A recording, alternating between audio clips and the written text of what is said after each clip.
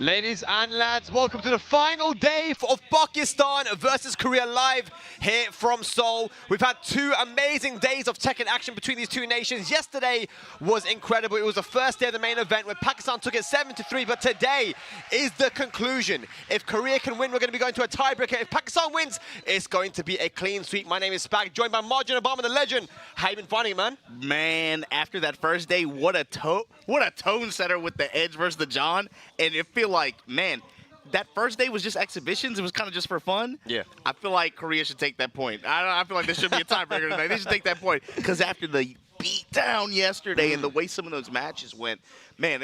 First of all, like MVP honors. I don't. For you, I think for most people, it's got to be. We looking at Numan and Numan and Hafiz Dayanvir with the performance that they had yesterday, being able to punch that in on the top of the big wins that Farzeen and Arslan Ash had. Team Pakistan, a resounding victory.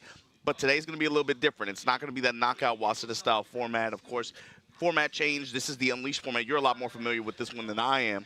But because it's going to be about point total earnings and it's going to be shorter sets, these aren't going to be first to 3s, right, Spec? No, it's going to be first to 2, first to 13 points. A point is earned for every first to 2 that is won.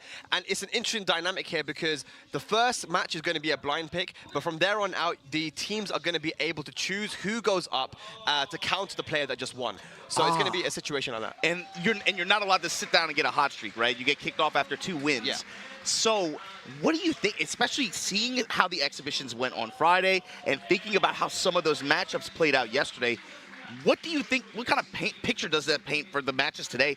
And who do you think has the advantage going into it? Look, I was talking to Arslan just before the stream in the morning here, and he was saying that actually he feels very confident about this because looking at how day 1 went with the exhibitions and how strong Knee was playing, looking at day 2 as well, even yesterday, and thinking about some of the matchups, they're very confident that they know what they need to do in order to pick the right player to go up against Team Korea, no matter who they choose, right? We think about Rangchu and how strong he's been playing, but he has that Kuma, and Kuma can cause problems for some of the characters in the Pakistan side. So there are certain people, and of course Atif and Ulsan, right? If you're Atif right now, if you're Team Pakistan, you're not wanting to put Atif up against Ulsan, right? But if you're Team Korea and you see Atif on the stage, you probably want to put Ulsan there, right? So there's this dynamic right now, which is perfect. We've set up today to be perfect in a way that now the information is there, and these guys can make their reads and go in.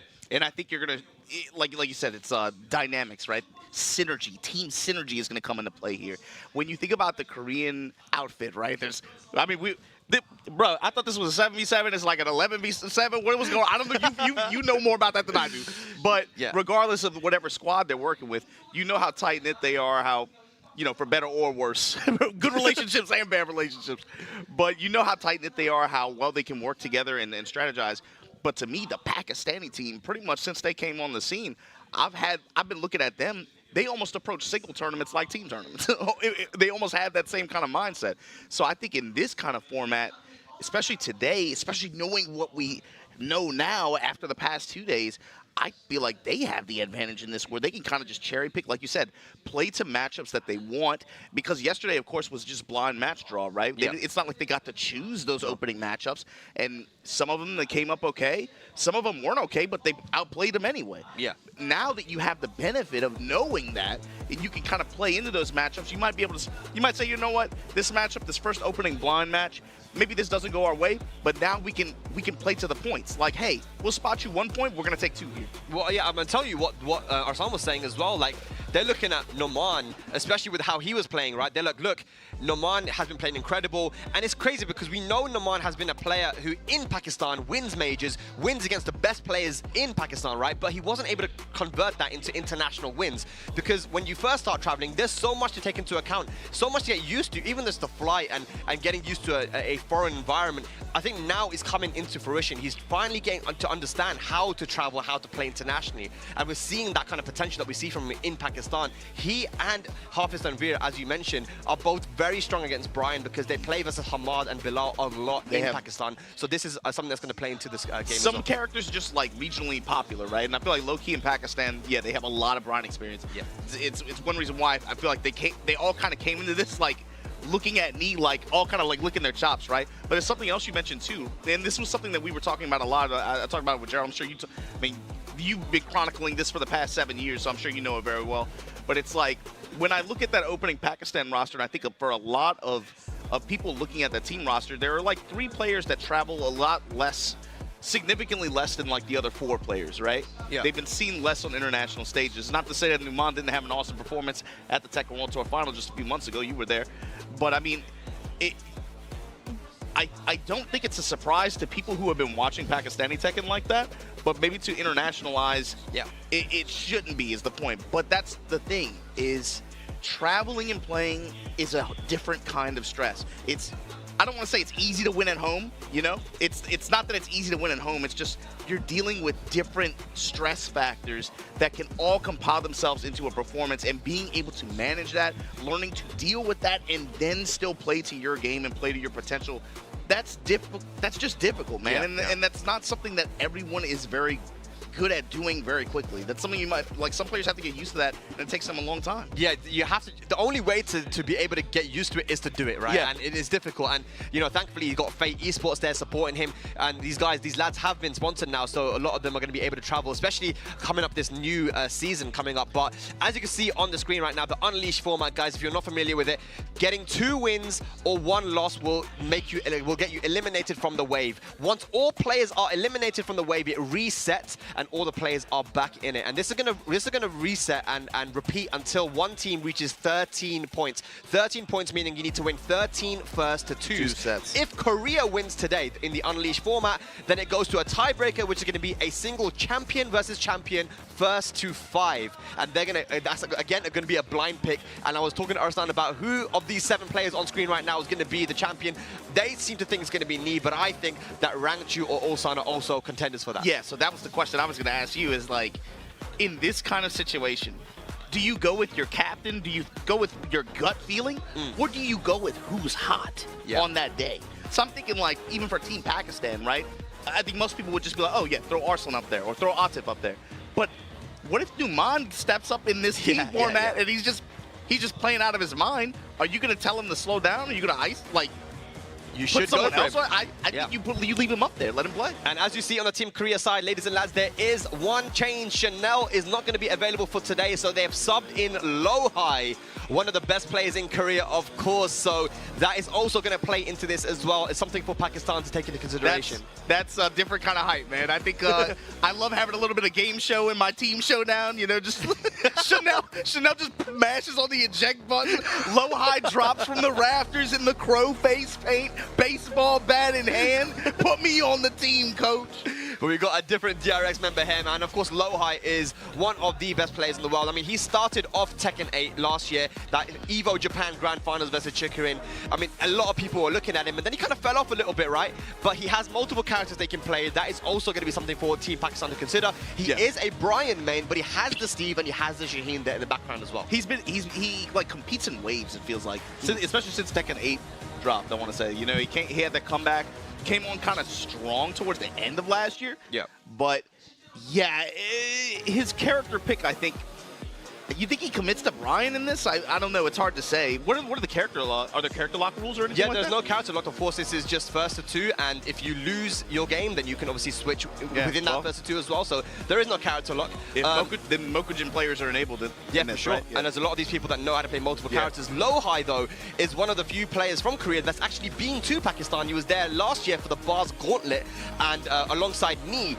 And unfortunately, wasn't even able to make it into the top 8. So, I mean, he did have some trouble there in the tournament itself. But he then went to the boot camps, the various boot camps around Pakistan, and was able to play against a lot of the Pakistani players. So I'm sure this is a big change for Team Korea, because not only is he a strong player, but he has a lot of experience against Pakistanis. And of course, we remember, man, Lowhigh, that famous Rajar in 2019 finals, the way he was able to beat multiple Pakistanis after that as well. He just has a good record against the Pakistani team. That's a good point. I was saying yesterday, looking at John Ding as well, like that's two players who on a given weekend have performed very well in this team matchup specifically. Yeah. In various iterations of the game at this point, but in different countries, different continents as well.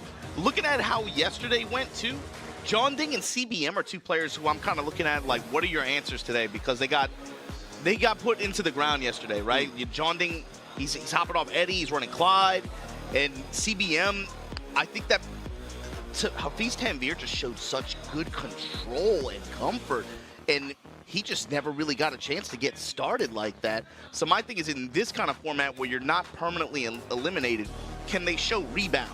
Yeah. Even if they lose initially, can you still come back and give me some points for my Team Korea differential, you know what I mean? Exactly, and CBM, you know, I was talking to him earlier, he said he's not happy. He goes that there's a lot of stress on him right now because he's not performing, and this happens to him sometimes, right? But this is where you got to show what you're made of, right? Like a lot of people say, you know, pressure makes diamonds, and it's at this point right now where CBM, you know, he didn't have a good day yesterday, but he needs to show what he's made of, because this is where he needs to show that, you know, Team Korea is still in this, and potentially, look, Team Korea could win this entire thing if they could win this Unleashed format. And every player, because of the way the format is, every player has to put in their work. You got to think about it, too. Like you said, pressure makes diamonds, right? This is the Adam Sandler Uncut Gems type stuff. Because, look, it's one thing if I compete in a tournament by myself and I step up and I don't perform to my expectations.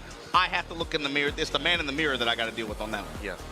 In this kind of team format, especially one with national pride in a rivalry like this, riding on it, it's not just one guy you're letting down 9 other dudes, and and that weighs down on you, like you said. And not just that, man, it's the crowd as well, man. You've got a massive crowd there. You're in Korea, the first time Pakistan versus Korea happening in the home country. You do not want to let your country down. But here we got Team Pakistan coming off a lot of momentum from yesterday. Margin Obama, it was 5-0 at the start until Knee, and also tried to pull it back. Look, I know y'all in the chat typing all kind of crazy shit right now. I need y'all to just type all caps, I apologize. Y'all were roasting them so bad after Friday until they came in here mad as hell and did what they on random match draw, right? Like they didn't even, some of those matchups weren't even necessarily ideal for. Some were. Don't get me wrong. Yeah. They were very excited when they saw some of those match draws, but for them to play and get the results that they did yesterday, the way they did, nah, y'all better say sorry, man. Delete those comments. Just I apologize in all caps.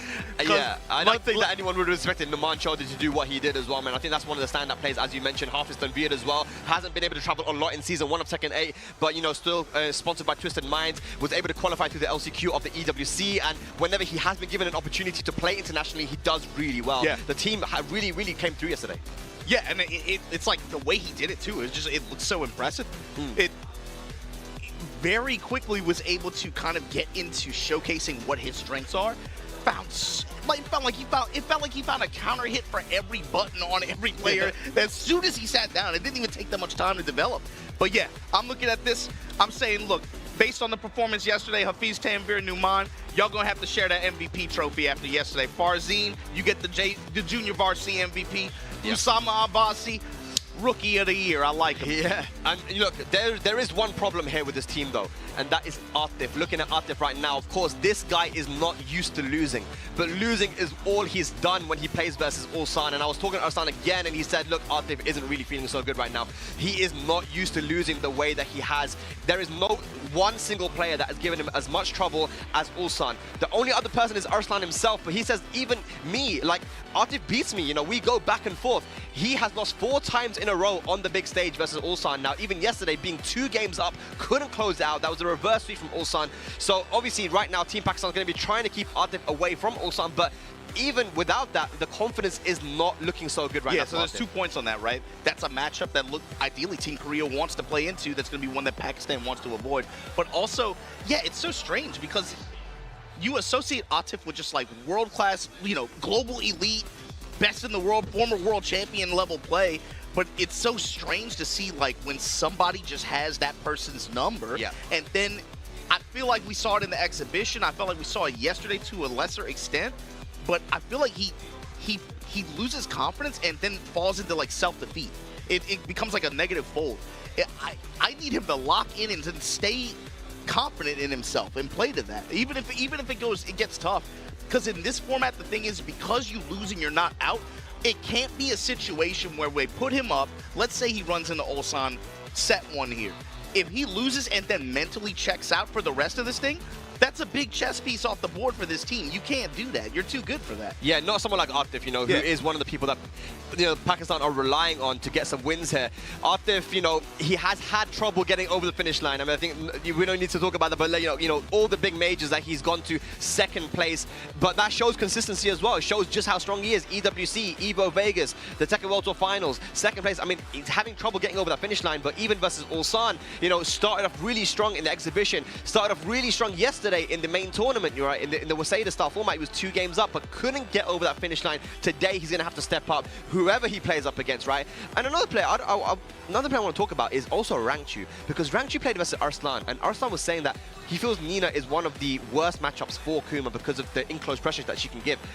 In-close pressure, and then defensively, it's just like very it's difficult for him to move around. It's just everything. You have to commit to guard and you just hold the pressure. Despite that, though, Rangchu took it very close. I mean, I think that if that was a bad matchup for Rangchu and he was still able to make it that close, what's he going to be able to do when he gets to play against the other Pakistanis? I mean, do they have a Kuma that's on the level of Rangchu? I mean, they got Asad Mughal in Pakistan, who's very strong. Of course, they have other people playing Kuma, but no one on Rangchu's level. That's what I'm looking at for it's not character unfamiliarity. It's specifically player strengths that are going to come into play here, right? Rangchu just has a play style that other players, even in 7, right, they just like, you can't replicate the way that guy blocks and his patience. His defense is insane. The mental warfare that he enforces, especially with this character in this game, with the tools that this character has. Oh man, team match Korea versus Pakistan. Guys, the Unleashed format. We could be in for a long day today, man. I feel like it's going to be very close. We're going to get potentially up to 25 or more first to 2s here, Marjam. There's going to be a lot of tracking today. I was thinking about it, especially after yesterday. I was like, yesterday was a quote-unquote blowout or whatever, right? But that still went the distance in terms of time. So I'm thinking, shit, if this one goes into, like, let's say 4th quarter, you know, and it's a close one. Go ahead and lock in, man. Get some popcorn, get something to drink. Let's say go ahead and make your delivery orders in advance, because this one could be a long one. We'll see. For sure. There we go. The teams are coming up to the stage. First of Team Korea stepping up. Of course, like we mentioned, Low High going to be replacing Chanel. Chanel not able to make it today due to some prior engagements. It don't matter. It's not a 10v7 anymore. It's a 9v7. they'll be all right, I think. They'll be all right. Yeah, that they are, man. Oh, boy. Y'all should do that for the next NA versus EU. Just like, because you know Americans ain't going to travel, so you have to go to Chicago anyway. We're going to have to go to Chicago. So it should just be like, let America have 10 people. Just like, let them, y'all get on a plane, show up at ORD, and they just jump y'all at the airport. That's okay. We'll win anyway, man. It's fine. But there he is, man. The CEO of the DNF team. Looking very proudly at some of his boys up there, man. CBM, Ulsan. Yo, he was hitting us with that ill English yesterday on the intro. They said there was going to be subtitles. I was like, all right, English subtitles. He's like, no. He's like, hello, thanks for coming. He's like, oh shit. He got that. Okay, all right. I rate it. But have you got Team Pakistan energized from yesterday coming up to the stage right now? They're just like all smiles right now, Margin Obama. These guys are very, very happy. And of course, there are some Pakistanis that We got the crowd monsters, yeah. We've got about 20 Pakistanis who have just come down to support their boys that actually are living in Korea. They brought the drums out too. Yeah, man, the Pakistan Zindabad chant strong in the crowd. But yeah, I mean, yesterday there wasn't many people apart from myself screaming for Pakistan. But today, do you know what, Margin Obama? I'm on Team Korea right now, man. What? I'm on Team Korea right now. How can you just casually change uniforms like that? Absolutely. Look at my uniform right now, bro. I'm wearing it. You know, I want Korea to take this to. I want to see a tiebreaker. You know what they say, Spag? Is Ted DiBiase, everybody's got a price. Well, for you, is it a jersey? Is it a jacket? It's a very nice jersey, Margin. It's a very nice jersey.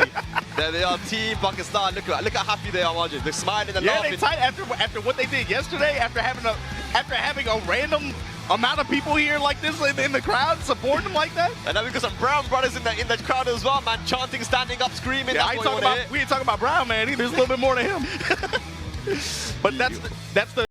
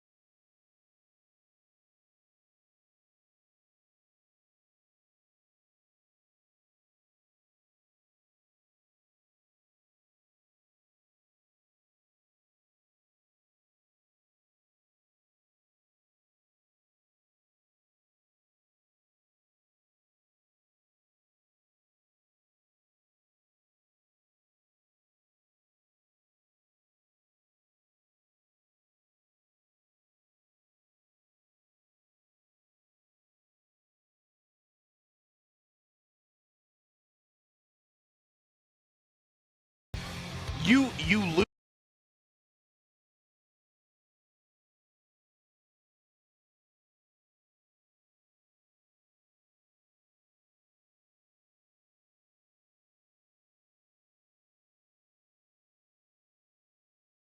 lose the exhibition to win the tournament. You know what I mean? Or I saw some people were sandbagging. I don't think that's true. I don't believe that. But maybe, who knows? After yesterday, I'm kind of like, damn, maybe they are playing 4D chess out here. But yeah, I mean, at the end of the day, I was talking even low-high jumping in. Obviously, that was a change that was made very recently. And I spoke to the Pakistan team about it, and they said, you know what, at the end of the day, we know how low-high plays. We know we have a lot of experience against him. And we know his characters as well, you know, whether it be Steve, Shaheen, obviously S and Ali, who play Shaheen very strongly, but Bilal and Ahmad, who play Brian, and of course Numan, who plays Steve, as well as Hira and other people. So his characters are very popular in Pakistan, as well as his playstyle as well, which Arslan said is something that we're familiar with. So they're not too scared about that, but I am a little bit worried, man, about low-high, you know, if you're Team Pakistan. But it looks like the two players have been chosen, the blind pick, for the beginning of this day, and it's Atif versus Rangju TEKKEN World Tour Finals run back. Which team do you think is happy about this matchup?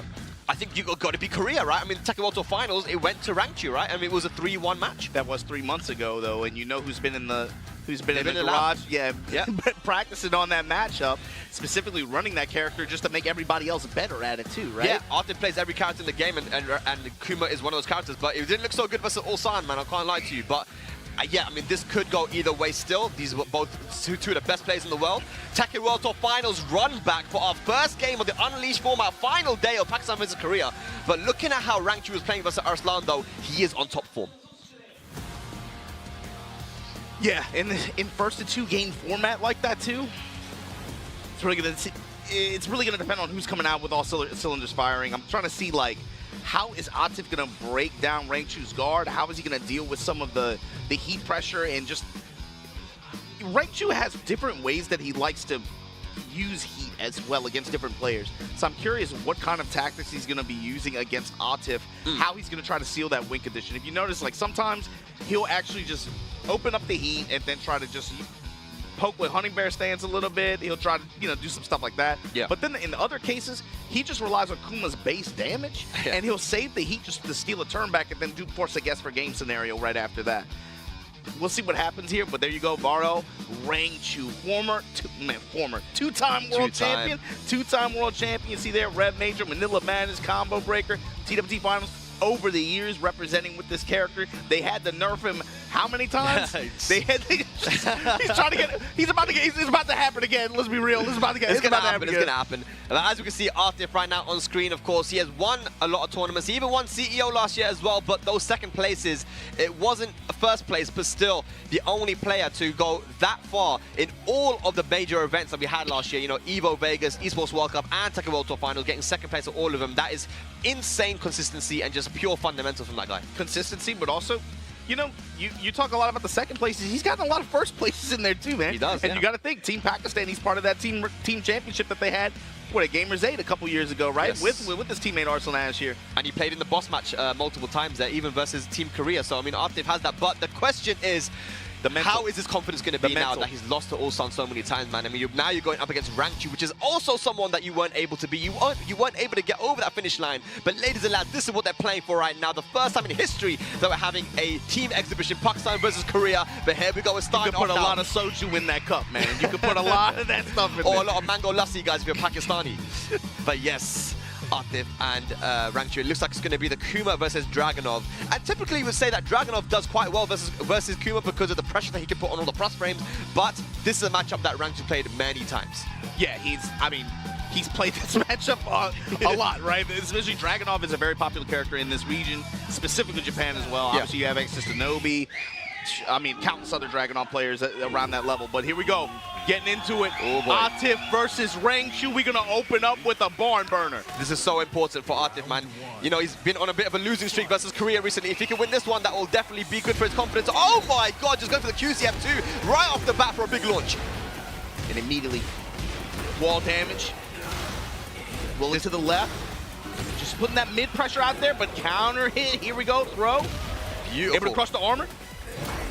Just out of range, but again, activation just to steal a turn back. And that's exactly what you were talking about, Majmama, right? He likes to use that heat just to steal his turn back. And now you got to deal with Kuma in heat. One of the faster and advantageous smashes like that. So I'm representing the electric a little bit as well. That might come into play. Yep. But right now, the jab pressure from Atif kind of pushing him towards the wall. Wow! Clean step to the left side, finds the uppercut. We're going to bury you with this Rage Art. I think Rangchu knew that that Atif was going to try and sidestep. That usually that second low will actually track the sidestep, but that was really good timing on the side there for Atif and get the launch. First round to Atif. Always got to be so careful about being too aggressive versus Kuma as well because of the G-Clef as well, the 10-frame counter launcher, which Rangchu uses so well. G-Clef, 1+2, a couple other faster options in close range like that, but right now, Atif kind of setting the tone here. Ooh, beautiful walk around, yeah. Able to get away from the angry bear charge.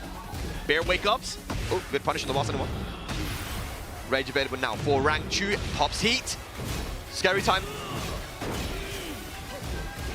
Goes to the back four. Electric. Can he close it out?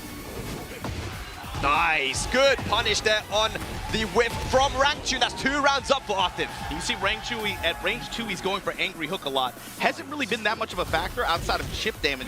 Atif in the very end there had perfect spacing to be able to counter it, deliver the final blow. Yep. Trying to catch him sidestepping or get that counter hit on that. Or spacing him out. Bear X. Back one. Rangchu's throwing out all the heavy hitters. Full crouch mix here from Atif now. Wall pressure, stepping a line. Ooh, he had the jab counter hit, and there's another counter hit, back forward too. Yeah. This could be very close to dead, man. Counter hit, angry hook, still pushing. Dude, dash for the wall. Bro, toot that ass up, Rangchu. What a combo recipe to go wall to wall. I'm telling you, Kuma, one counter hit, one hit away from killing you at most times. Insane combo. Plus frames here, poking with the safe mids, able to crush the armor activation. Okay, nice down jab check there from Artif, and right now Rangchu on the front foot. He's just getting poked down. Yeah. Activate.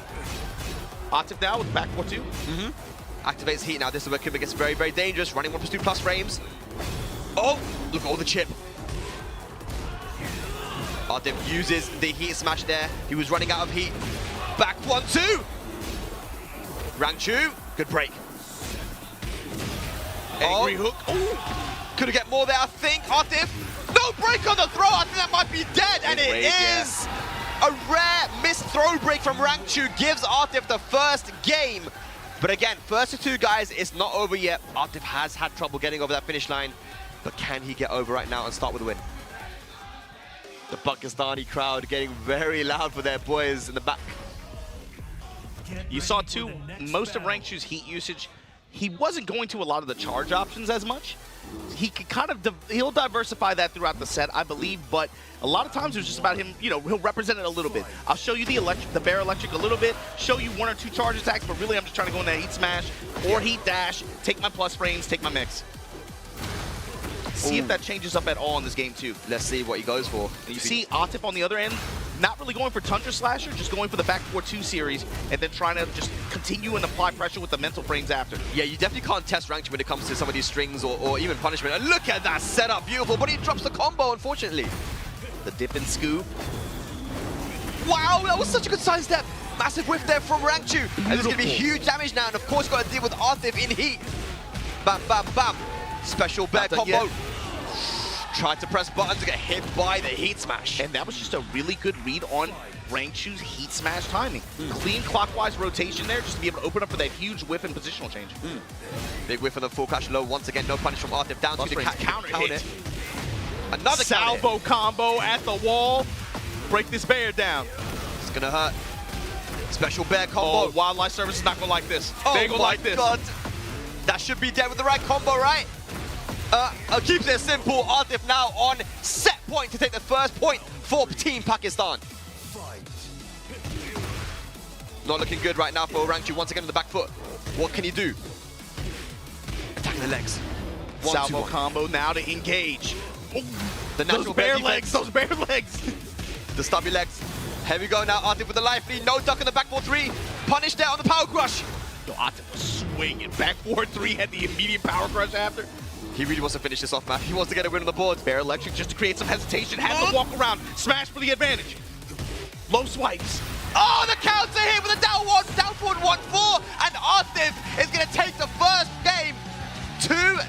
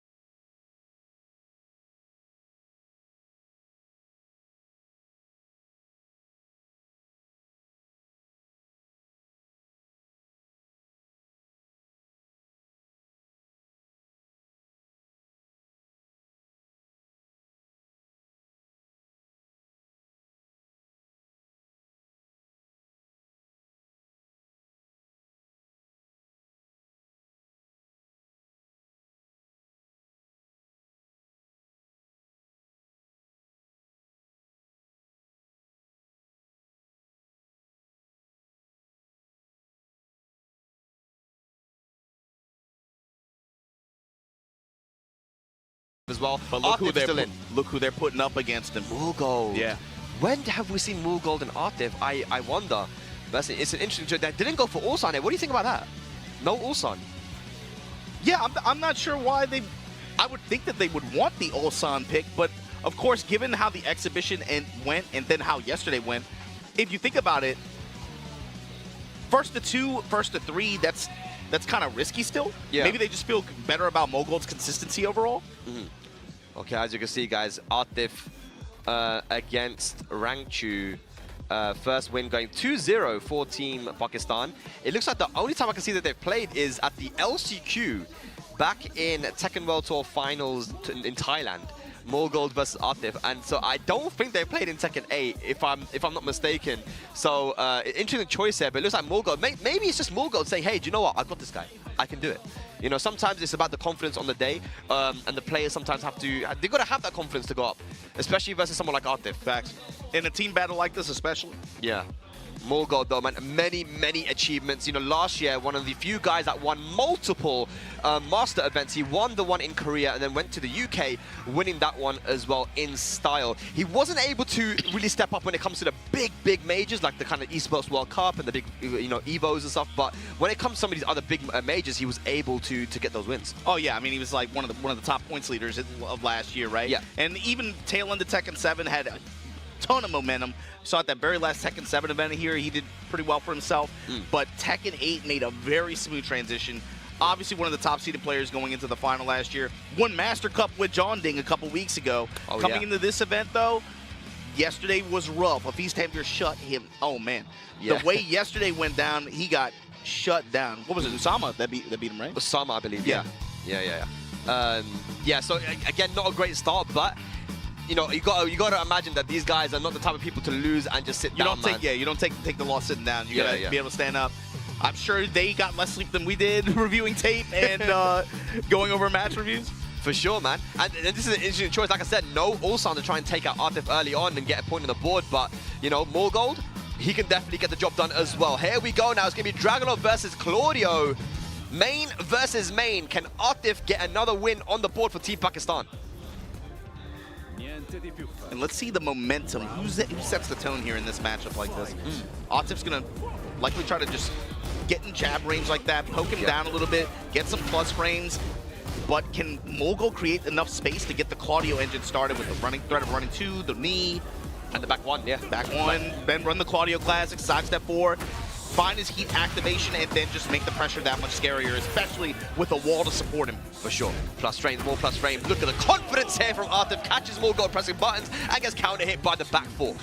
Dashing forward in his face as well. Atif feeling himself. Showing back 1 in round start, back 1 going to the classics. This is the redemption arc for Atif right now, man.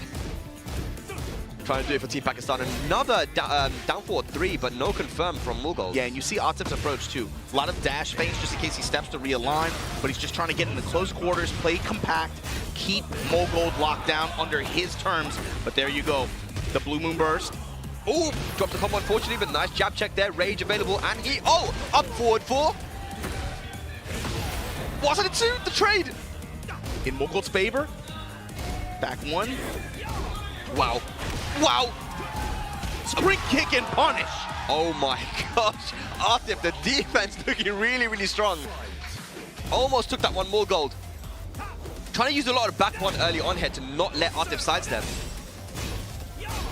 This is where Claudio can be very dangerous, but back 4-3, the timing on that from Atif again. 1-2-1, count it. 1-2-1, plus frames, push towards the wall here. Bomb blast. Beware Morgold. There it is. Oh, that might be dead. Yeah, blow him up. That's gonna be wall blast. What's the combo? Wall splat, and Atif gonna take the first game 3-0 over Morgold. First 2 action. God, what are you thinking for Morgold right now? And you were talking about this earlier. Is like, how do you feel about that Atif selection? Maybe this was the potential reward, getting this guy to sit down and feel good about himself. And then you got to think about it. If he's feeling this good and feeling this hot after, let's say he takes this set, right? He has to move out.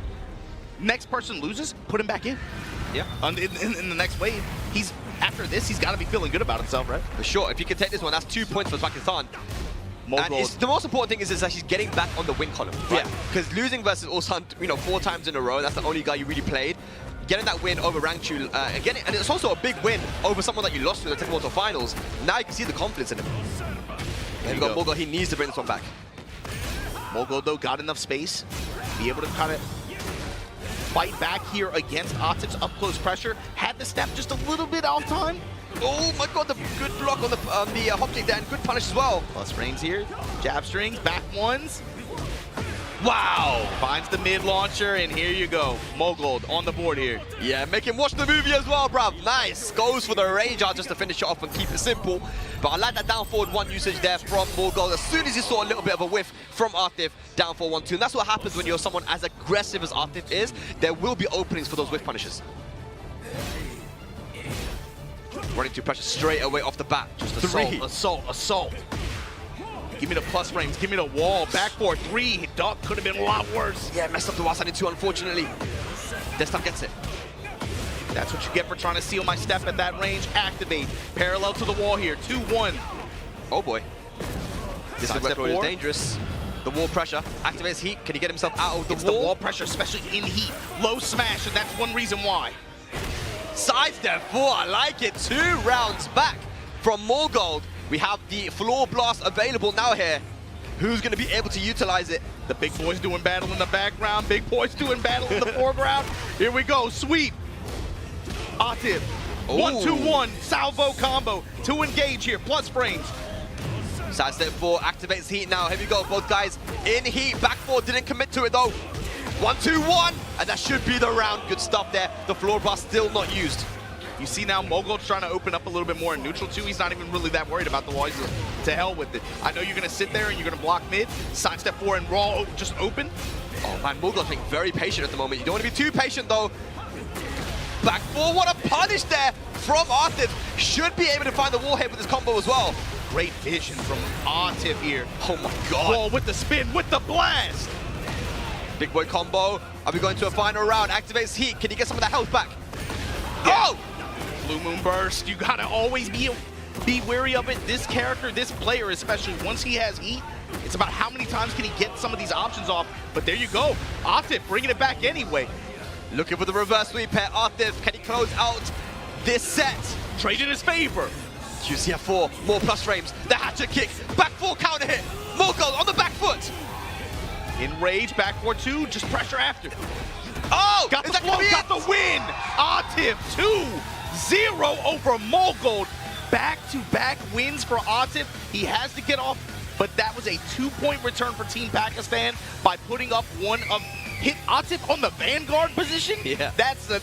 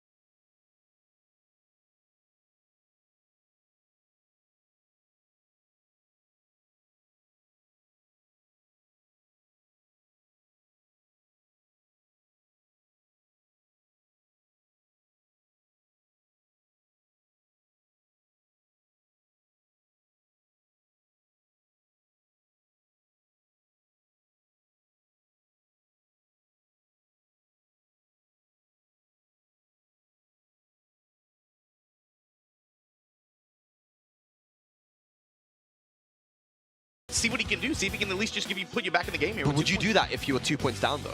Yeah. Still? Yeah.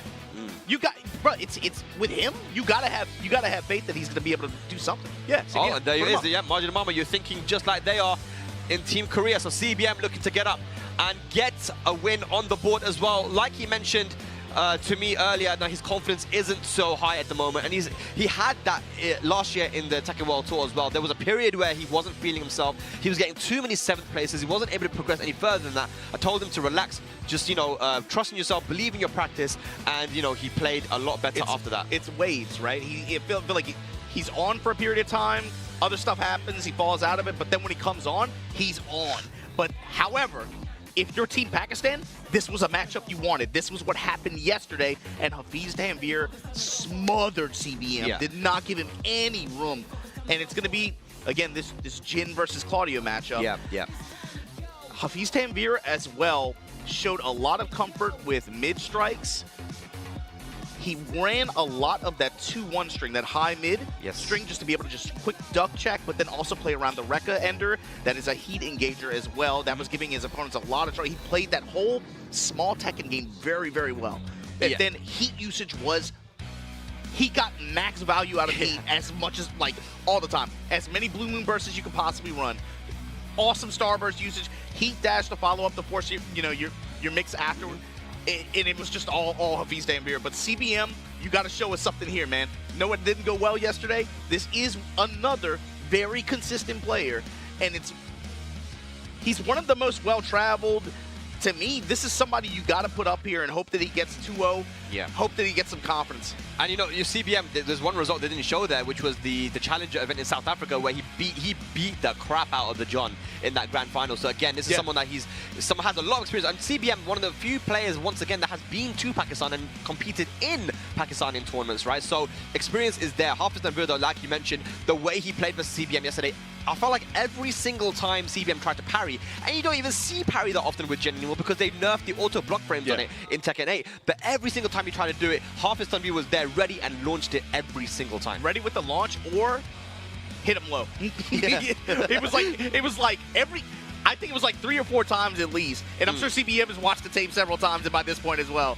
But it's like every parry was either raw launched or side step 4. It's just the first time that Hafiz Tanvir went internationally was Tiger Uppercut in Tekken 7. 2023. Yeah, and his first, he beat CBM. Yeah, he beat CBM, Knee, and Arslan. So we said it yesterday. That was a matchup that came up in the draw. But if you were Team Pakistan, you're like, okay, maybe that isn't that bad. Actually, you know, you have history. You played this guy before. Obviously, different game at that point, but it worked out to where Hafiz Tanvir, he saw something, he understood something, so. But again, this is so important, like you mentioned, for CBM, because if he's able to get a win over someone who's beaten him multiple times through multiple Tekkens, especially in your home country when you're feeling low, that will give CBM the confidence to potentially get some points on the board for Team Korea in multiple waves.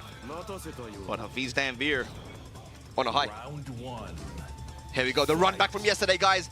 Pakistan, Korea, Hafiz Tanvir versus CBM already going for a confirm. Yeah, and just a mid-interception, just that down 4-3, far-reaching mid-strikes like that from Claudio. He's a mid-dispenser, you know? Delayed it a bit too much, doesn't get the full string. Yeah, that time looking for the heat engager option. Back 4-4, just looking for some plus frames here.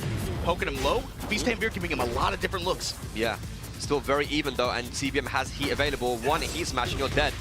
Running 2, great mobility so far from CBM. Was able to tag it. Could have been a lot worse. Oh, trying to get the pick up. Nice parry. Dive kick. Okay, Damak 1+2 used. One more hit's gonna do it here for CBM. Gotta be careful though. Oh boy. Oh! Nice. Trying to go for the classic setup. The down back 2-1 into hop kick. It worked so much yesterday. That got scary too. I mean, even CBM won it, but Hafiz Tanvir was right there. In rage, his mid-low mix and sense of timing is so good. Down 4-1, doesn't confirm it. No punish on the wall side 2 there from Hafiz Tanvir. This time just playing around the 1 jab, playing around the 2-1, and then the mids, and then the Sky Slash Nova. That is actually launch punishable, right? But you can see how you can space it so that some characters can't reach, and that was a beautiful hop kick punish there from Hafiz. Spacing trap. And there you go. Big burst of damage at the wall like that. Staggering his timing too to intercept, throwing CBM off, threw his hands up. He said, hell no, bro. We're picking up where we left off yesterday. Yeah, just like you said, man, using a lot of that 2-1 and baiting out that parry, beautiful. But a forward 4 counter hit here from CBM. Big damage. Savage sword. Spring kick managed to hit. Nice! What a whiff punish there from CBM on that whiff throw. 1 round away from taking the first game. Whiff throw, maybe was anticipating close quarters, being able to try to intercept one of the slower options before a step. CBM 1 step ahead. I'm chilling. Yep, punish that. Nice punish with the 2-4. Goes for the throw. Nice break from Hafiz Tanvir. The defense guard, nice. Counter hit into the confirmation here, into heat. Oh, this is looking good for CBM now. Has all the pressure. That's plus frames now. At the wall, goes for the hell sweep. Not blocked from Hafiz Tanvir. One more hit's going to do it here and goes for the down 4 again. 7 golden layers. CBM on the board. I want him to show CBM on camera right now. That's got to be a big confidence. It doesn't seem like it's a lot. I think for him, that one game alone has to be a big deal. Like, yo, I am CBM. I am him. He's remembering who he is, man. And John Ding right now coming straight up to give some advice. Those down fours were working a lot. You know, that's something that we didn't see yesterday. Just abusing that low. -12 only. It's a complete high crush. Using it a lot just to annoy Hafiz Tanvir. Especially because a lot of Hafiz Tanvir's pressure came from that. Obviously, like, a lot of mid pressure, but he does rely a lot on single one jab. Yep. And then the 2-1 string, right? That high mid string with the threat of the 1+2 follow-up. That's a heat engager. You see him going for that a lot in compact scenarios. Being able to just crush those sometimes and tell him, yo, chill out, bro. Back up a little bit. Go back to fishing for mids. Let's play a little bit of neutral before you try to run me over real quick. And he has a good stage to do it on, man. We've got the Coliseum now, the third biggest stage in the game. The wall's not going to be so close. Another nice confirm there with the down forward 3. But yeah, Atif giving a lot of words to Hafiz Tanvir. Of course, Atif was a Jin player back in the day as well. And CBM telling this kid to take a break. He's like, yo, man, we on PlayStation 5?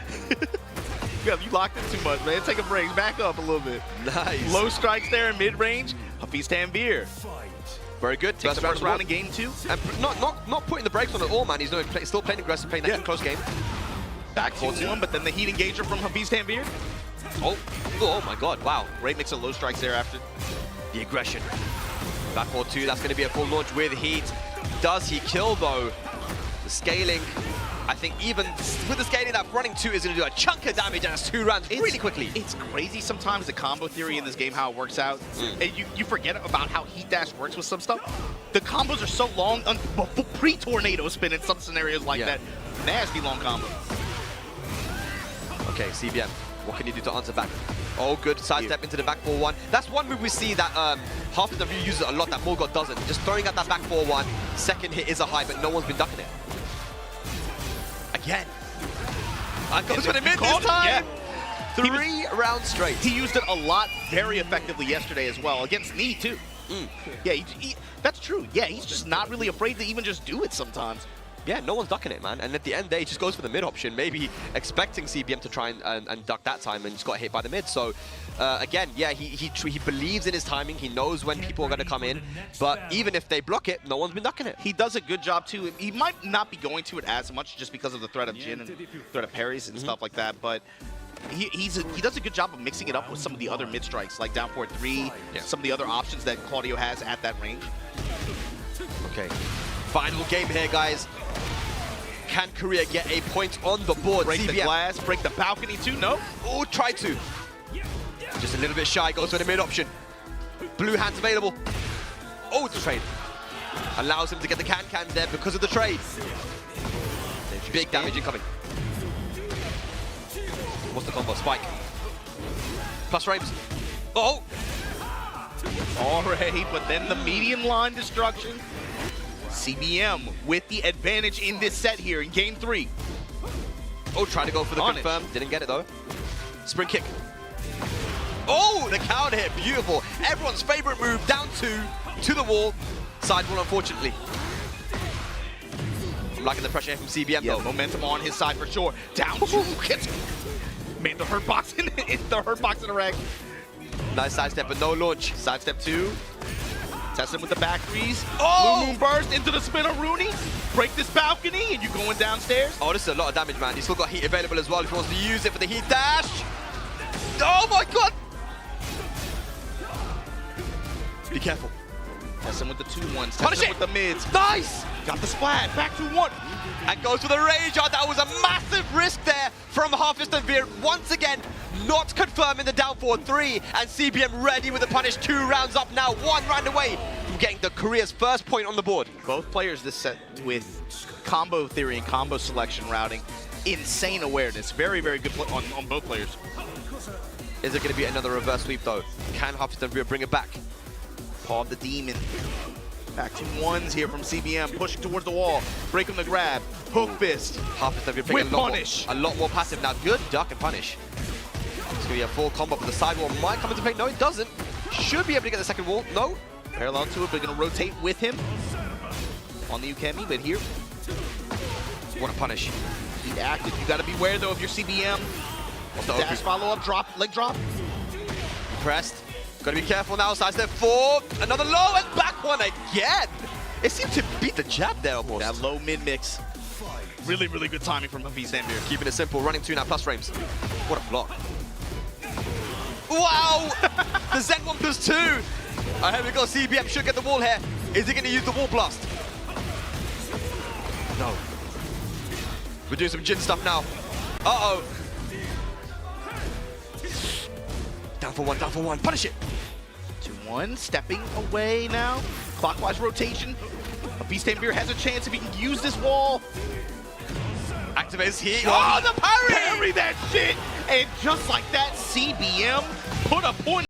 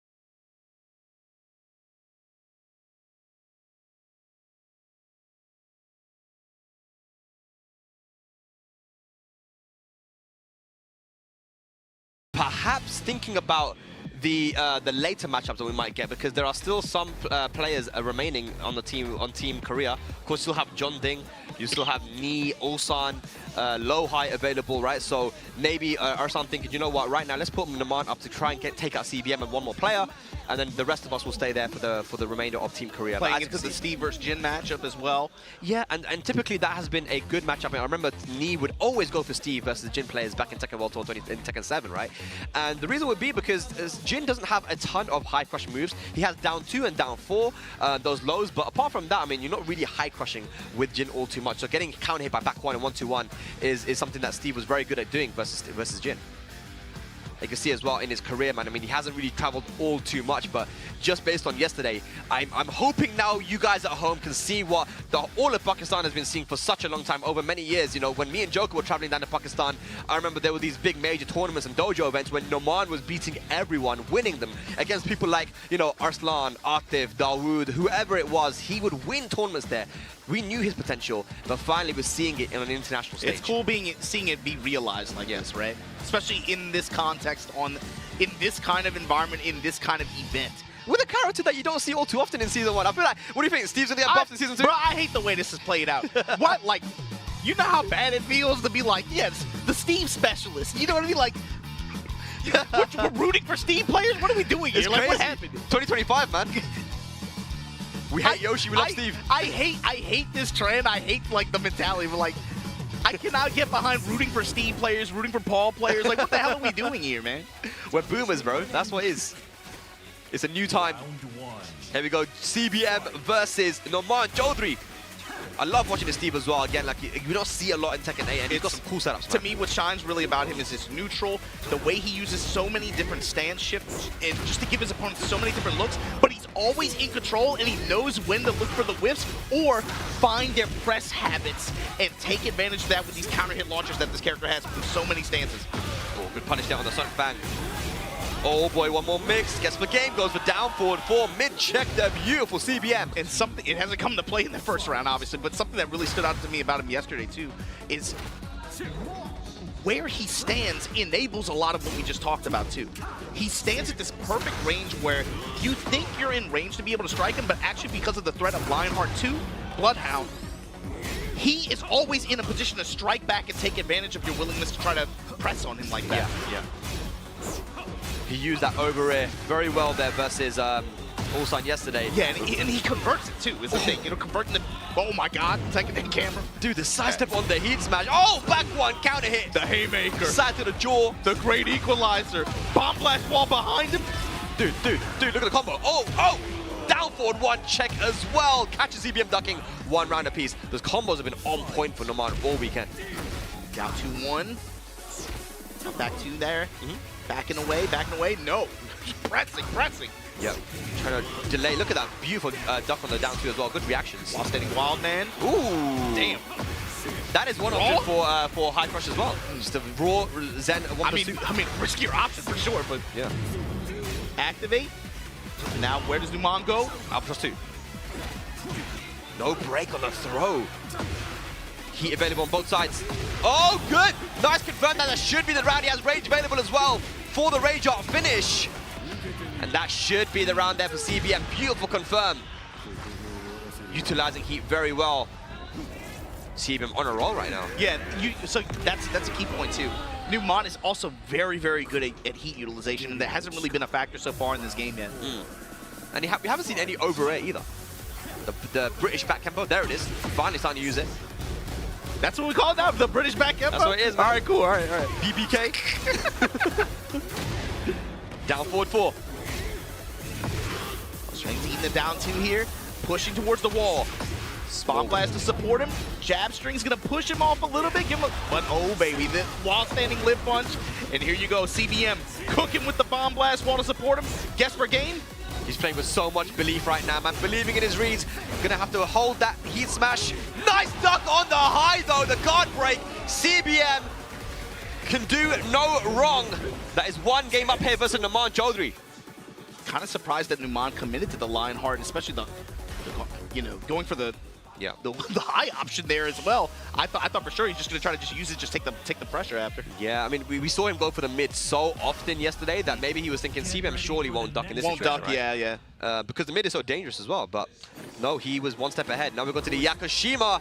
Here we go. Can Numan bring it back? Round 1. What a crazy start this would be if CBM can bring it back to 2 games apiece. 2 points apiece. Yeah, and we touched on it earlier too, but heat has not been so much of a factor for Numan in this set so far, and it was in the sets yesterday. He was running a lot of two-phase, getting that mix-up with the clinch, and being able to get wall situations or just taking the confirmed damage with the two up. Yep. Down forward 2 into the Sway launcher. Here we go. Still has the life deficit though. There you go, for the working it now. That's guaranteed. And again, a duck! Beautiful read on the 50-50s there from CBM. Maybe expecting a parry or something there. I'm not sure what Numan is thinking, but that's 2 times that's been ducked. Forward 4. Dive kick plus frames. Down 4. Trying to open up this defense here of CBM. Good duck on the string, no launch. Sonic Bang. CBM is so defensive, shifting between that and, like you said, looking for some of these just high impact, high crush attacks. Over it. There you go. Gonna get some big damage from this one. It won't kill though, but he does have heat available. Heat dash. Oh, nice Counter timing. hit too. Oh, wait, he has a lot of resources available here. He has heat, back him up, he has rage, activation. Just gonna go straight for Rage Art. I like it. Take rid the of, health buff. Yep, get rid of all that recoverable health, recover some health as well, take the life lead, and you're gonna have heat available to close this round out. What's it gonna be? Down 4? No, goes mid. Oh my god, the pixel remain. Nice block on the down to the reactions there from Numan. Not too risky to use that down 2 as well. It's minus 14, and Steve's only really gonna be able to get like Watane 2-2, Watane 1-2 there, right? Yeah. So it's not too bad there from CBM. 1 round apiece. Sonic Bang again, just throwing it out. Laser Scraper. Albatross. Good duck and punish there on the throw. Get the medium line destruction. But Numan's defense, it's kicked in high impact moments this game. Over here. Back 1. The haymaker again, back 1. Let's see what the return's like. Got heat. Likely gonna activate here. He does. Oh, the running tackle. Interesting. Does he work the clinch? No. Just burn the dash, take the pressure Did he press though? No, I don't think so. And goes for the throw punish. Very clever stuff there. 2 rounds to 1 now. Numan looking to even out the set.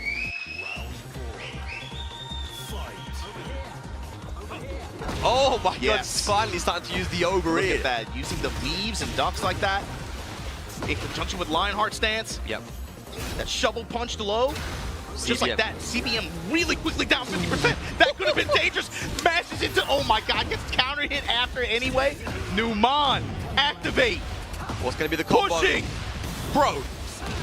No way. Perfect. Numan Chaudhary taking us to a final game. Another exhibition of amazing combo play there with Steve.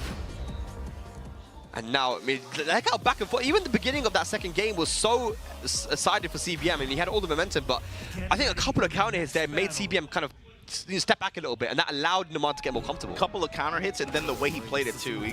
Like those counter hits at that range, that puts a hesitation or sense of nervousness in CBM to poke back like that, right?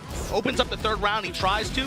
Where was Numan? Far out, uses Lionheart, gets the party started, come with that big right hook. That's it. Oh, catch him ducking. The 50-50s now. Yeah, the swinging low. Does he cancel this time or takes? Yeah, there we go. That time goes into duck pressure after. Woo! Full crack down for it too. The pickup. No heat necessary. Yeah, okay, Numan in the driver's seat. This is someone that if your team career you want to take out now. CBM, this is a hugely important game. This man's been on a bit of a hot streak. Forward 4, look for the counter hit. Testing with the 2-1 strings here. Yeah. Oh, it just finishes a string. I guess the wall smack for the full combo as well. Yeah, there's Tornado. Activation, parallel to it. Gonna put him in the corner. What a combo. Oh my god. Masaji. Oh yeah, yikes. No way, bro. You got parries, I got him too. Activate. Nice duck there from CBM though, bringing it back. Take your damage, counter hit. Great confirm here, steps in, go parallel to the wall. There's your Tornado. What a combo. Gonna use heat as well. Interesting. Yep. Trying to max out the damage as much as possible, and then scoops him up low at the wall. Okay, okay. I like that. I like the confidence there from CBM to go for that hell sweep, even though he was blocked so much yesterday. 2-1-4, no duck on the high there. Again, just going for the Sun Fan. Poke for poke. The delays. Trying to get some kind of response on a CBM. Oh, that was dangerous. Over here. Down 4. I like the option off the back one. Oh, the over it again. The BBK. Bam, bam. Stepping on the shoes. Good back dash from CBM. No punish. Heat available. Going to use the heat dash for the plus frames. Bad positioning here from Numan though. Activate now on the side of CBM. Needs to get out, got splat for it. That's what it is, man. 15 seconds left on the clock. Uh-oh, picks up time, goes for the mid. 10 seconds, good duck. Oh my god. No way, Numan. Down for 1. Down for 1. Oh, the whip. There's nothing he can do now. Guard. The defense timing him out. Numan now moves on to set point. The patience, ice in his veins. What a duck. Over here.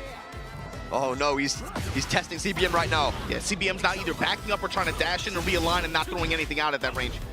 Too scary to poke back. Uh-oh, that was a counter hit. Wall splat. Big combo. No, Numan's cooking. Oh no, he's God. He's cooking. Look at the combo, the massaging hit Numan. Gonna take it over CBM. Gets another point on the board for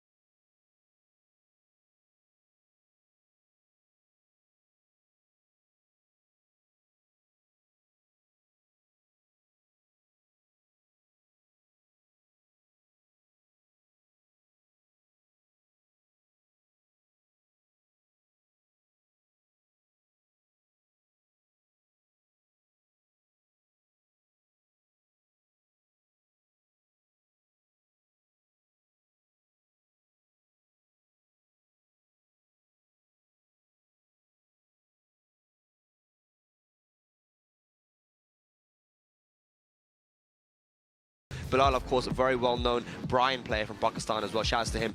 But Knee and Numan Chaudhary, it could still go either way. Just look at the way that Knee's been playing this weekend.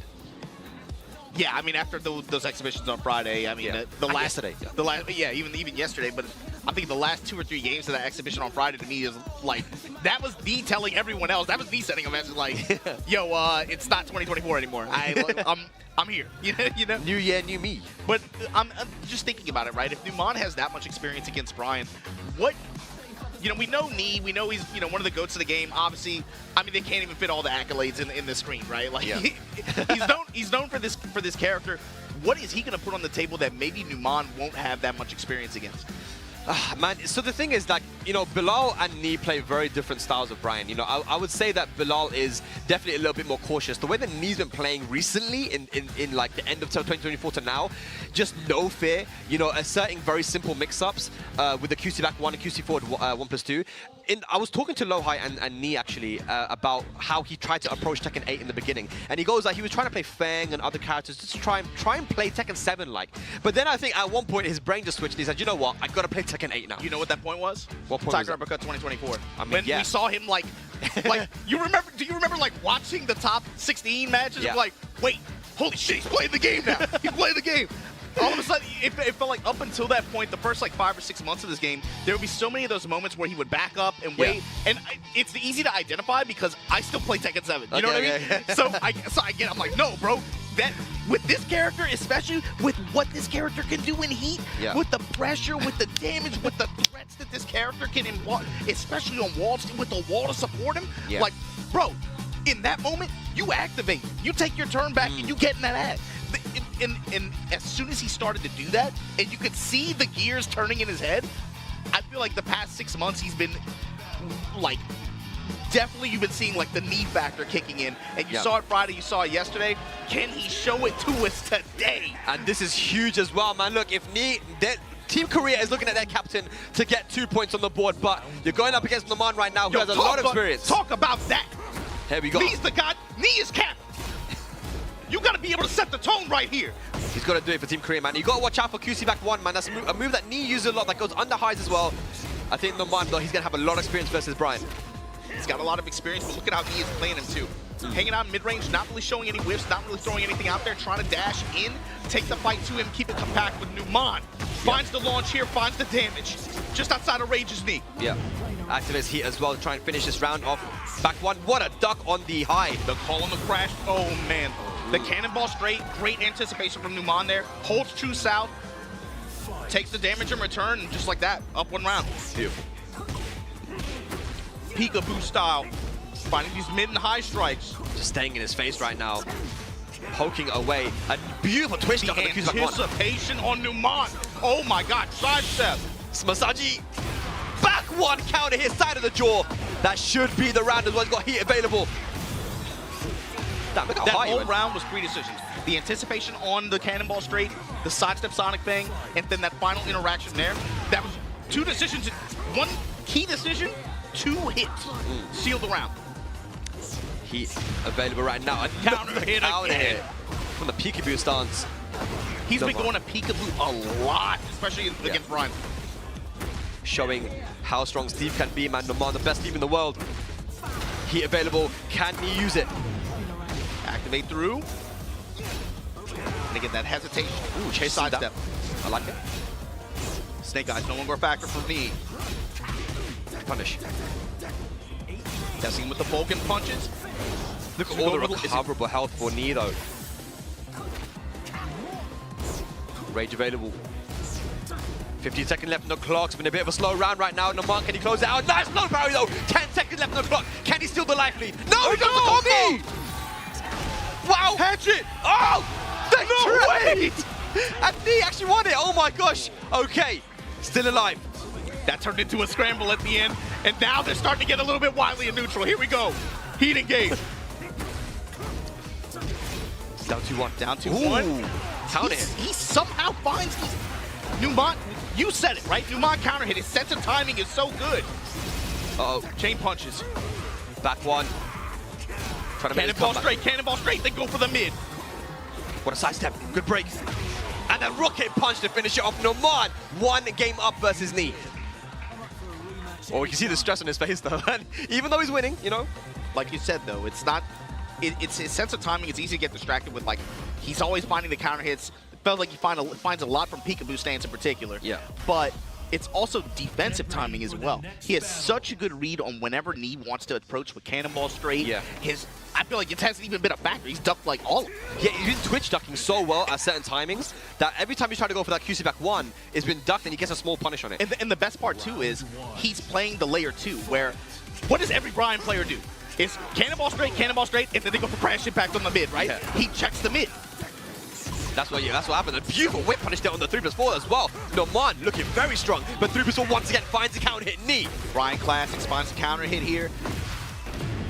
Gets the eyes active, gets the heat active. High splash. Carry, bro. Dirty combo. Put knees on your chest.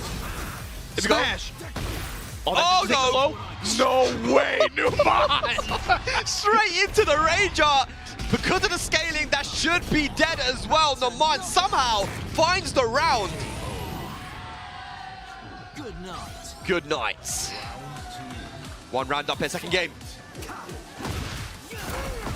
Oh wow, Sonic Fan guaranteed. He engaged. Clinch. Uh-oh. Guess is wrong. This time takes 50 damage for his trouble. Over here. Nice punish. Yeah, crash impact, max range there. Hatchet kick, not running the 4-3, looking for a counter hit. Numan not gonna give it to him though. I'll give you one right back. Oh, the back one counter hit again. Is this gonna be dead? I think it might be, ladies and lads. And yes, Noman moves on to set point to take out the team captain from the wave. Potentially big plays here in wave 1 from Team Pakistan. You saw him looking for the Lionheart too. Stepping on the shoes. Good punish down the whip forward 3. Uh-oh, guard break. Guard break.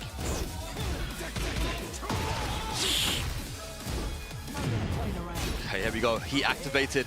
He immediately goes to the Lionheart, looking for Knee to strike back or step. What a timing. Okay, counter hit while standing 3. That should go to the wall. Nice. What's the combo gonna pop heat as well? Taunt setup.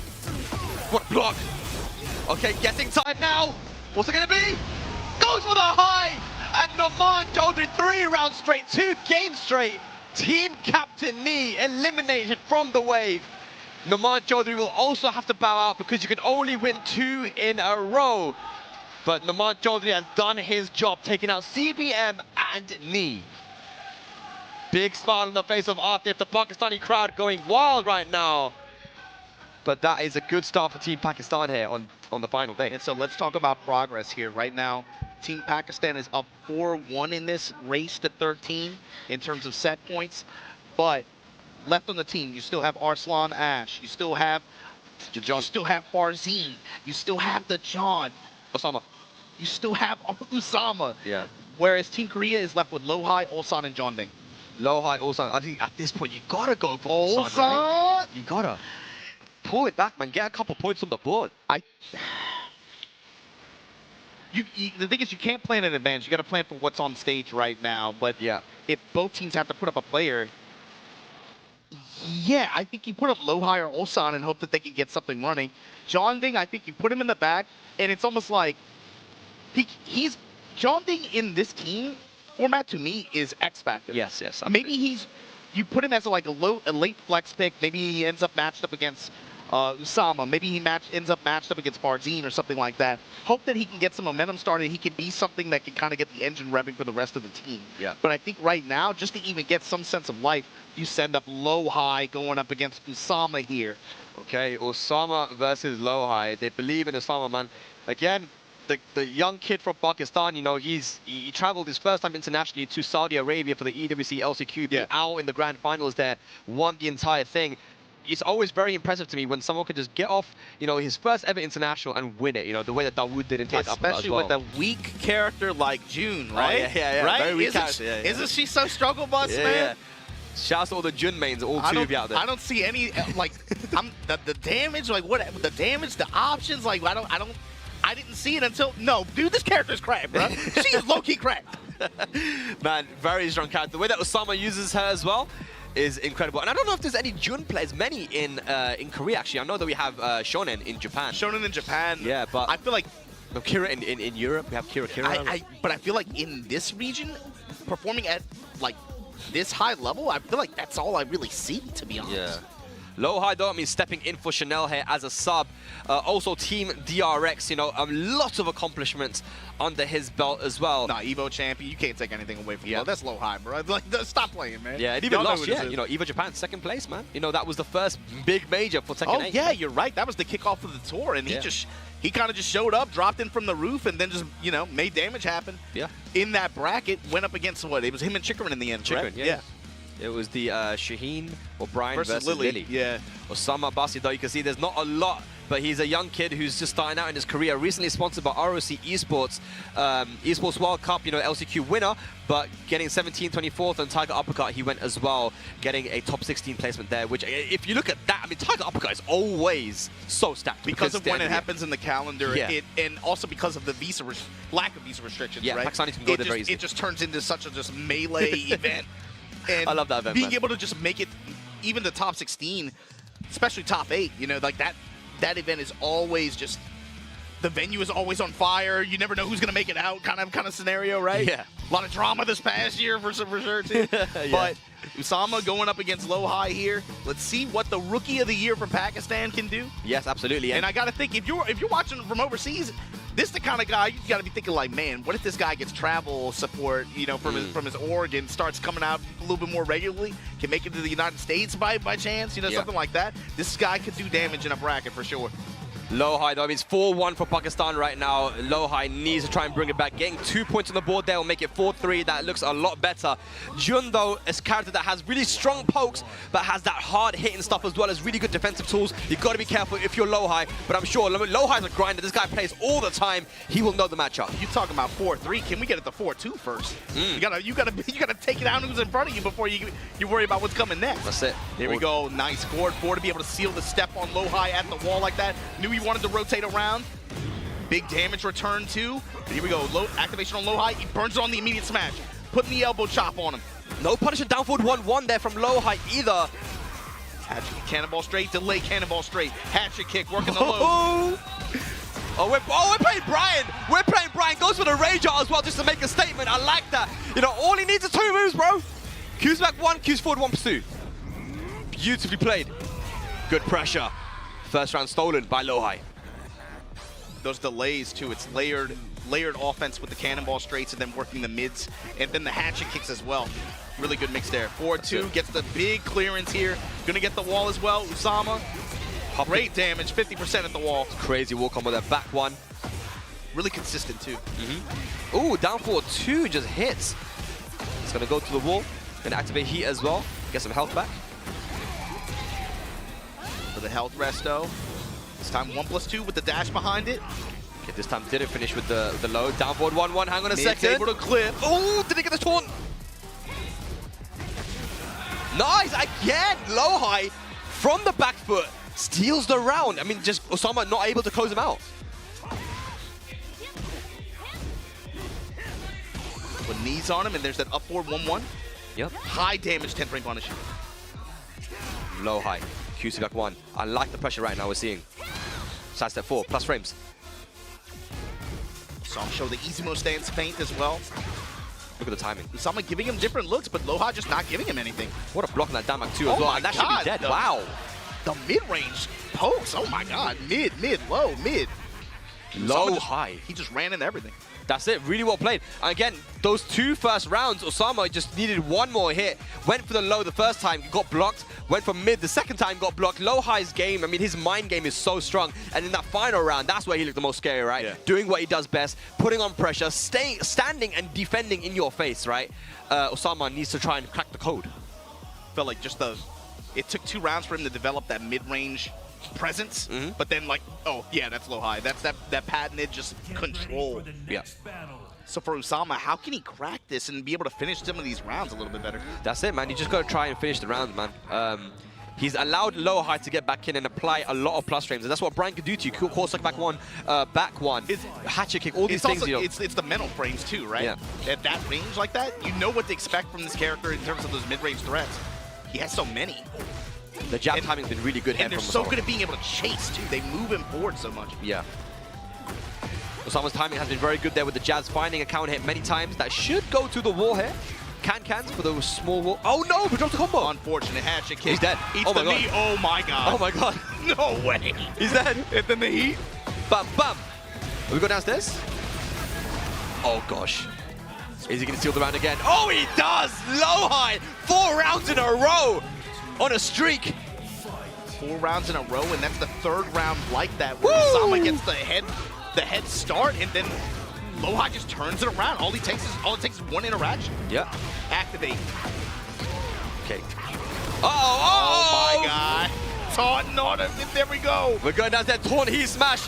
Get a full combo on that floor break That to was the a free wall. tornado. 7 golden letters, and there we go. 5 rounds in a row here versus the young rookie from Pakistan, Lohai. Teaching him a lesson. Good sidestep. Mid strikes from Sama here, but right back at you with the Vulcan combo. He's also blocked every single down back too as well. He's reacting to those. Nice. Once again with a life lead, man. But uh-oh, 4-3 counter hit. Golden skeletons. Full combo incoming. Activate again. Now how does Lohai play this? High splat. What's it going to be? Here we go. Oh, the heat smash. And Lohai getting another point on the board for Team Korea, looking so calm and composed. And Osama is going to have to bow out of the wave. Very well played, man. And you know, you said it yourself, Martin, about maybe you put Lohai up here, man. Maybe you get him Ulsan up to try and get a point on the C. See how he's playing as well, because he wasn't involved yesterday. Subbing in for Chanel. But that's a good start for Lohai. That whole set was Lohai like, I know how to use heat with Brian. It felt like all the rounds that he stole, he leveraged heat so well. His combo routing, combo theory in conjunction with walls, Yeah. and heat usage. He just had, that was like a clinic on the, bro, do you remember when people were like, yo, Brian has struggled? Do you remember I that? remember. It's crazy, bro. That was a very annoying.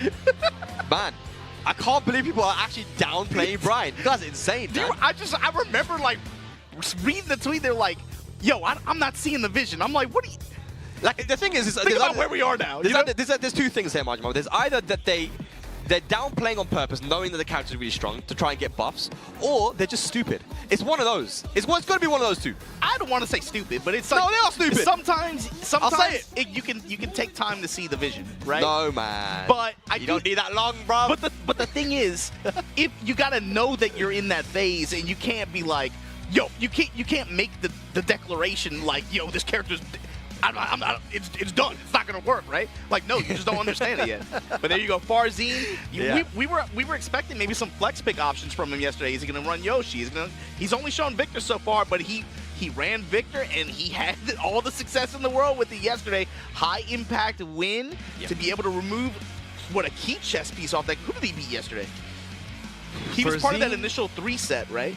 Yeah, he did really well with that Victor, man. I think he took. Was he playing against Morgold? It was Morgold. Yeah. He took Morgold off the chessboard. That's what it was. Yeah.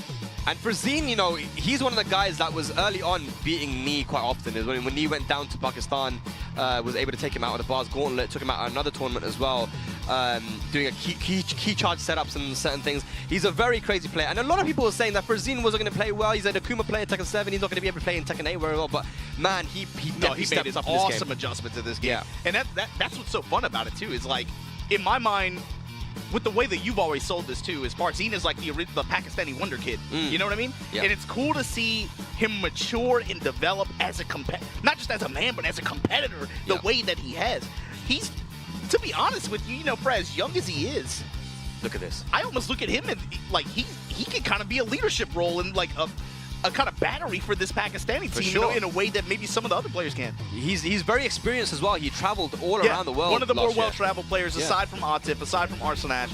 I'd say like him and the John are probably in that Class B in terms of have been around the world the most behind those 2 players. 100%. All right, here we go, man. Victor versus Brian, Lohai and Farzine. And, you know, Farzine is not the type of person who's going to allow Lohai to be putting on too much offense. He's a crazy kid, man. He loves to do those power crushes, random launches. He's going to make Lohai think. Yes, immediate jab float here into a wall conversion. And like you said, I like that you brought up the power crushes. That was how he destroyed Mogul yesterday. He just had to read that. Man, this guy is not going to duck. He's going to be pressing. Yeah. I'm going to be pressing too. Power crush every time. And of course, when you have the reward that Victor does on his, What a read, bro. The timing of the cannonball straight comes up with the while standing 1 launch. And just like that, caught him. Nice, beautiful stuff. And I was talking to Frazine as well. I said, what do you think about TEKKEN, man? Like, how do you feel this game is for you? He goes, you know what? He goes, this game really suits my style. My style of playing crazy, making hard reads. Yeah, I agree. Right now it's working out for him, man. Beautiful combo there with the Victor, running 2+ frames. Naturally active, naturally aggressive. He made a very smooth adjustment in this game. Yeah. Counter hit here from low high. Trying to put some knees on him. Stepping with, counter activate. Nice jab check there as well. Forward pursuit into the heat dash, down forward 1 to catch the sidestep. And goes for the 1-1. You see that Frazine does not respect the frames, man. You know, in that situation after Waston 1+2, you know, if low high thinks it's his turn, no jab, interrupt. You like how he slid that nasty little delay in there, just a split second too. Yeah. While standing comes up with the while standing 1+2 and then just immediate, just like you said, no respect for frames, 1-1. Oh, going for the throw, trying to get that floor blast. The floor is lava, 1+2, hang on a second. Maybe tried to do it again. Whoa, the sidestep. But got the back shot. Mid strikes. You see low high changing up his timing a little bit. Plus frames here. Barzine, hit and run. Nice. Dipping. Okay, trying to press again after the power crush. Low high this time with the answer. Counter hit. Spike. Explosion. Should be dead, right? Yeah, down 1-1-1-1-1. Beautiful combo there. Putting Frazine on notice that you can't press too many buttons. That's what Brian can do. Brian pokes with counter hit launches, man. You gotta be careful. Yeah, no shortage of those on this character package. But down 2. Down 2. We got engaged. We got plus frames. Giving you some different looks in storage stance. Ooh. The guys are doing a lot of chip. The sweep.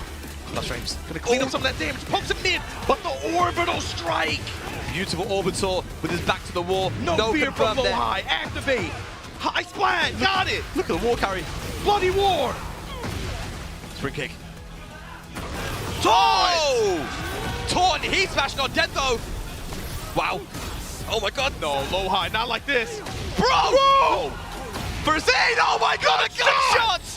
What game are we playing? Bro, it's a 10v7 and he got guns! He got guns! What are we playing? Gunshots here from Frazine. Bro, it's supposed to be a fist fight. He got swords, knives, and guns. What is he doing? It's only fair, man. He said it's 10v7, man. It's all good. That's against the law out here. You can't be having that stuff on the street. 1-0 for Frazine. Feeling himself right now. We're going to the arena now. Here we go. Can you take out low high?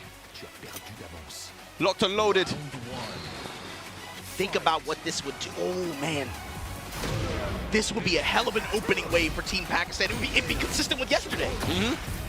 Beautiful sidewalk into the down 4-2 launcher and should be able to find the wall very easily. Activates heat. Oh yeah, we activate. You better believe it. Geyser, give me that chip damage. Oh, give it to me, give it to me. Look at all the great health. But here we go. Lifting punch here from low high. Yep. Oh, he drops a combo. Crash jab to offset. Crash impact. Give me the wall pressure. Good punish. Okay, mid. Sidestep into the background. Yep.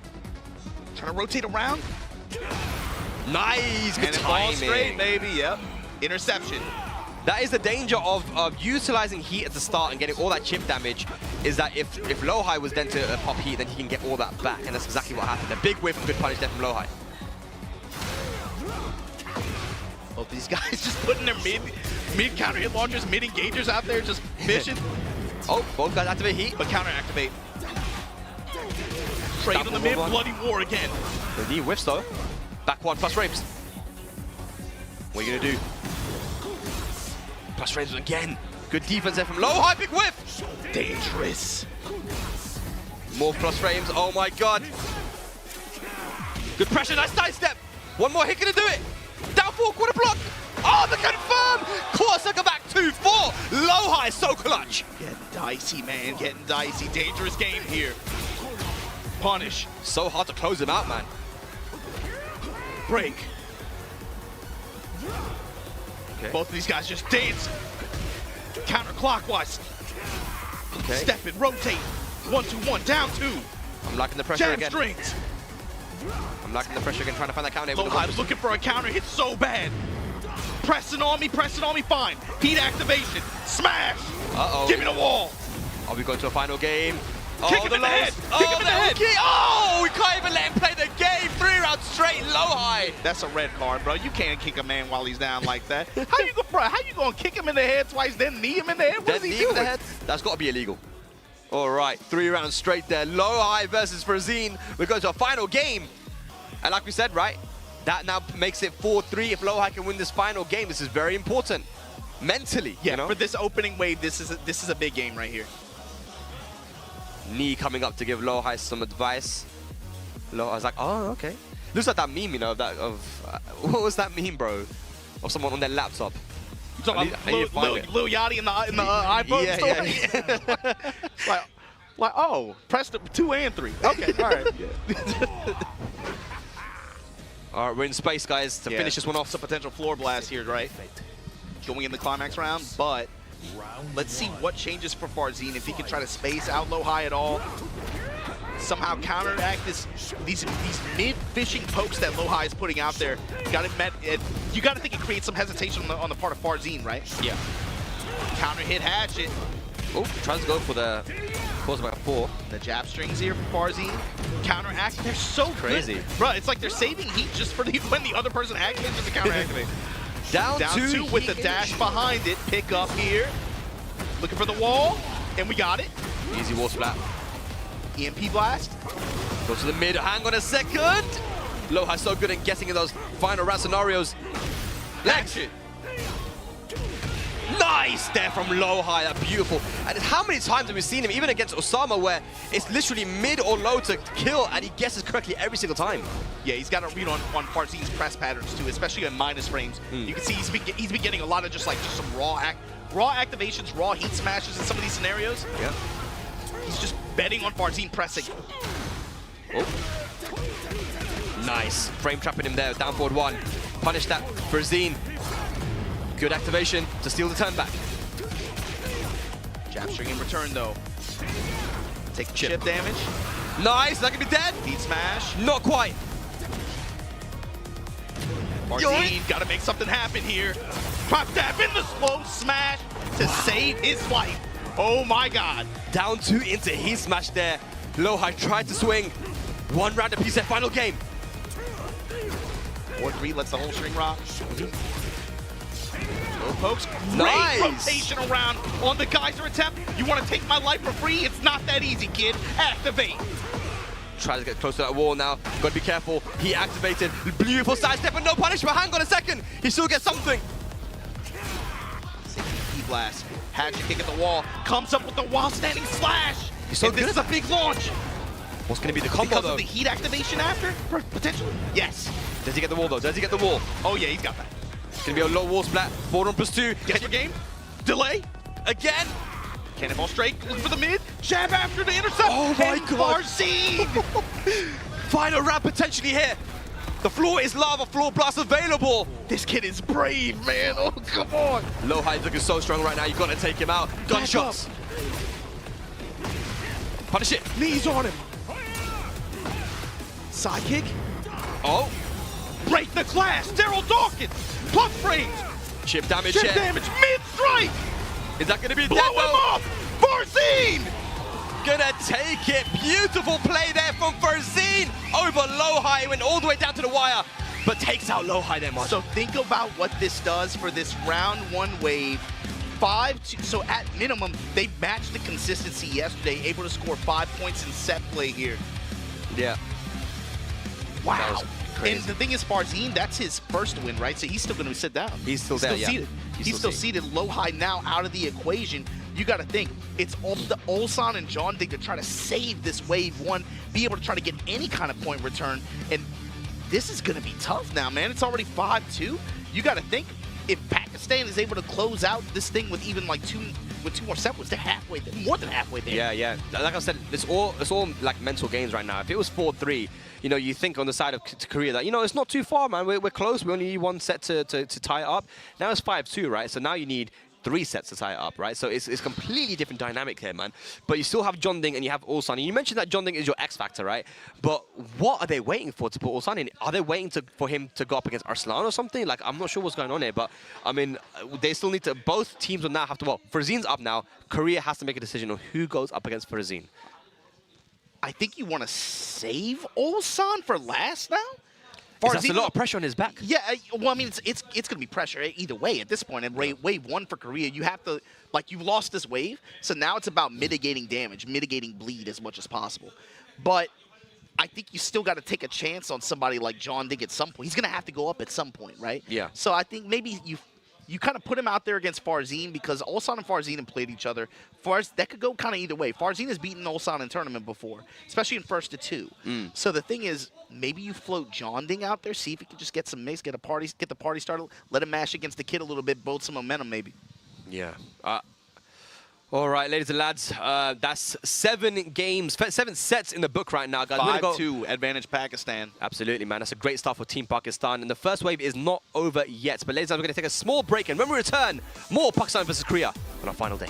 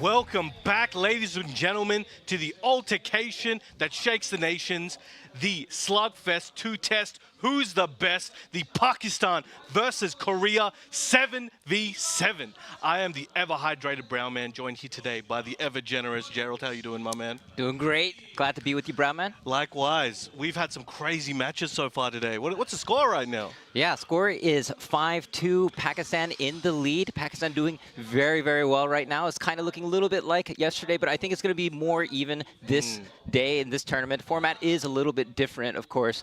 We have players coming back from the dead. So the yesterday's format, of course, once they're eliminated, they're gone forever. But now, once we get through a phase, the players all come back, and we can see players that have been eliminated. So yes, a lot of times when you lose a set, you got to wait a little while to get that run back. Hey, if you got some grudge to take care of, you might get it today. Yeah. And so I guess the situation right now is that I think there are only 2 players left on the Korea team. That will be Ulsan and Junting, right? And they're going to be up against Farzin on the Pakistan team. Farzin won against Lohai right before, and so he gets one more game before he gets cycled through. That's right, yeah. So for those of you guys who have just tuned in, the format works in a way that you can go up. If you win, your opponent goes, they lose a life, they have to sit out until we restart. But if you win, you only get to win twice. So if you win again, you got to go back to the bench and you're out too. So that way, you know, it's not a super one-sided thing where somebody comes in and just wipes everybody. This gives everybody a chance to carry a little weight for the team. And I think so far it's really shown it's a very entertaining format. And we've seen some really crazy action. I think we've got Junting on the screen here, you know, rocking that Eddie quite often. Known for rotating characters here and there. He was using Reina for a little while as well. But right now, as always, the Eddie specialist had some very good results last year with coming first at the mix-up. That's a very stacked tournament in Europe, very popular tournament, and you can see he's been playing for quite a few years. We've got some results here going as far back as 2018, so a very heavy legacy in Tekken 7. Yeah, I mean, Junting has been around in Tekken 7 for a long time, playing so many tournaments and has so much experience. And Farzin, of course, newer on the scene, but doing a lot of damage on the circuit and really proving himself in this Pakistan versus Korea tournament. And looks like they're at the character select screen, chose their respective characters, no surprises, and we're going into the match. And let's get it going. We got Eddie versus Victor. Now, I don't know if you guys saw, but Farzin was hovering over the Yoshi. He does have a pocket Yoshi, but decided to stick with his main today. Both character specialists, you love to see it. I want to see what they've got in store and what players of these characters can learn here today. Oh, and starting off the down forward too. You get the first damage here. Should be taking this one to the wall. Stop him by the hot dog van. And a great start from Farzin. Oh. Spikes him down, gets a chunk of damage there, and as he uses some of that with a little tornado kick, and is about to roll him to the wall, hitting that 3-3. Wow, how many more times? That took like 2 separate buttons to do. Yeah, and he gets the Eat Smash, and that's going to close the round. First round to Junting. Excellent work. A big statement for that first round. Oh, just out of range. Interesting pushback. Got to be careful. He might be planting that seed for the future.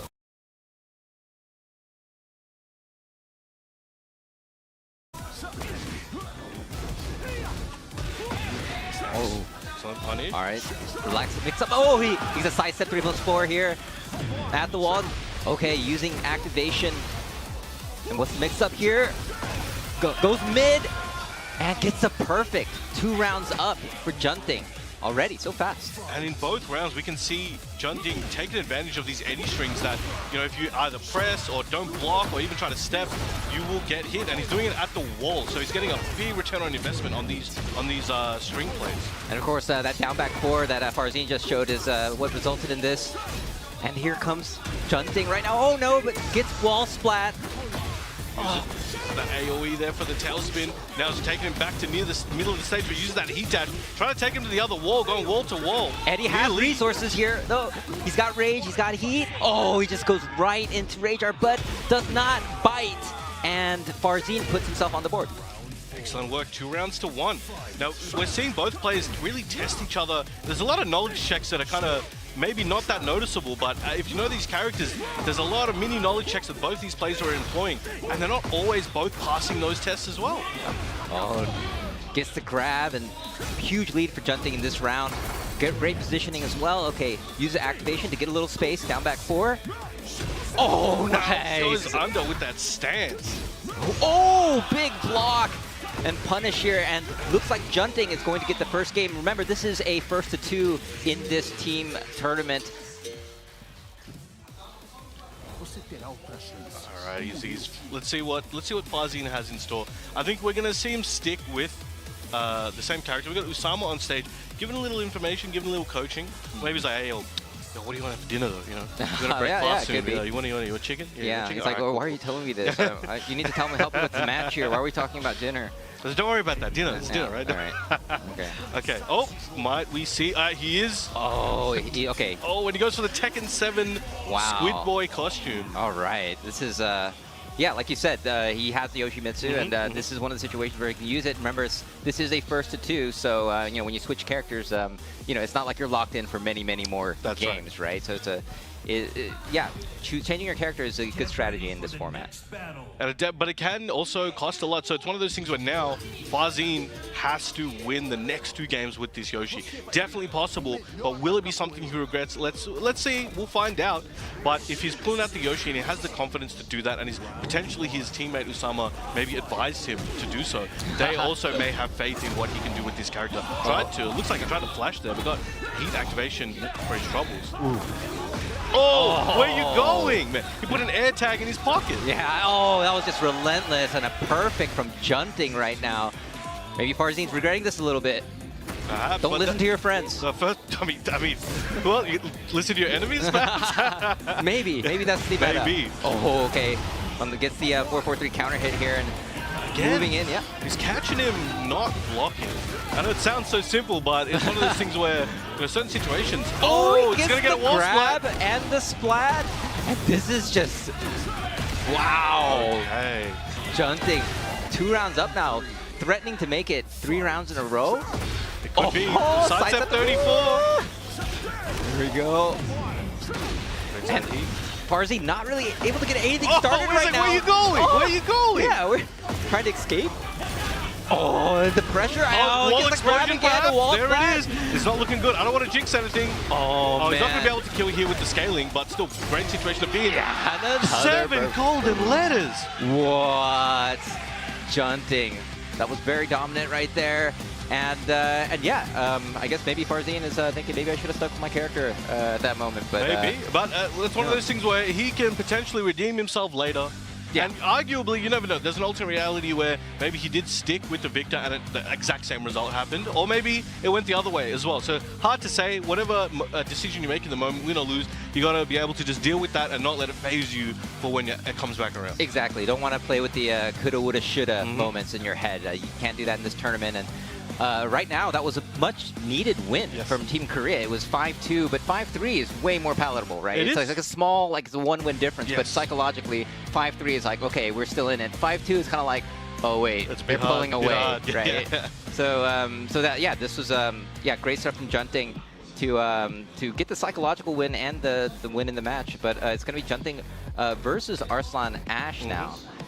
for match 9 of this series. Remember, this is going to be a 1st to 13 tournament. Right now it's 5-3, so we've got a lot of potential matches. I guess up to 25 matches if it goes down to the and then to the very potentially, if I understand correctly, if Korea wins this lineup here, these points, it'll go to a tiebreaker, which will result in a 1st to 5 with a champion of each team's choice. Yeah, that is kind of crazy if you I think want to see about that. it. Yeah, I want to see like, that. We'll be here till tomorrow, but I still want to see it. Yeah. I mean, this is where, in this format, you have basically yesterday is like 1 point, right? Yes. Today's another point, and if it's tied, right now it's 1-0 Pakistan. If it's 1-1 with Korea winning today, then you get that 1st to 5 with whoever is chosen for both sides, and that's going to be a very. Now we're back from team tournament to like the exhibition style, right? 1st to 5. So that could be a very, very hype match. But of course, right now it looks like they're getting locked in with their side switching. Oh no. Yeah, they got to decide sides. So we've got Arsan Ash on the screen here with his stats there. If you do want to see those, you can check those online. We do have the trophy. That's what they're fighting for. Yes. Nice trophy. Very Korean-style esports trophy. Korean-style esports trophy. Yeah. All right. Nice. I mean, if you take it back to all the early tournaments, even Tekken 6 and prior, that was that style. Of, oh, really? Okay. Yeah. All right. It was this one's a bit taller, I guess, due to the grandiose nature of this event. Yeah. But it's those type of very chromatic, shiny, two-handed trophies that used all to right. always I might be have to do a YouTube video on trophies. Sure. All right. Looks like, yeah, we're going to get the expected Nina versus Eddie match. No surprises here on characters. Now getting situated. Of course, Pakistan, they have so many players left, right? And Korea is really just down to Junting and Ulsan. But of course, if all the players from one team are gone, it resets into the next phase. Right now, it looks like we're getting into the Rebel hangar. Oh, shots fired! Shots fired! Whoa. Okay, yeah, you don't use guns in a hand-to-hand combat match. I mean, dead men tell no tales, right? Oh, yeah. All right, nice duck punish there on the power crush start from Arsan Ash here at the wall. Getting that damage, doing that work. Oh. Down forward 1 strings, poking for the low. Big health deficit here for Junting. What a low crush there, and that's going to do it for the round. Arsan Ash up 1. All right. That was a quick one. Making a statement. Ooh.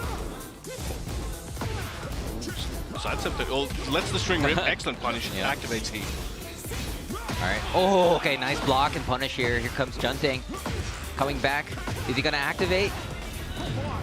Yes, he will. Taking it to the balcony. Yeah. Oh, he misses the rest of the combo and gets shot up for that side wall splat. All right. Here comes Arsan Ash getting a lot of that health back. Oh, my God. He got so much health back from that.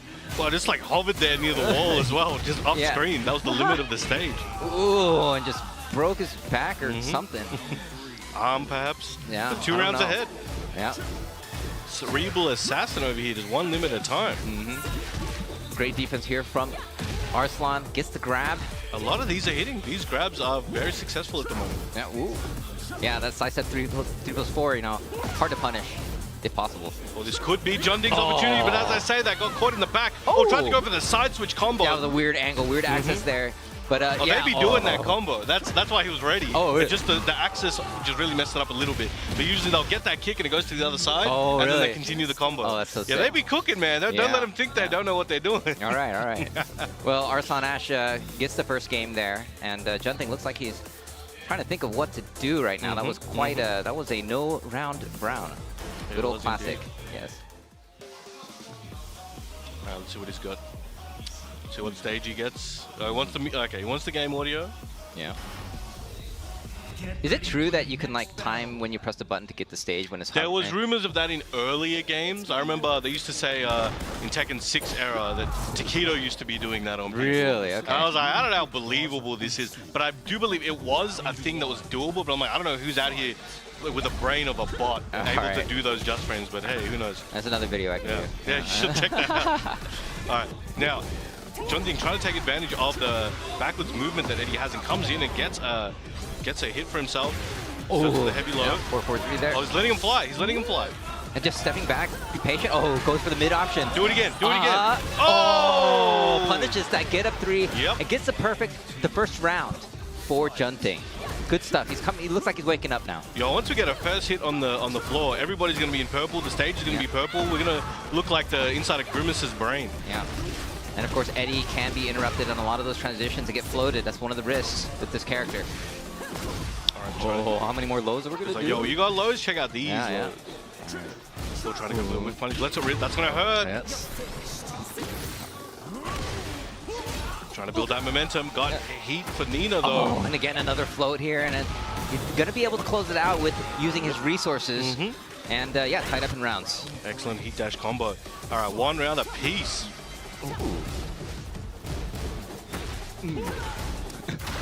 Oh! Gets a little bit of plus there on that punish. Whoa! Okay. The counter hit. I don't think either of them expected that. Yes, very poke heavy at the beginning, but Junting getting that opening, but Out of the reverse air. activation. Yep. Okay. It's gonna be a full combo here. Yes. All right, both with heat engaged. Oh, slamming on the ground. Yeah. Here we go. We got the the rage art. Yes, Rage Art is good. He's gonna get some life back from this. Takes him to another dimension. Yeah, that's And his ancestors there playing some instruments. a really trippy yeah. Rage Art. Yeah. Oh, run up heat smash! Good Junting, option. yeah, looking good right now. Looking to try to tie it up in this first of 2 set. A big scoop up there from Arslan. Nice combo. We're going to see it go downtown. No, Blonde Bomb Ender trying to keep the pressure up, back to the wall, chipping quite a lot as well. And there we go, downtown we go. Yeah. Does have the tailspin in store still. There we go. Oh, where you That going? might cost him there. Excellent punish. All right, good punish there. Rodeo spin. Rodeo, yeah, no break. Oh, One more mix hit. That's all he needs. But Arslan fighting back. Junting looking to tie it up in rounds here, but Arslan not going out. Oh, the interrupt! Oh no! Oh my God! This might be, I mean, a rage art perhaps. He's got rage. Yeah, he's got There rage it art. Yeah, is. it's just that's all he has to do. Oh, wow. Oh, tying it up in rounds right now. Not just yet. Arslan. That may have cost Junting the set if he cannot take this Yeah. following round. That was a mental damage there too. You don't have to gauge for that. He can't let it phase him. He's got to keep this one going like that never happened. Double trade. Oh. All right. Junting not looking phased. Gotta keep it going. All right. Got to believe in his reads. Gets clipped on the second hit. Yeah. Patience here. Yeah. Junting looking for an opening right now. These boys are trying to play some Tekken 7 right now. Yeah. Goes looks for like plus it. frames. Sidestep perhaps. Oh, he gets a sidestep 34, and is he going to be able to finish it with his resources? Yes. Dash into the wild standing 3. Okay. Right. Junting getting back on the board. 1 game apiece. We got the John stepping in. He's asking like, you want lamb or chicken? You know what I'm saying? Yeah. I wonder what he said. It was a quick comment he made. Yes. It may have been a strategic in-game comment, or it may have just been like, oh, R-Tip's coming too, and we got Chanel. Where'd Chanel come from? All right. Hold on a minute. He came from yesterday. Yeah. Okay. Wow.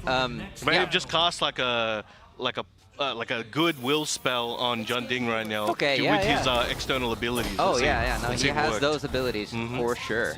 All right. I don't know. Is that against the rules, or can? I mean, they can didn't you stop cast it. This is home spells? territory. They'll Yeah. make the rules what they want. All right. All right. Fair enough. Ooh. Nice follow-up. Gets the mid grab. Boom. All right. Great start from Junting. Ooh. Get up 4. Oh, the interrupt, but goes the other way. Okay. Ooh, yeah. A little bit of heat left. You might want to try to use it before he runs out. And there we go. He does. So going all in, but Whoa, where is whoa, it whoa! going? Is this tool assisted speedrun footage? That's crazy. All right, both about even on life. Oh, good. He walked into it. One more hit for Junting is all he needs to take the round. Arslan's gonna be able to do something here. No, he just gets hit by the low and Junting up 1 round here.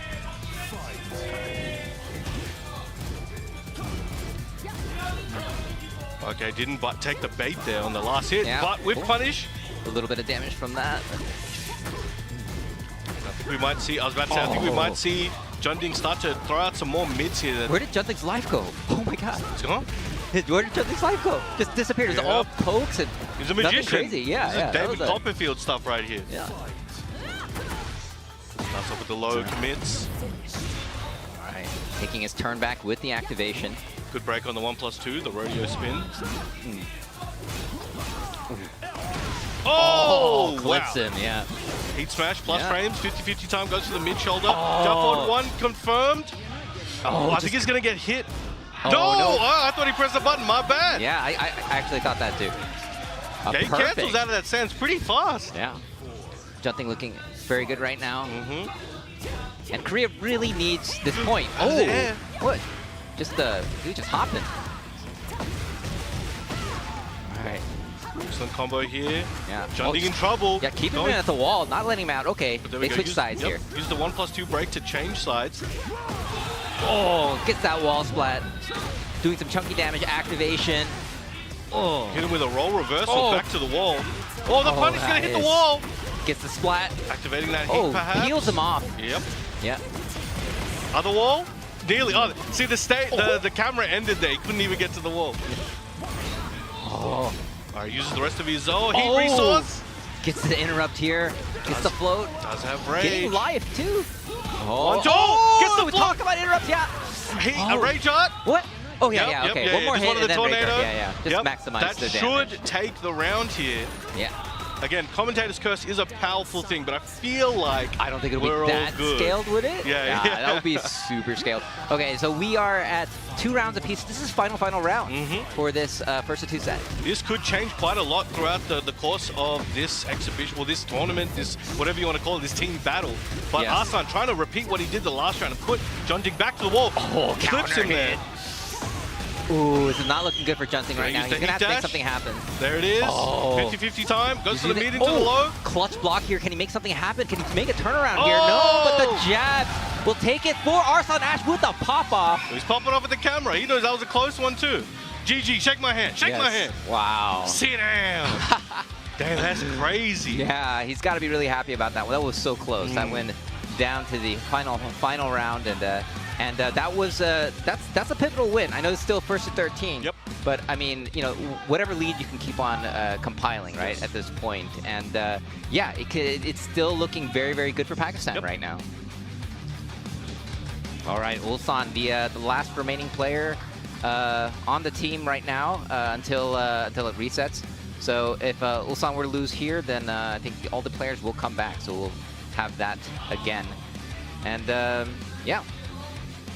You know what's interesting? I know it's super random, but the way Ulsan throws out his option is very different to the way I see people usually do it. So if you imagine at home, you're doing rock, paper, scissors, right? You got one hand down, and you got your other hand on top, and you do like, you're bouncing a rock, paper, scissors, and then you bring it up, and then diagonally 45 degrees forward to the other person, right? What he's doing is like a Yu-Gi-Oh! Yu-Gi punchline where he brings it forward. Okay. So he does like 1, 2, bounce, and then forward. Just imagine like you're I don't know, dealing cards or something, right? Yeah, yeah. He's doing it like that. I know this is super random and only a few people at home will care, but I just found that very interesting because I can't remember the last time I've seen someone do that. Well, yeah, I mean, Ulsan's a very difficult, player to read, and his patterns and his, I mean, he's, His you know, execution on rock, paper, scissors is very unique. yeah, definitely, yeah, Ulsan's not very predictable in his patterns. All right. All right, are we gonna see a Dragunov versus Nina match? That is the expected match. Let's see. We are in the character select screen right now. Yo, this track kind of goes hard that we're hearing. All right, here we Yeah. go. We got Ulsan's player card here. Ooh, yeah. Most recently winning STL Championship. Too much stuff here. 2024. We'll just keep it to 2024. So STL Champions 2024, Red Bull Golden Letters 2024, Esports World Cup. Esports World Cup 2020. You can't. That is. That's some of the biggest prize money in a tournament, I think, in Tekken history for one tournament. Crazy work. That was crazy, and that was him, Ulsan versus Atif in the grand finals, and that was a clean sweep, 5-0, and that's where this Atif Ulsan Dragunov mirror rivalry kind of started from, I think. We got the Pakistani guys, I don't know if you guys can hear it, but there's a section of Pakistanis in the building, about 2 to 3 rows of them, and they're making more noise than everybody else in the entire venue. They got bongos. Yeah, they got traditional drums in there. Yeah, and they stuff. got the Donkey Kong bongos. Yeah, Donkey Kong, but they do be drumming. Yeah. So yeah, they are super hype. And they're ready to go. Some people are, they work for the Pakistani embassy. There's actually some TV celebrities there as well. Oh yeah. So it's getting pretty wild. So Team Korea, they gotta get inspired by that and make even more noise to send energy to their players. You guys at home as well, make some noise. They'll be able to feel it here in Seoul, South Korea. Send it over for who you want to win. All right, Arsan Ash versus Ulsan, the first game. While standing for. Back it up a little bit. Look for those plus frames on the big overhand bonk. Nice walk. The game of pokes up until that one. Yeah. Oh, and it's down forward 2 here. It's the first launch to the wall with heat right now. Clean splat. Oh, God, heat. Toe kick to get out. Yeah, toe tap. Oh. And this is going to be the first round for Arsan Ash. Looking pretty good. Starts up with a slide. Arsan was ready. Yeah, very good. Lizard Hammer, plus frames. All plus frames. Now you can see Ulsan is trying to keep this range 0.8/range 1 distance there, just outside of jab and maybe while sending 4 range, but just enough for 1 step forward to reach his target. Ooh, big block here on the full crouch, and here comes Ulsan working on a comeback, getting his life back, getting that rage damage, still has heat to activate, activates it, and we've got this, oh. That was a nice combo into the hatchet. Oh, and then heat smash, yep. and didn't explode the wall. They killed before it, so that is still available for the next round. Yes. All right. This is Ulsan's prize money down here, all scattered. Big overhead. Ooh, just laying there. All right. All right, check with the down forward 1, 2.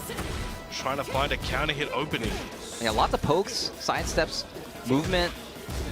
A lot of flash stacks here from Arsan as well, doing wonders, but it's making it a bit harder for Ulsan because now he needs to think about it, but it's still not getting a huge ROI quite yet. Yeah. All right, activation from Ulsan here. Oh, okay, burns the heat. Nice! Oh, big block there. And yeah, Ulsan takes the round. 2 rounds to 1. Slight lead in the set so far. Trying to catch him walking with that homing string. All right, just throw break there. Yep, very good punish there. Engage. We'll try to call him out in case he flash ducked or tried to press on the sidestep. Ulsan has been trying to use that 3+4 quite a lot lately to try and catch people, and he has hit it a few times, so it is threatening. Oh, big sidestep, down forward 2. Oh, nice combo. Yeah, and here is the explosion. He did a mini forward dash just to try and ensure that heat. Oh, just does heat smash and gets the explosion. Oh my God. Good damage from this. Going to the other side. Oh, and gets the wall splat and the extra damage for the kill. Ulsan takes the first game. All right, yeah, they're drinking that water. Gonna need it after that match. Okay, this one is gonna get very interesting. I wonder if we can get a wall-less, or like not wall-less, but a bigger stage where walls are less of a factor at round start. I wonder if that will allow Arslan to try and play the rubber band game a bit better, where he's able to backdash away and try and get Ulsan to come in to make a mistake. Oh, we got a disconnect here real quick. Okay. You probably can get it going before the round starts. Yeah, but yeah, to your... Yep. Oh, and play 1, 2. Yeah. To your point, though, I mean, yeah, these players have been playing as if they are playing on like a big stage or an infinite stage or something, and it seems like that would be almost like both players are kind of looking for that kind of gameplay. But then, like, yeah, with the wall stages, with the explosions, yeah, it really becomes a different game. I mean, this has always been like this in Tekken. Yeah. Now, Nii using this opportunity to give Ulsan a little bit of tips, and Atif doing the same. Yeah, I mean, this is a team tournament, right? I know there has been a little bit of controversy about coaching in some of the traditional bracketed open bracket tournaments because it does give you an advantage if somebody else notices for you that you know, they're not teching throws or whatever. And but this is a team tournament, so this is completely allowed. You can have like, you know, all six people come in and just have like a huge council debate, you know, on what should be done if you wanted. So. Yeah, this is one of the interesting things about this format, and it really gives that Korea versus Pakistan, country versus country feel. We back at it again. Got over that little speed bump very quickly. Yes. I wonder how crucial the information both players got in that additional little mini break. Yeah, I mean, sometimes I hear that players, when they're coaching, sometimes they just give encouragement. Yes. Like, it's not always about, that can like, be very strategy. valuable. Yeah. Ooh. Whoa, okay, We got some martial arts stuff going on I'm saying here. some choreographed right here. Yeah, it's pretty cool. All right, yeah, we got the choreography with the throw break there as well. Choreography, perhaps? All right. Moving on, down forward one string, going crazy. You're gonna see some message on Twitter for that one. All right, ooh, nice trade there, and another throw break. Nope. Excellent punish, All right, and both players still with heat after that round, like we were talking about. They're kind of like forgetting about you know, the meter sometimes. It is when you're really caught up in just making sure you're not making any mistakes and you're not falling into traps or playing your own. It is sometimes easy at this stage. You know, we're still only a year into the game. It's not supernatural yet for all these resources to be used optimally, so it can be wasted at times. And Arslan's still at the wall in this round. Oh, okay, sidestep launch here.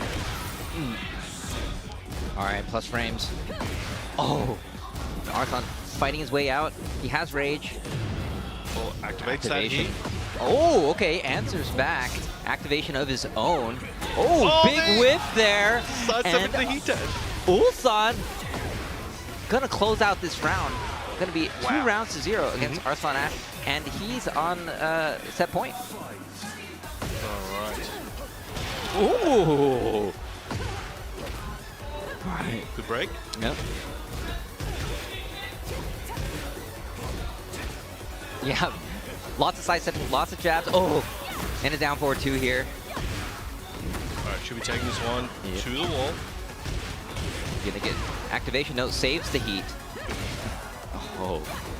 Ooh, just slightly out of range for that. Putting up his pressure, Ulsan now. Using his own heat there. Yeah. Gets a counter hit. Oh, the counter hit. I don't want to say nothing. I don't want to say nothing. The scaling's going to be crazy, but it still won't matter, I don't. Yeah, I think that's going to be lights out. And Ulsan putting another point on the board for Team Korea, hyping up the crowd. I think that's the loudest I've heard them all weekend. Yeah. I mean, you know, this is, you know, on Friday, things were looking great for Korea, even though, you know, even though it was a 3-0 sweep in the exhibition matches on Friday, those were, you know, close matches until the end, right? Until the Arslan versus me match. So, so yeah, I mean, this Pakistan coming back from that, saying like, look, we're gonna come back when it really counts during the team tournament, and of course they proved it yesterday. And I think they're doing well right now. But that win from Ulsan was much needed. I guess for every win from the Korea side is going to be extremely valuable right now. And they're doing the paper, rock, scissors to determine sides right now. Oh, okay. If you look at his angle, right? Yeah. Compared to the John, if you look at the way he puts out the option. How many? Wow. Yeah. How many ties was that? I think the most I've seen ever, though, I think I've seen over 10 ties in a row. Really? And that was just like, what is happening right now? Okay, that means that they're like mind linked or something at that point. There's something going on. Hive mind, single brain cell options. Yeah. Good old Rock. Nothing beats that. Yeah. No, Rock is pretty godlike. All right, the John here, rocking that the golden lever. Shout outs to Waz.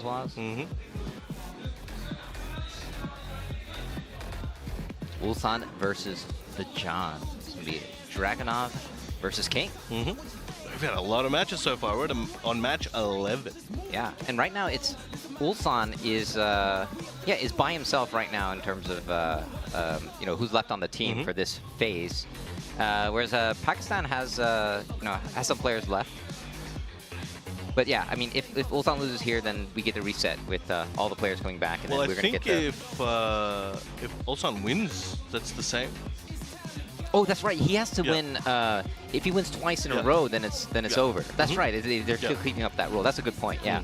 All right. So this is. So win or lose, we're getting a reset right after this one. Yes, after round that six, is right? correct. Yep.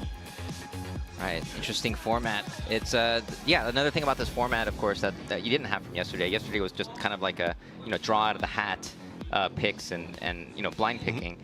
But this time there's kind of a little bit of counterplay. Like who's going to be the next person up against this opponent that pivotal component, pivotal mechanic that we have for this format. Yes.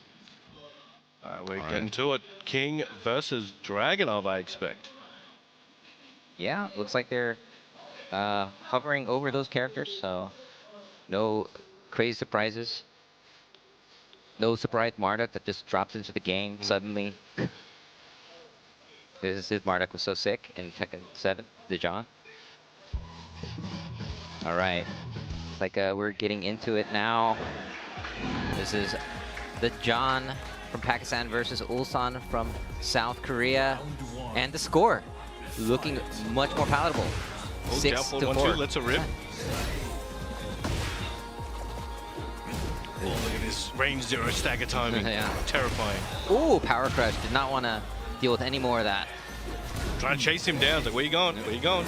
Oh, the step, hop knee. First launch, activate, and Shining Wizard Ender. Big damage. And the Ooh. sidestep button going crazy this first round. Wow. And the 3 rows of Pakistanis are going ballistic, as Yes. they should be. Yeah, they're getting hype. Oh, nice duck and punish from Ulsan. All right, and yeah, we're talking about bigger stages. This is a much bigger stage. Trying to back okay, yeah, up. muscle armor right now, trying to bait something. Now, DeJohn was waiting for some good openings there, used his defense and used the muscle armor, but it did cost him a lot of health. Yeah, down forward 2 counter hit here with rage damage. And the activation and the Shining Wizard Ender. Nice, but he still has some work to do. All right, 50 time goes for the leg drop. On the floor, down 2. Oh, he's out there and he gets the mid-grab. Nice, and the John up 2 rounds against Ulsan.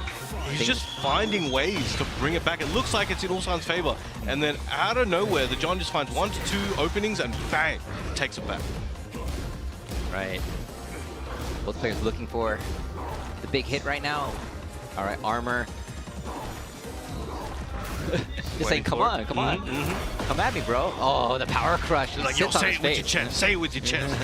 Oh, and another one. Leg Oh. drop. Oh, went for that low blow, but gets blocked. Oh, he tried. Oh, again, down forward 2 counter hit.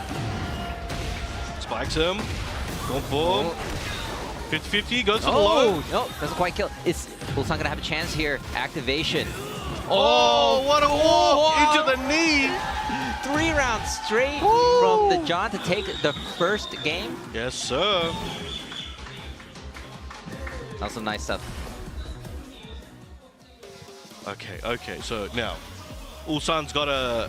That's the thing, we're resetting regardless after this, but I'm sure Ulsan wants to go into the next phase with the team with an extra point on the board. Yeah. 5-6 ain't that bad. No, it's not bad at all. Like, I'll just tell you guys, like, I am praying for it to go even and get a tiebreaker at the end of the day. Oh, yeah, so that's what I want to see. That would be so hype.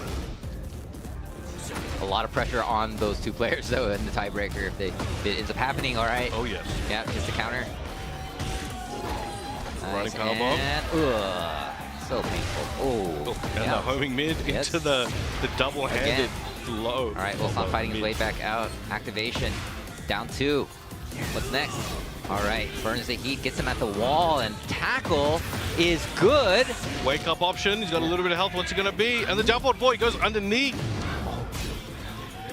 The John looking for something here. He's got rage, got heat, but no, he just gets down 2. And Ulsan with the round. Excellent work. Ooh. So plus frames into the hatchet. Oh, that's going to hurt. Oh, That's a yes. big recovery move. And that's what he's looking for with those muscle armor and the hop knee. Through the wall, got heat, threatened. Oh!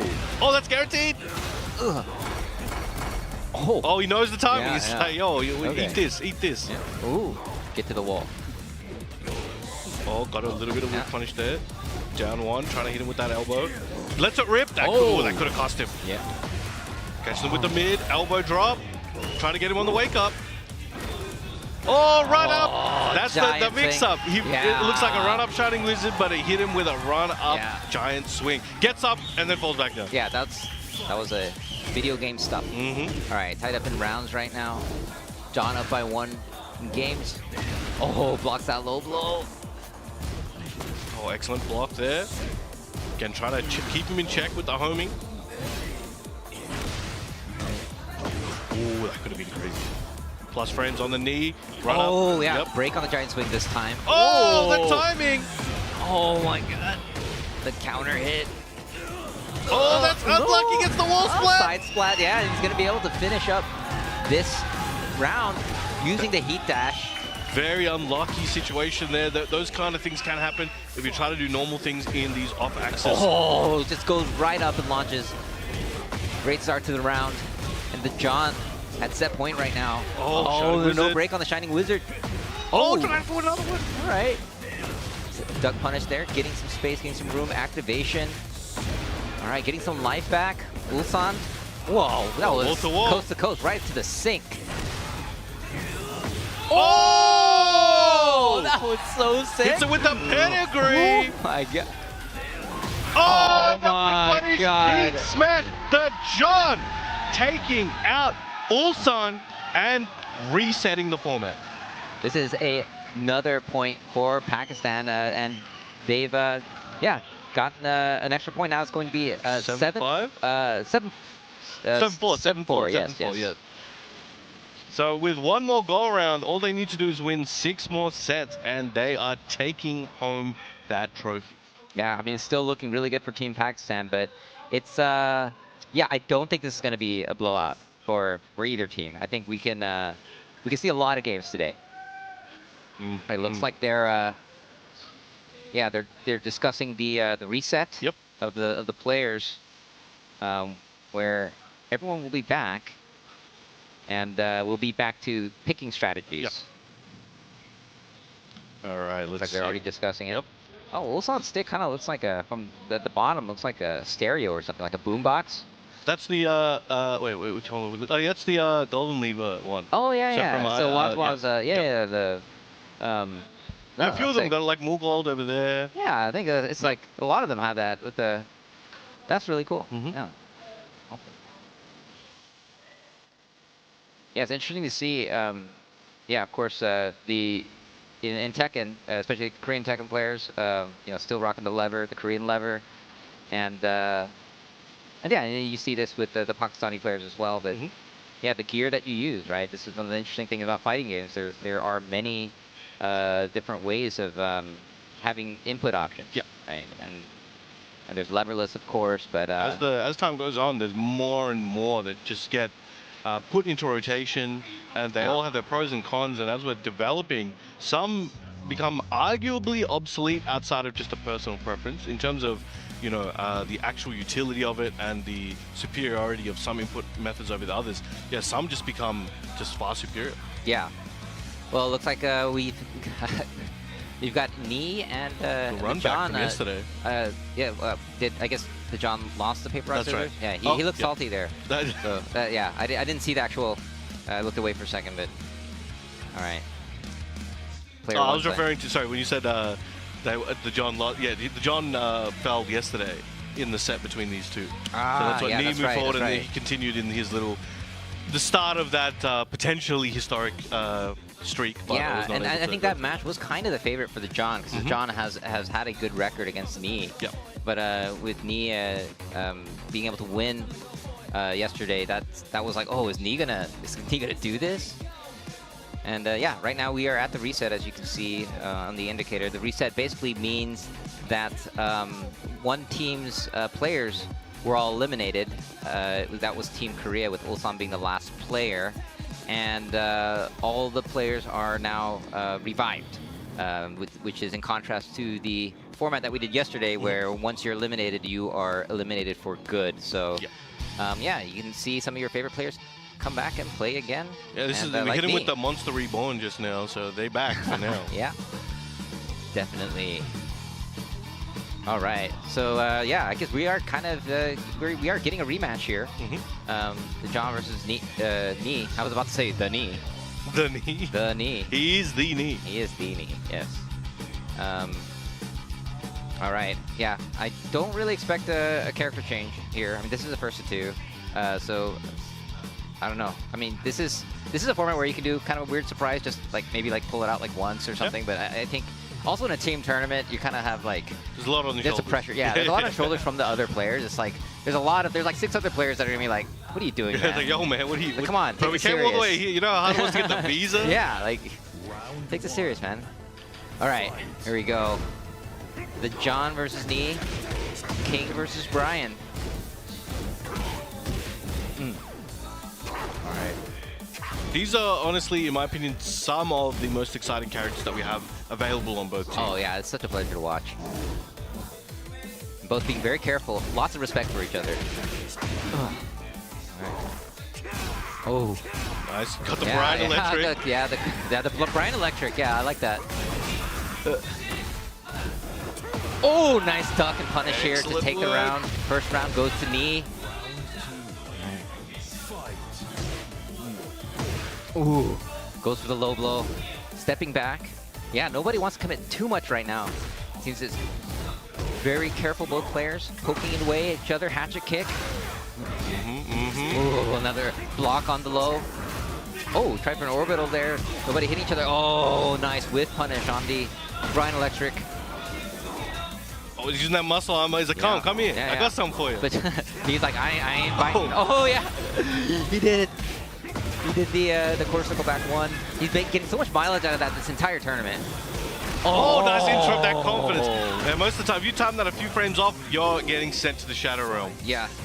And yeah, just Knee with the patience, you know, just having the awareness to just stay back and look for options like that. Well, went for the chain grab, not fast enough for the punish. All right, already half off on Knee's end. Ooh, gets gets the armor punish, and ooh! Excellent, yeah, I was about to say excellent punish. Excellent block, the punish was minimal. A Knee with raid right now, and he threatens, burns it. Still got work to do, but has him at the wall. Starting with that second hit. Oh, a bit slow on that one. Yeah. That's gonna hurt. Gets the armor, but the counter hit. The counter hit, yeah, it's gonna be lights out, and the John puts himself on the board right now. Whew. All right, spikes him down there. 2 rounds to 1. The John trying to work on getting his own lead. Ooh. All right, activate. Hatchet. Yes. Do it again. Nope. Oh, trying to hit yeah. it down 1+2, but got counter hit for it.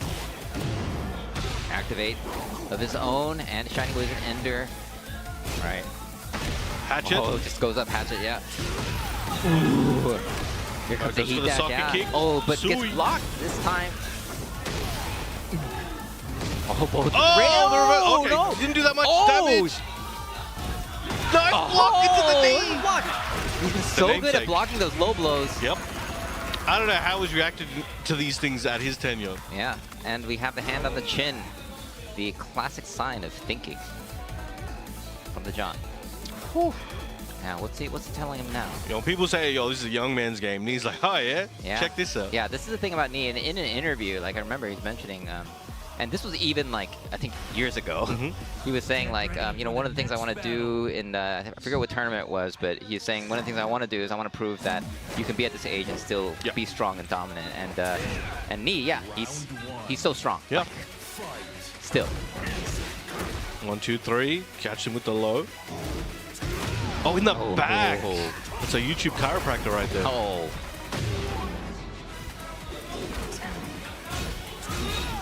All right, uses up that heat, goes for the heat dash, trying to push him near the explodable wall, but nice sidestep. Jet up, but then it's so difficult. How does he always do it? It's going to be a difficult situation for Nice the combo. John, but he has rage and heat. Catches him on the wake up. The first round goes to Knee. Ooh, Buttoned armor in from there. the beginning. Yes. And he let that go for a while, and that worked out for him, as Knee did the 3+4 little slash kick. All right. Me blocking everything. Oh, but not that one. Gets the counter hit on That the was a low lot of blow, yeah. damage. That does a lot of damage. Nice sidestep. Yep. All right. Oh, okay. Here comes Knee with the rage boost. Damage activate. All right. Burns the heat. Oh, the counter hit!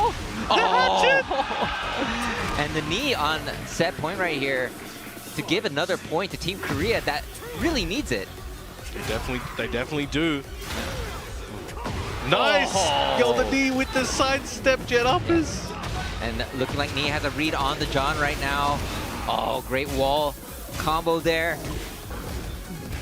Oh, check with those knocking down on the twos. door. Oh, what a whip punish! He's not going to be able to kill him yet. What's he going to do? Oh, tries to go for the homing. Oh, and what can the John do right here? Activate.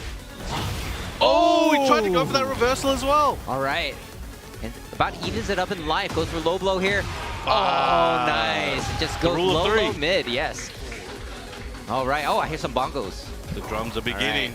All right. The Can wall the King prize. come back? Can the John come back? I'm calling John, the John, and Knee, the Knee. The Knee. This is- all Got right. the John Ooh. and the Knee. Yep. All right. Huge life lead right now. Oh, what has plus the two? wall. Tried to go for the Yeah. throw into the wall. Knee with resources and rage. But 10 still. strings! Oh, he's taking too much damage right now. Okay. He has a chance here. Can the John stop this? No recoverable health for Knee. Burns the heat. And he's just going to poke him to death, right? Oh, no. Blocks. Oh, just the mid to tie it up in rounds. And the John, yeah, he could tie it up in this set. This first to two set. Uh-oh. Excellent break. Oh, put him out of the air. Gets the Gets the pickup. float. All right, John coming back here. Nice wall combo here. What is Knee going to do? Oh, gets so botted. Oh, King's hits. King's Oh, hits look to at go very Wave low. Wave! Oh, A good that's break. a chain grab. Oh, nice break. All right, 50-50 time. Goes to the mid. That's going to be a splat into death. The John. Oh, the Pakistani crowd. They are getting hype. They're loving it. One more game, and they may knock out Knee. Yep. And yeah, I mean, we can't forget. I mean, you know, this is for the John. The John has had the better record in this matchup against Knee. Yep.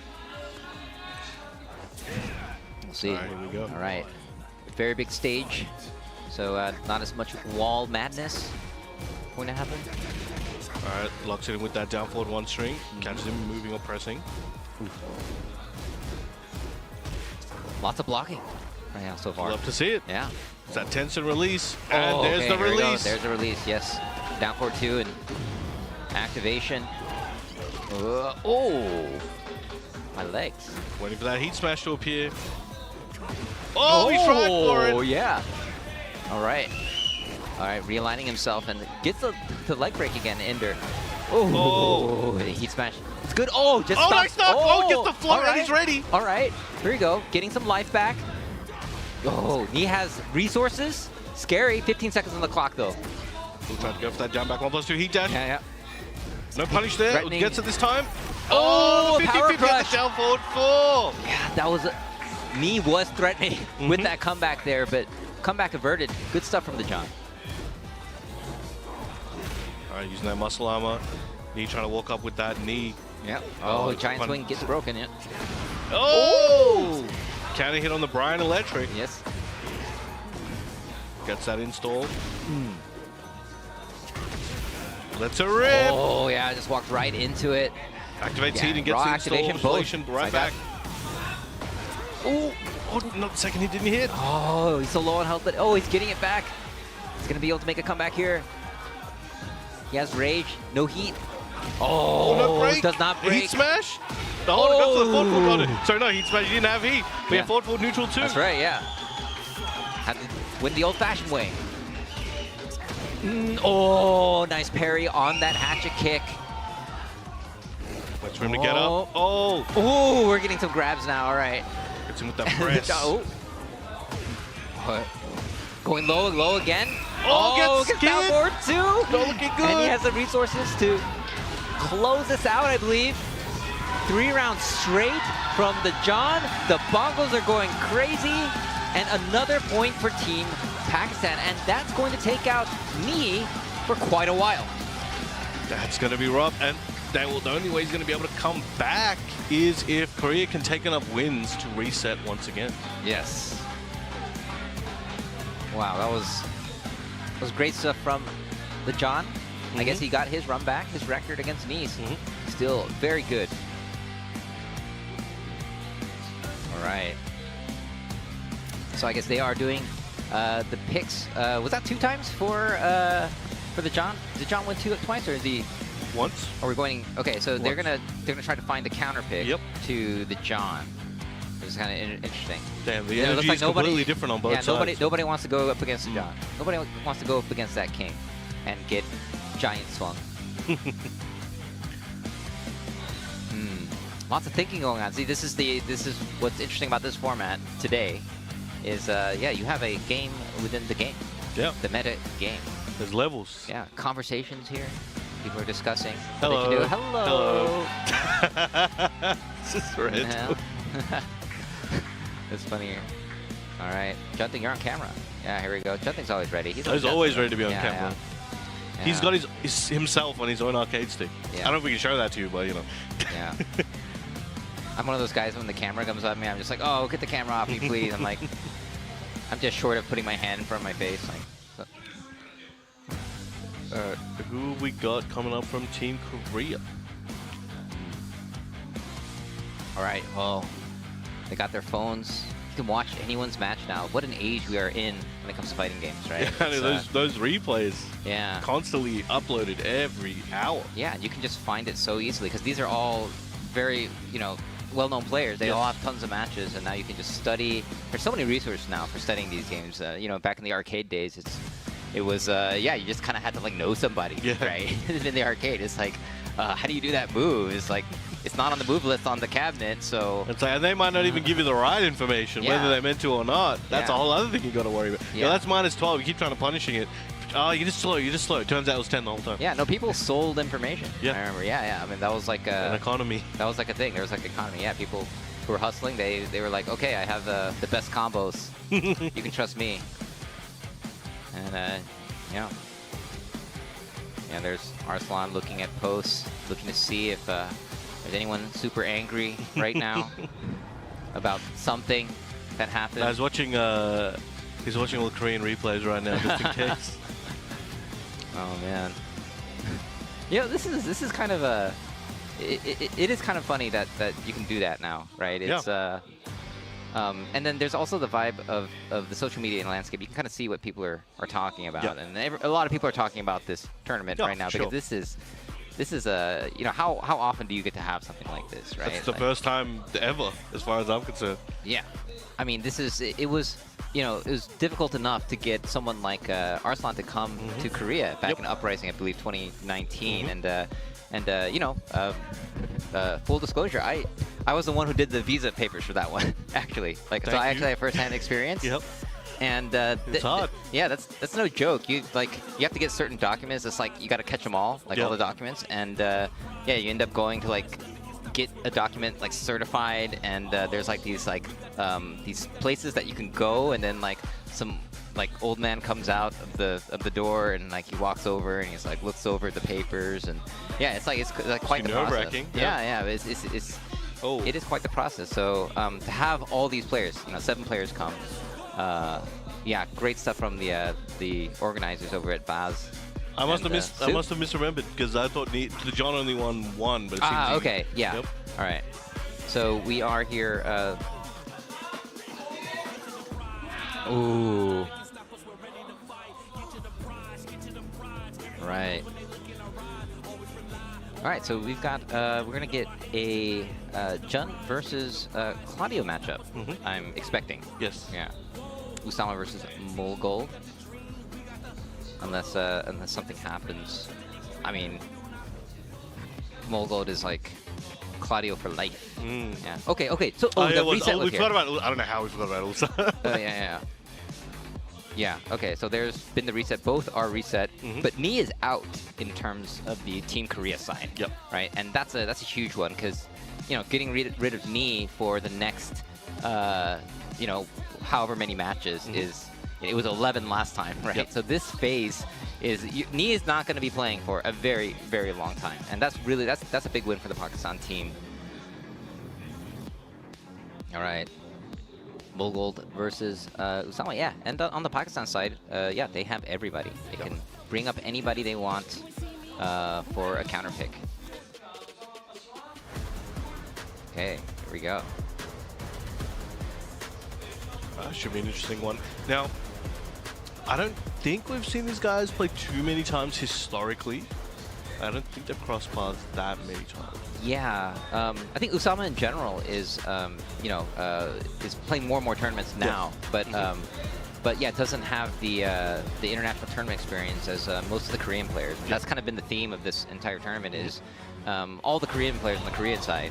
I mean, these are names that you've heard from the TEKKEN 7 days throughout all the years, and even someone like Mogold, who's he's relatively new compared to the other Korean players. Well, he's been around, and he's now a player that's been around for a while. So, yeah, it's going to be Usama versus Mogold, and oh, here we go, Mogold choosing Feng. Of course, we've seen him.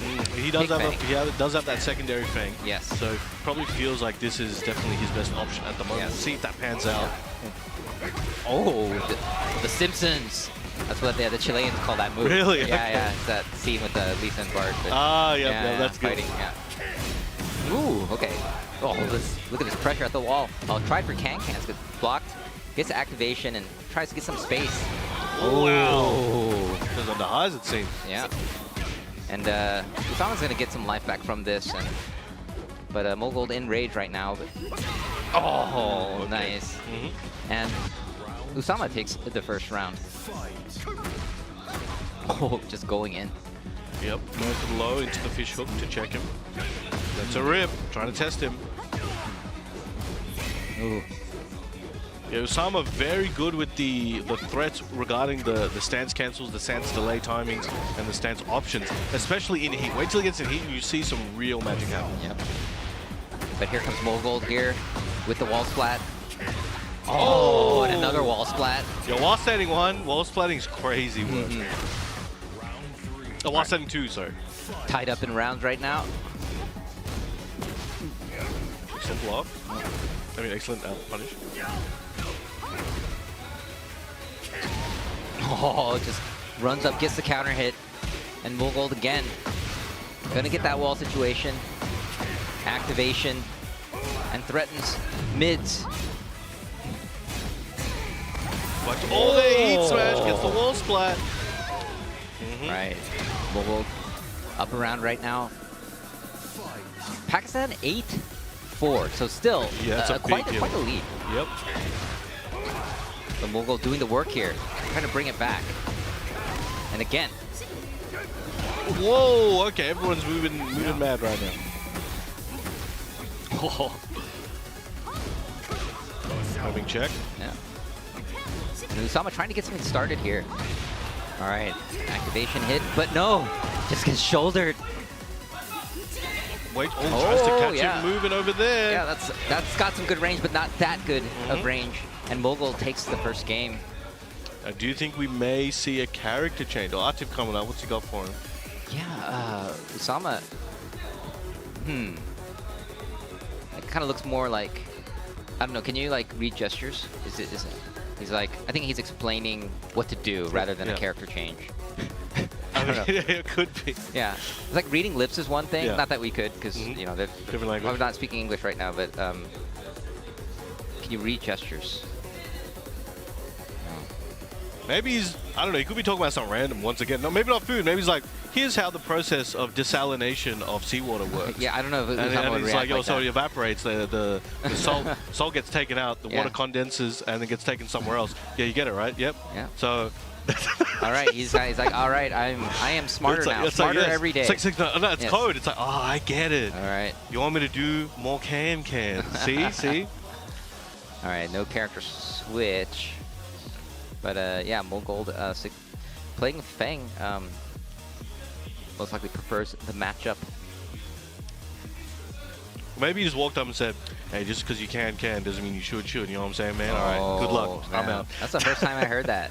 Really? Yeah, actually I haven't. Do I need to watch more of your commentary? Or? No, that's probably not a good idea. Okay, all right. Okay, here we go. Yeah. Sanctum. Ready for the next Now, battle. Team Korea will be able to just break the 5 points if Mogul can take this game. But yeah, there's still a lot more to go. But yeah, Round 1. Korea needs to start chipping away at Team Pakistan right now.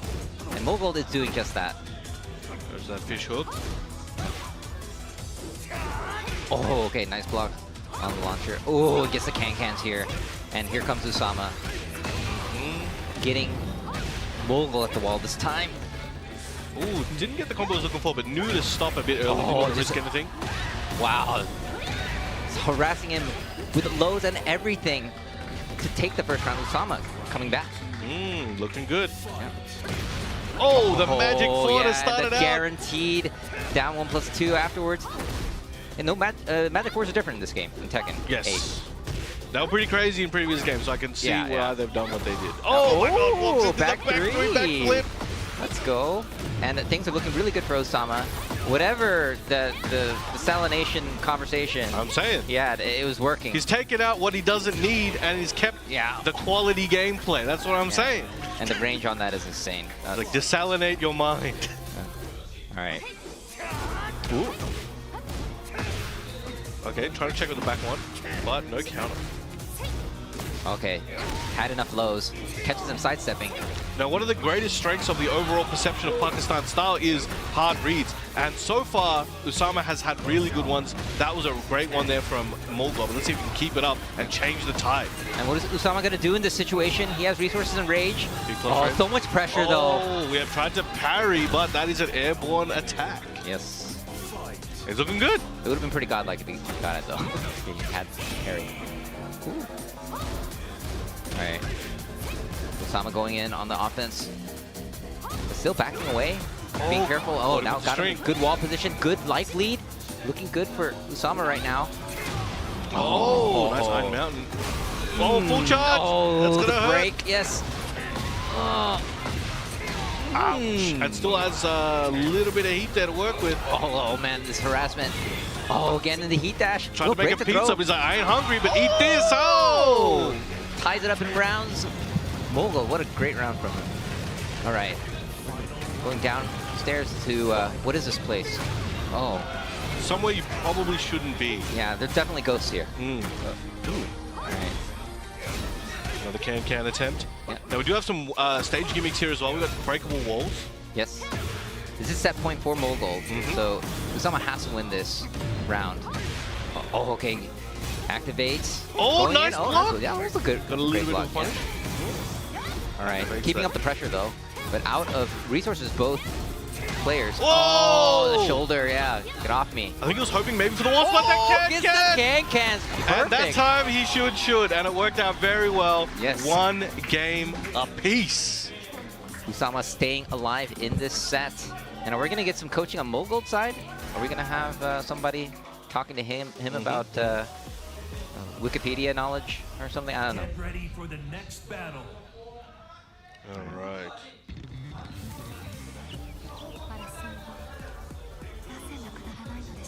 All right. They're letting this one go. Okay, very small stage, lots of explosions. We've got those. Are those what are those? Fire extinguishers? They're probably not fire extinguishers. I mean, they do the opposite of extinguish fires. Yeah, so that's. they're fire instigators. Yeah. Oh, okay. Already. Oh, he just got all that life back. Oh, lets it rip with the second hit. That would have been a big risk, but it paid off. Oh man. And he's getting that rage damage. It's so weird to see. You know, in this game, you could have half your health and rage. And he used all his resources in this one, and he should be able to take this round. The drums are going crazy. Yes. That was one of the coolest looking rage arts as well. Yeah. He's like sending a pillar to the sky. Looks like how Mr. Bean came to Earth. Mr. Bean. Oh, back kept going to nice. the kick. Yeah. Looking good. Yes, he's been so good with that Mogul. Right into the wall. The And fire explosion, instigator. The fire extinguisher. That does the opposite. Yeah. Oh, okay. Misses with that. He's ready for it. He was waiting there since yesterday. Yeah. All right. Oh, no break on the throw. Made him look like a Beyblade. Yeah. Oh, The Simpsons? Yes, the Simpsons I'm move. gonna All right. use that Yeah, you one gotta for use it. that. Shout out to the Chilean players. Well, shout out to South America and their love Yeah, for The yeah. Simpsons. Oh. All right, anybody's game at the moment, but Mugol does have resources. All right, and he uses it activation and patience. Trying to swipe the leg. Oh, whoa, okay. whoa, whoa, whoa. Oh, that's not on the high. We're low on time right now, but. Oh! Into the full the charge. charge. There's flush frames, no Yeah. heat, so there's nothing guaranteed. Oh, Whoa, what a Snake duck cashing there. in. Oh! He stepped right out of range of that get-up attack. He just stood there menacingly and then let it rip. That was so perfect. Oh, goes for the knee, spring kicks to get him out of trouble and start taking his turn back. Ooh. Oh, Man, yeah. Back step. Plus frames, goes for the low, crushes that ankle. Another one, turning those ankles into liquid Yes. right now. One round away. Mugol trying to take the W here from Usama and put him into the Shadow Realm. Oh, nice. Gets the launch. And are we going to see this tied up to a final round? Usama working on it. Oh, trying to mind game with that 4-2-1 string. And again, at the wall. Oh, just down back three's coming out now. Oh, nice step. Usama just about out of heat, but Mugol has his. What is he gonna do with it? Oh. He dash. Yeah, Gets the float. Yes. Is he gonna? Oh no. Headbutt plus frames into the back tempo. Nice duck. Trying to play those meter. mind games. Looking for. Can't get the. Oh, he gets the launch. Okay, this is gonna be rage damage. He's gonna get his health back. The mix up. Oh no. Oh, slow motion. Oh, and he gets him with the down back three counter hit. Mogul the pop off there. He's super happy about this. Korea really needed that win. Yes. Yes. I hope for their sake that is a big morale boost.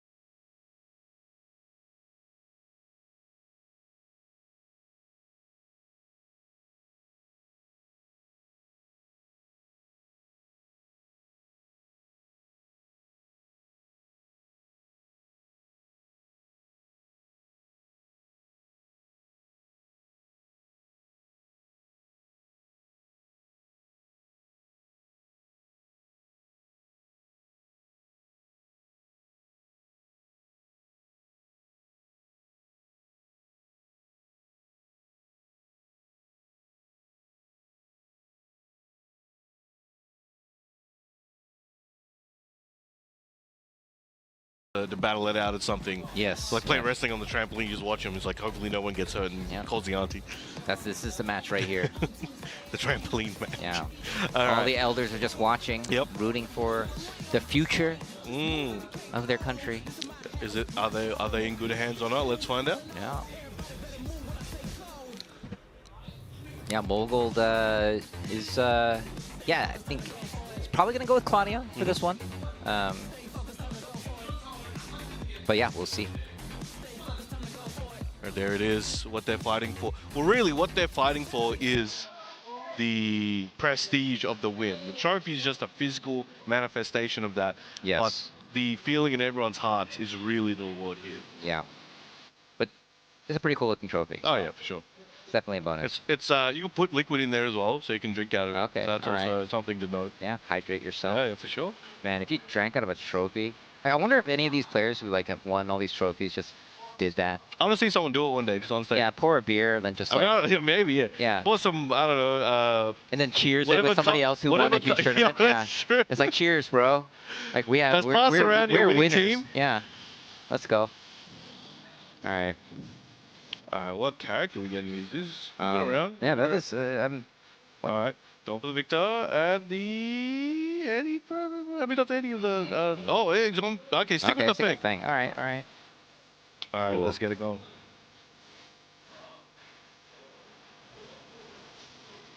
All right. All right, here we go. Urban Square.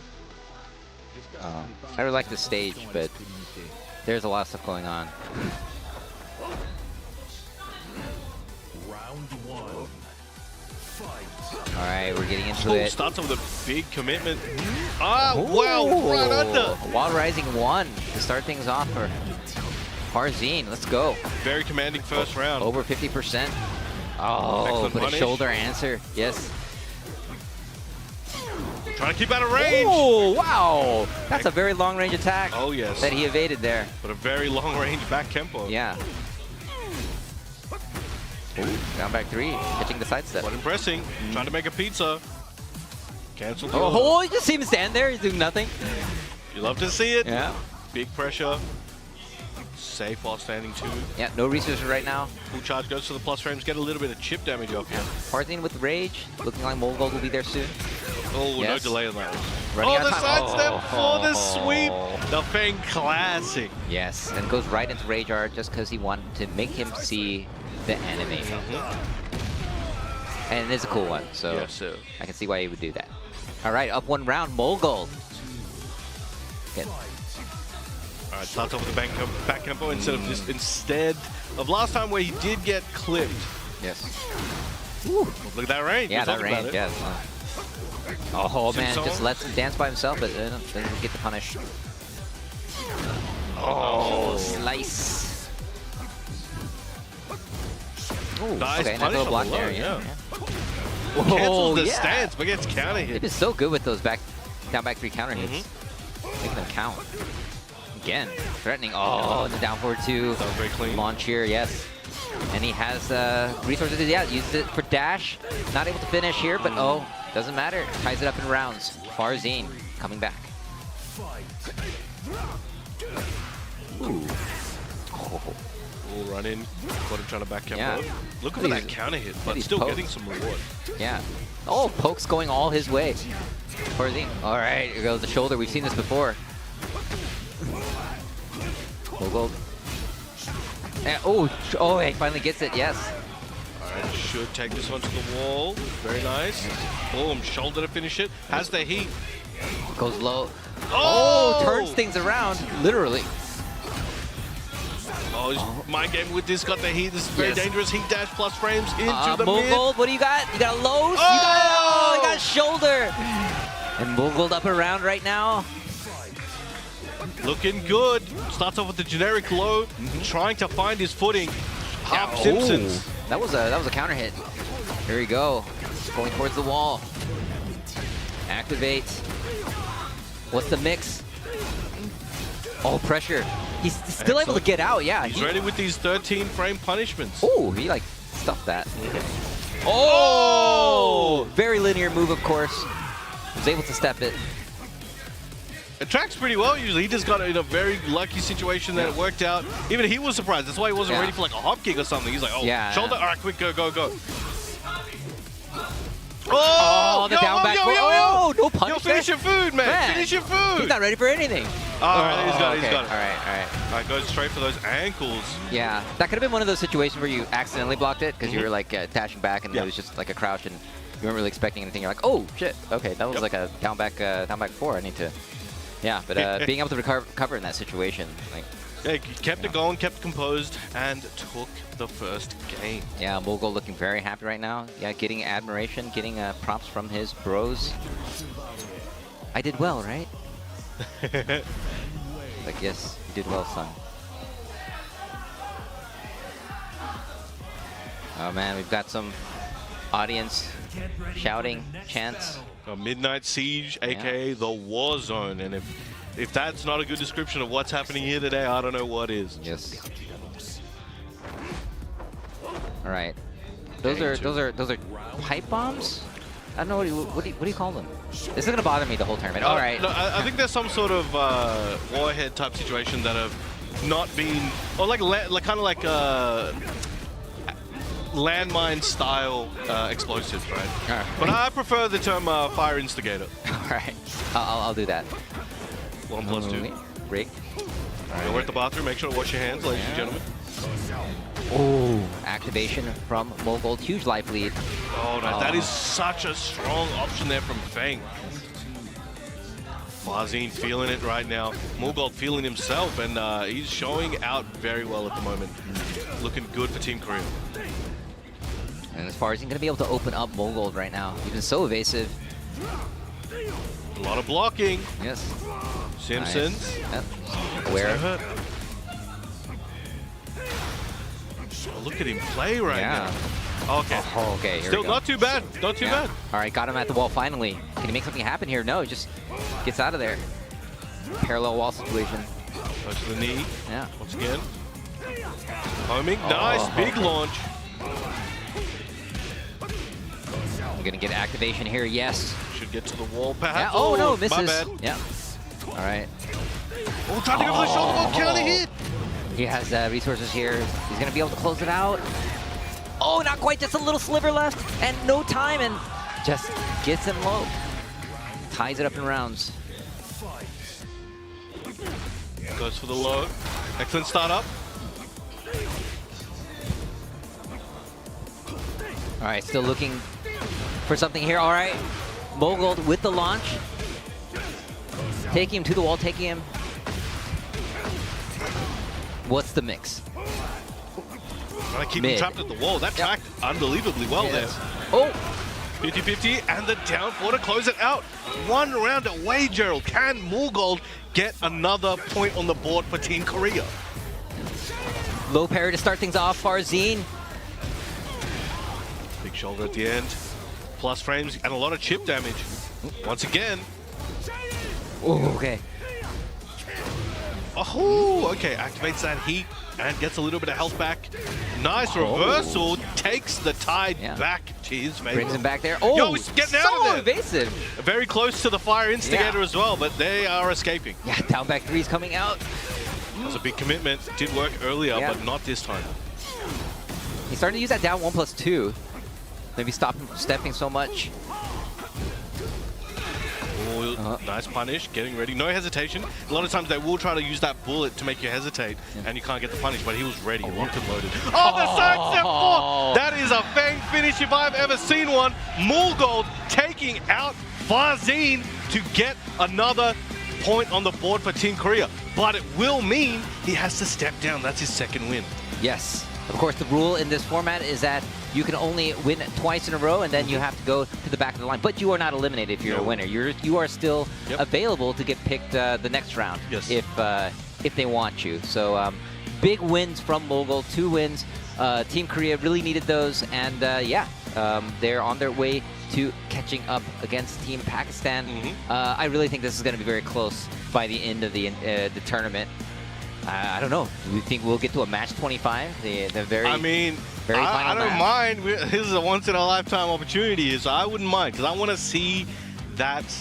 Well, we may get to match 25, but we may stop earlier and may get to see that tiebreaker if Korea can take the 13 points first. Yeah, and even without the tiebreaker, I mean, what I like about this format is that you get so many matches and matchups, right? This is it's first to 2, and you have people strategically picking to see the matches that they think will be in their favor. And you just get a lot more matches and a lot more players playing each other. I mean, this is going to be used as data and information for future people studying. We got here we go. We got the Pakistani fans there. Yes. I was told that homeboy there with the glasses and the flag, Korean flag, there is actually a TV celebrity here. So shout outs to him. They call him the Pakistani Robert Downey Jr. because apparently he looks like Robert. I don't see it myself, but hey, good for him. And we got the John fan here. What does it say? World's best king. That's too fast. Oh, what do we got here? Go knee. Yeah. Simple and effective. I like it. Yes. Yo, stand. Doria, let's go. Oh my God, Doria. I'm not going to sugarcoat it. Oh, okay. Yeah. Yo, this guy's a Reddit user. Yeah. Got this type. Let's go. All right. Yeah. Okay. Yeah, I think they're swapping consoles right now to keep things fresh, giving everybody a little bit of a breather. Yeah, I mean, these matches have been really crazy this tournament, and yeah, this team format is definitely going to be longer than the one that we had yesterday. Yes, sir. And so far, right now, I think Molgold had 2 wins in a row. Yeah, he was super happy about that. But now, yeah, we're gonna have like a reset situation. So what happens in this format is that once 2 players win in a row, they go back, and then I think they go back to a blind pick. Yeah.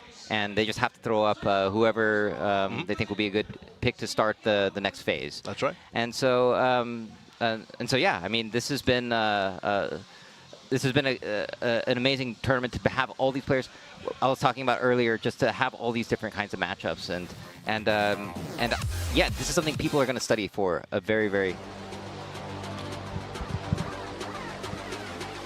Oh, Okay, so we'll be right back for you guys with some more matches. We're going to give the players, the viewers, and everybody a few minutes of a break. Get back here very soon as the action continues.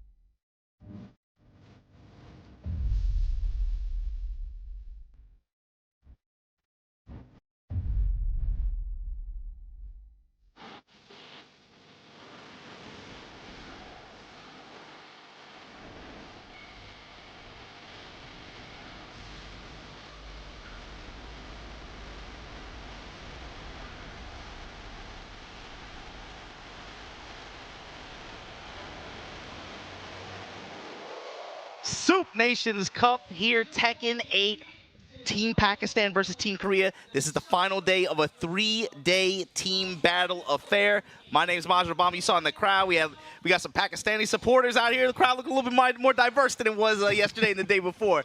You saw Breadman getting excited there for Team Korea, but I'm joined by Brown Man all the way from out there in Oceania. Baaz GG here, and we are now kind of getting into the dirtiest part of this team event, man. It's Wave 2 that just got started.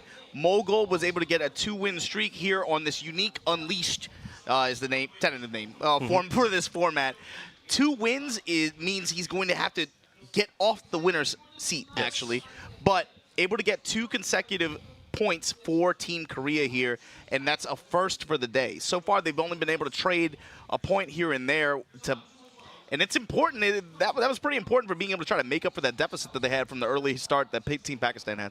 Yeah, it was a big lead, but we're slowly, as you said, it's getting real dirty right now. They're clawing their way back, and they're starting to build a little bit of momentum, and the fans are feeling that as well. They're cheering a lot more. They're trying to compete with the cheering of the 3 rows of Pakistani there is making more noise than the entire nation right now. But for sure, that Farzine and Mogul set that just wrapped up, that definitely injected some life into the Korean, the Korean audience that we had here. I hadn't heard them that loud pretty much the entire day. But 100%. Then, and you can see Farzine wearing the disappointment on his face after too, because he knows, yeah, that was a big momentum play for them to be able to try to get back into this. And even though they're 8 points deep, they only need to reach 13. They only need to win 5 more sets. But with with this Korean team, it's not going to take much for them to build a little bit more momentum. If they can win a couple more sets, all of a sudden they're in there. That's right. 2 games and they're even. That's not. It's a big order for what we have on stage right now, but it's the set coming up. Peep the set coming up. You see the names? Oh. Yeah, I think these guys have played before. I'm not 100%. We might have to check the records. What is going on here, man? What is going on here? But if you, I mean, the thing is, if you're, who is happy about this matchup? Is it Team Korea or I mean, in theory, with the history so far, you would expect Team Korea to be a bit more pleased about it. Yeah, I mean, Atif got that early start, like we said in Wave 1, built some early momentum and early point lead for Team Pakistan. So I guess being able to combat him in this Wave 2, if Ulsan can make something happen, stop him at the gates, this would be a big come-up play for Team Korea and being able to close this gap a little bit. And also a big momentum play, momentum shift for Wave 2. If you can prevent Atif from getting a 2-point game like this and get yourself up 1, that would do a lot of work for Team Korea right here. This is going to be an important set. Okay, here we go. Yeah, get hype. Get hype at home too. This is a Tekken 8 matchup. Here we go. Drag versus drag.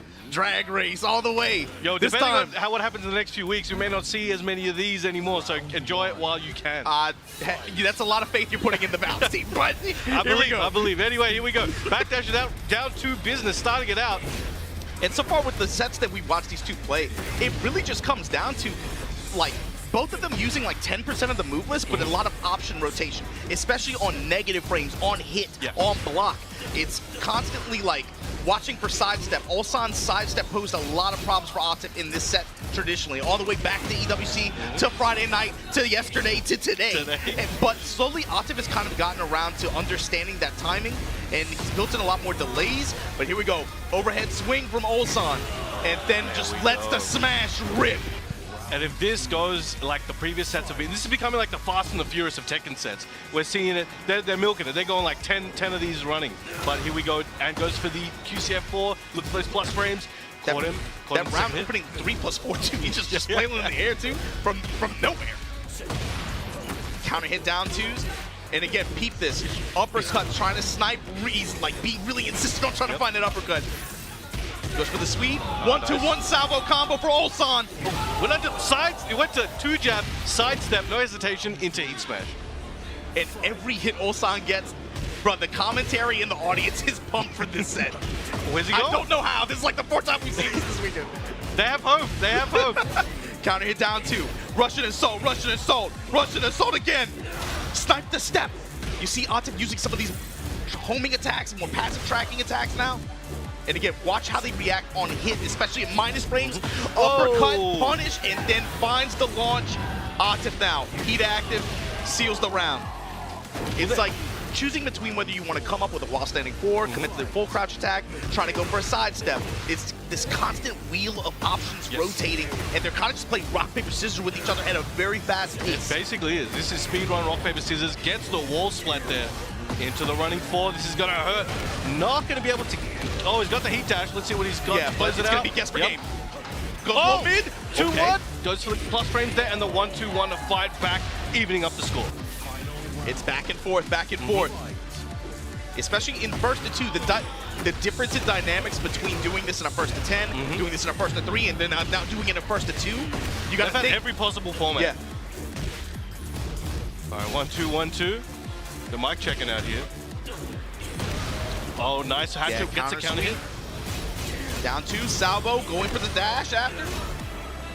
All right, not a great place to be. Oh! Oh, he didn't believe hard enough there. And the 1-2-1 gives to wall splat. Gives up the hit. Atif taking this opening game. 1-0 advantage. Atif in the set, trying to put Pakistan up 9 points here. You can see you can hear the Pakistan war drums ringing out the venue right now. The difference too in Atif's like even body language, posture, way different from than it was yesterday. Even you know, it felt like that opening set where he was able to get those opening sets where he's able to get a 2-0 lead. That was really important for him macro level for this Pakistan team. Just him being able to get comfort, being able to rebuild confidence. We talked about the mental struggle for him, right? Being able to lock in over the course of a long event like this and find the win. He can't lose hope if you falter. You are in a leadership position right now. Ignition switch, Ulsan in the driver's seat. He's throwing it all. Let's the smash go. Nice walk into the wall splat. There's going to be big damage. Let's see what Atif has in store on the big wing. reversal opportunity here in heat. Oh, in rage rather. It still has heat to use. Eats the sweep. Oh, be careful floating these whiffs like that for a back 4. Ignition switch. Takes the driver strikes. Just out of range. Salvo for the dash mix. Ignition switch again. Crouch jab to offset. still Full alive? crouch mix. At the back 4, Back 4-2. Back 4-2. Down 2. He's feeling himself, Obama. Yes. He's in the lead. He's got a 4-round lead at the moment. Also, peep that mind game too. Just being able to use like the back 4 mid extension like option like that with the threat of the high after. Yes. But they'll use it just to be able to cancel, go in the movement, and just apply pressure just with mental frames advantage there. One thing that Atif was doing a lot more in earlier sets throughout the week is doing back 4-2 into QCF1 cancel. Yeah. And he stopped doing that because it was successful somewhat, but Ulsan did start catching on. So he's kind of stopped doing that. But we can see Ulsan on the verge of potentially taking this round. Breaks the grape juice floor, and we get the heat activation. Gets the heat dash and should finish it off with a shoulder. Yeah, shoulder at the wall, enough to close the round there. Here we go, still another 4 break to go though. All right, let's get on the board here. Checking with that. See that?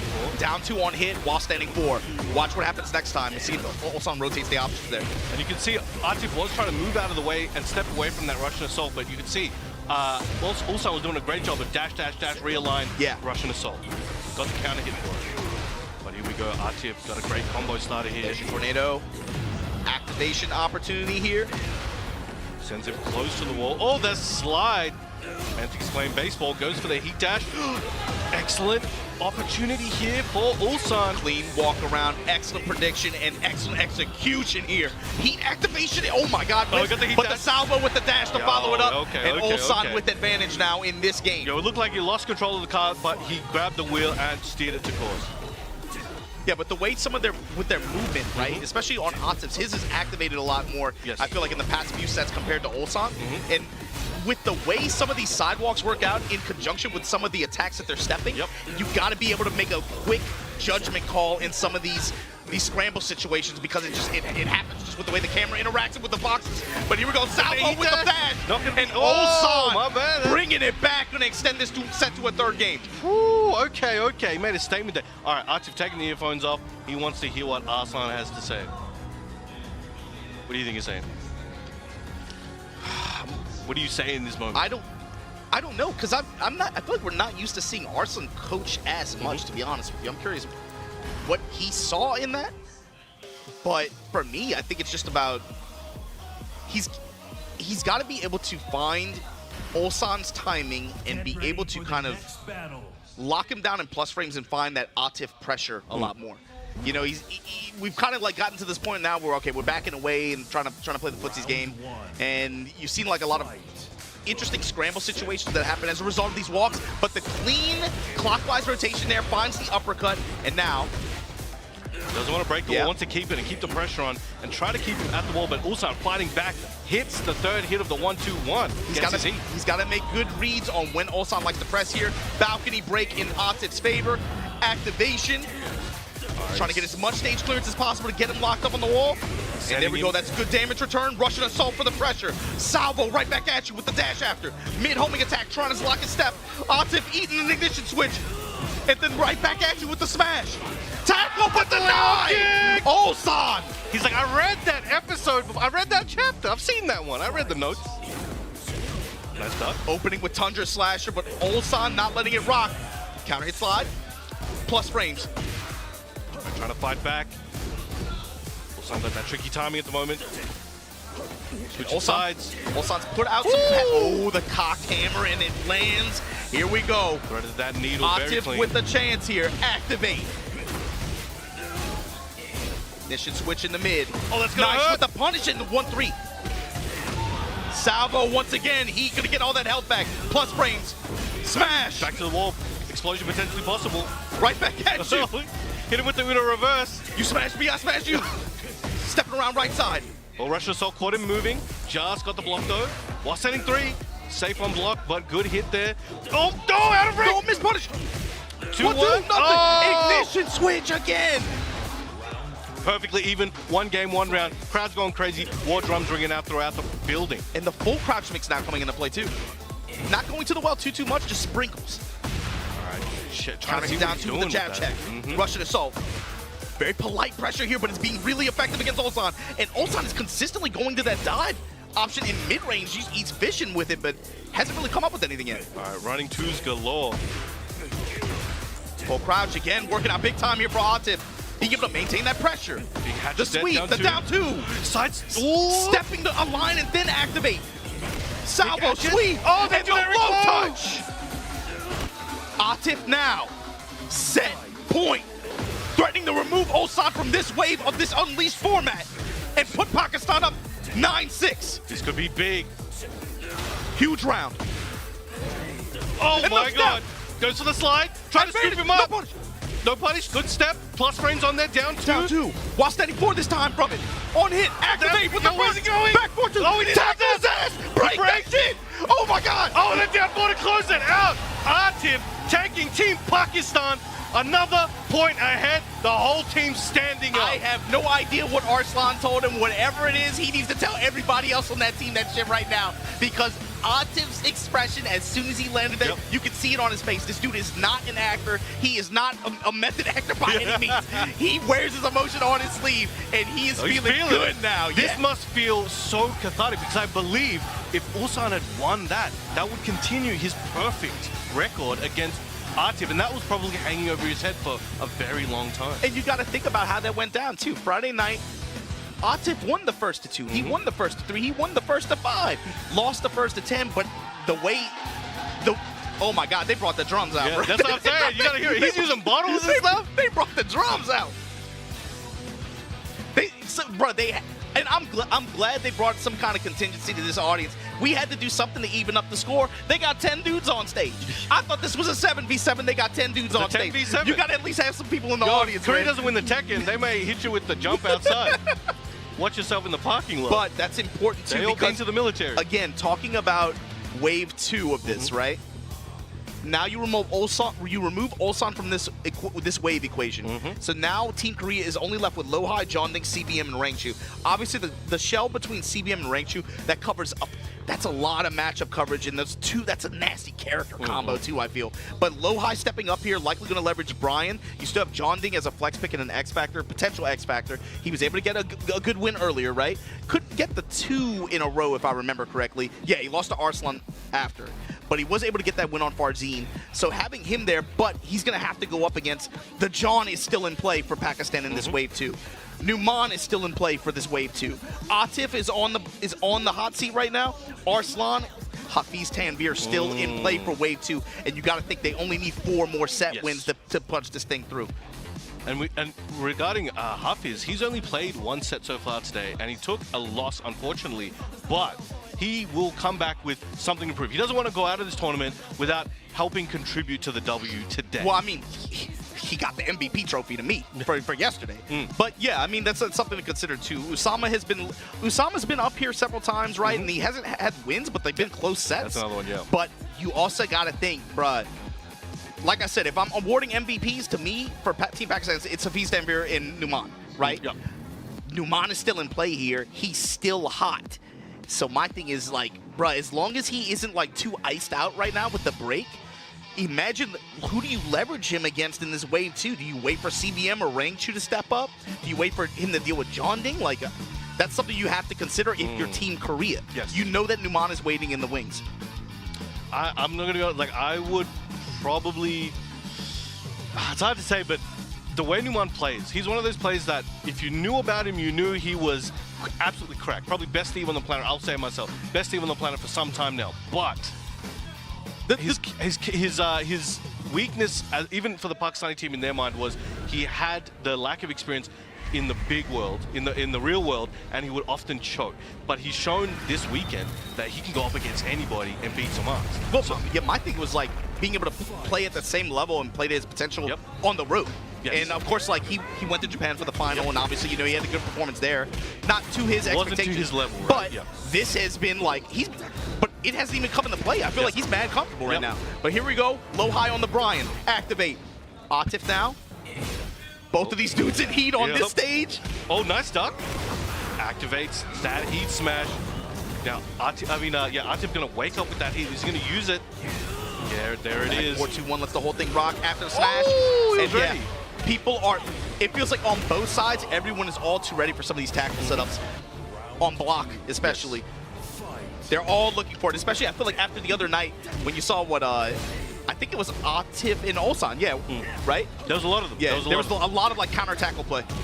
All right, 2-1. Good reaction there on the down forward 1 string. Always just going to the ignition switch after that time, mixing it up, going for the sweep, then the ignition switch, giving him a few different looks here. Power crush, no stop. All right, chopping elbow, going for those plus frames, activates heat, goes for a few more. Yeah. Watch how they move too after these activations in neutral. Activation, counter activation now. Oh, he went for the Northern Cross. Not enough frames for that one. Full crouch is it's a little bit slow, right? Just trying to slide in there like that. Fellow, nice punish. Fans feeling it, sending their energy. Down A lot of one. just 2-1 mix here. Good reaction and punish. The ignition switch for the chip. Just out of range, but unfortunately Low-High swings into the follow-up hit. Ignition switch, adding to the chip damage. Trying to lock him down at that see wall. the back ones as well, trying to seal the step a little bit. But here we go, crash impact. And now, locked up against this wall. Atif stepping off of it. Comes up with the punish, is Low-High. Nice wall combo here. It's going to be a grip of damage. Let's go for breakfast into the bank. Jet upper set. The classic Brian. Vintage. He put the cheese on the trap, man, and then just launched him on the wall. Boom. Hatchet kicks now to open this round. Punish. Oh, God damn. Perfect. Low high. Feeling some kind of way right now.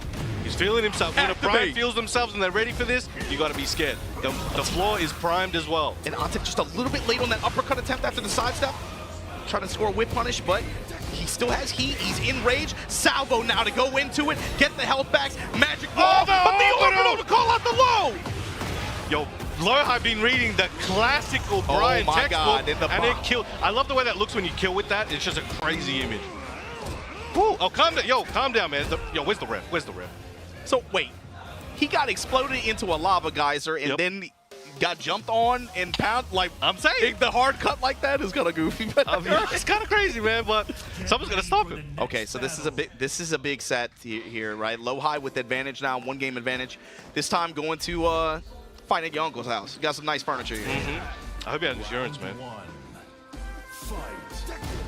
All right, trying to catch him, Stephanie did, but Brock blocked very quickly. Caught him with that last hit.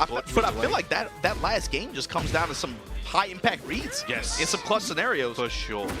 And Atif maybe getting a little bit antsy. It felt like he got a little bit impatient in some moments, and Low high was just a step ahead of him. Oh, nice, activates that heat. Not trying to give up his turn. we Excellent whip go. punish there. Gets heat for himself. Good spacing. That backdash put him just out of range. Excellent whip punish. Mock punches though. Letting it Crash all fly. impact. He's just trying to get the real estate. But here we go. The heat smash. Nice duck. He thought it was a counter hit, but it was just normal and got to duck and punish the final. Great awareness. Nice. Snipes him with the down four to it. And There then it again. goes. That's actually an OG. I don't know if you meant it on purpose, but there used to be a trap back in the day where you whiff a grab, and if they had a big 1+2 move, they end up doing it and they die. Excellent work here. Little bit of health for Atif. 1 round away. Low high got Korea on his back, about to take out Low high. No, potentially. stop. I don't know. Is He's that a being control issue? very- Is he just too frivolous with it? He's way too insistent on trying to just run that power crush. That's 3 times in a row. Oh my God, Low high. Activate, step. Dashing his face, up C, fearless. All of his ancestors are blessing him right now. Chanel put a shaman spell on him. He looks invincible. And that makes it 9-7. Low high now, removing Atif from this equation. Whoa, my, yo, that was crazy. He is looking like, they got 2 of the best Bryans on the planet on that team. I don't want to say mental guard break or anything like that, but that was just Atif got very, very insistent and stubborn. Yeah. Low high told him over and over again, like, bro, you better Don't not do that. better not let those highs rock, because I'm gonna duck them, and you better not be trying to just swing into me with power crush over and over again, or I'm gonna hurt you really badly Did for you it. forget that was -14? Or- And he did it over and over again. I don't know why he kept trying to go to that well. I don't know after. how much he meant it and how much. So I feel like the one where he whipped Yeah, the grab one might and have came been- out, that was alright. might have been But an then it accident. came out like 2 or 3 other times. I'm kind of like, And that's what makes me think maybe it wasn't an accident. I think maybe I've never seen him use them that many times and fail as well. Usually it's like it'll come out once or twice, it works or it doesn't, and then he leaves that alone. Lets him marinate for next time. But that came out a lot more times than usual. But up next, who do we have? I like this decision from Team Pakistan to put up Arslan next. It's when you're fighting ahead, right, like this, right, and your opponent is now starting to build some momentum like this. In this kind of team format, it's okay. You have your big chess pieces, leverage those against the pieces that they put up and stop any bleeding and potential momentum. Put Arslan up in this situation, trusting your team captain and your leadership to be able to stop them from gaining any more momentum here and be able to build on the lead. It's important. Basically, the way they have to look at it is they got their work done in the first wave when they were able to build those streaks. It's been difficult for the Team Korea outside of that Mogul set streak that you just saw. They haven't been able to have consistent wins. Team Pakistan has done a really good job of being able to say, okay, we'll trade you this win, but we'll take this one, you know? And they're not letting them get multiple sets back to back. They're willing like to take potentially, arguably, certain sacrifices to be like, all right, we're going to get a better return on investment if we just let this rock down. It's like they're ahead. Yeah. It's just like there's an HP advantage here, and they're just doing power crush basically. You know, so we can take the risk. What are you going to do about it? So it's important to be able to trust Arslan in this situation. Yo, can you get Low high off the seat? It's like a poker table. When you got a huge stack of chips, you're able to bully the other players. Exactly. Yeah, exactly. Like, yeah, I'll see you. I'll see you. I'll max you out too. So I win, I run it again. You lose. I win. Sorry, I win. You're all in. Yeah, exactly. It's make or break for you. What are we gonna worry Vulcan about? punches, able to intercept mid that time. Oh, got the count. Yo, you don't see that often with these players. Ooh, the snake pit, yep. Activating, got the snake eyes. Taunts. Oh, try to go for that hatchet. Activate the stop. Okay, I don't think he pressed. No. Another jet up. Oh, yep, there it is. He didn't even need to do that. He could have just grabbed the set, but he's like, nah, I'm gonna set you into the orbit. It's the homing attack strings here, getting intercepted by low high. Cannonball straight. You gotta be weary of this character in mid range. No! Oh my! Yo! Oh my God! No! What are you doing? Yo, low high, looking hot right now. Goes for the heat dash. Should be able to nearly finish it. One more hit's all he needs. Down forward 2 check. Gets caught with the last hit. This might be a problem for him. And the last 94 to close it out. Yo, this crowd came alive. Woo! This crowd came alive, man. Could this Delay lows. Could this be a 2 for 2 for low high?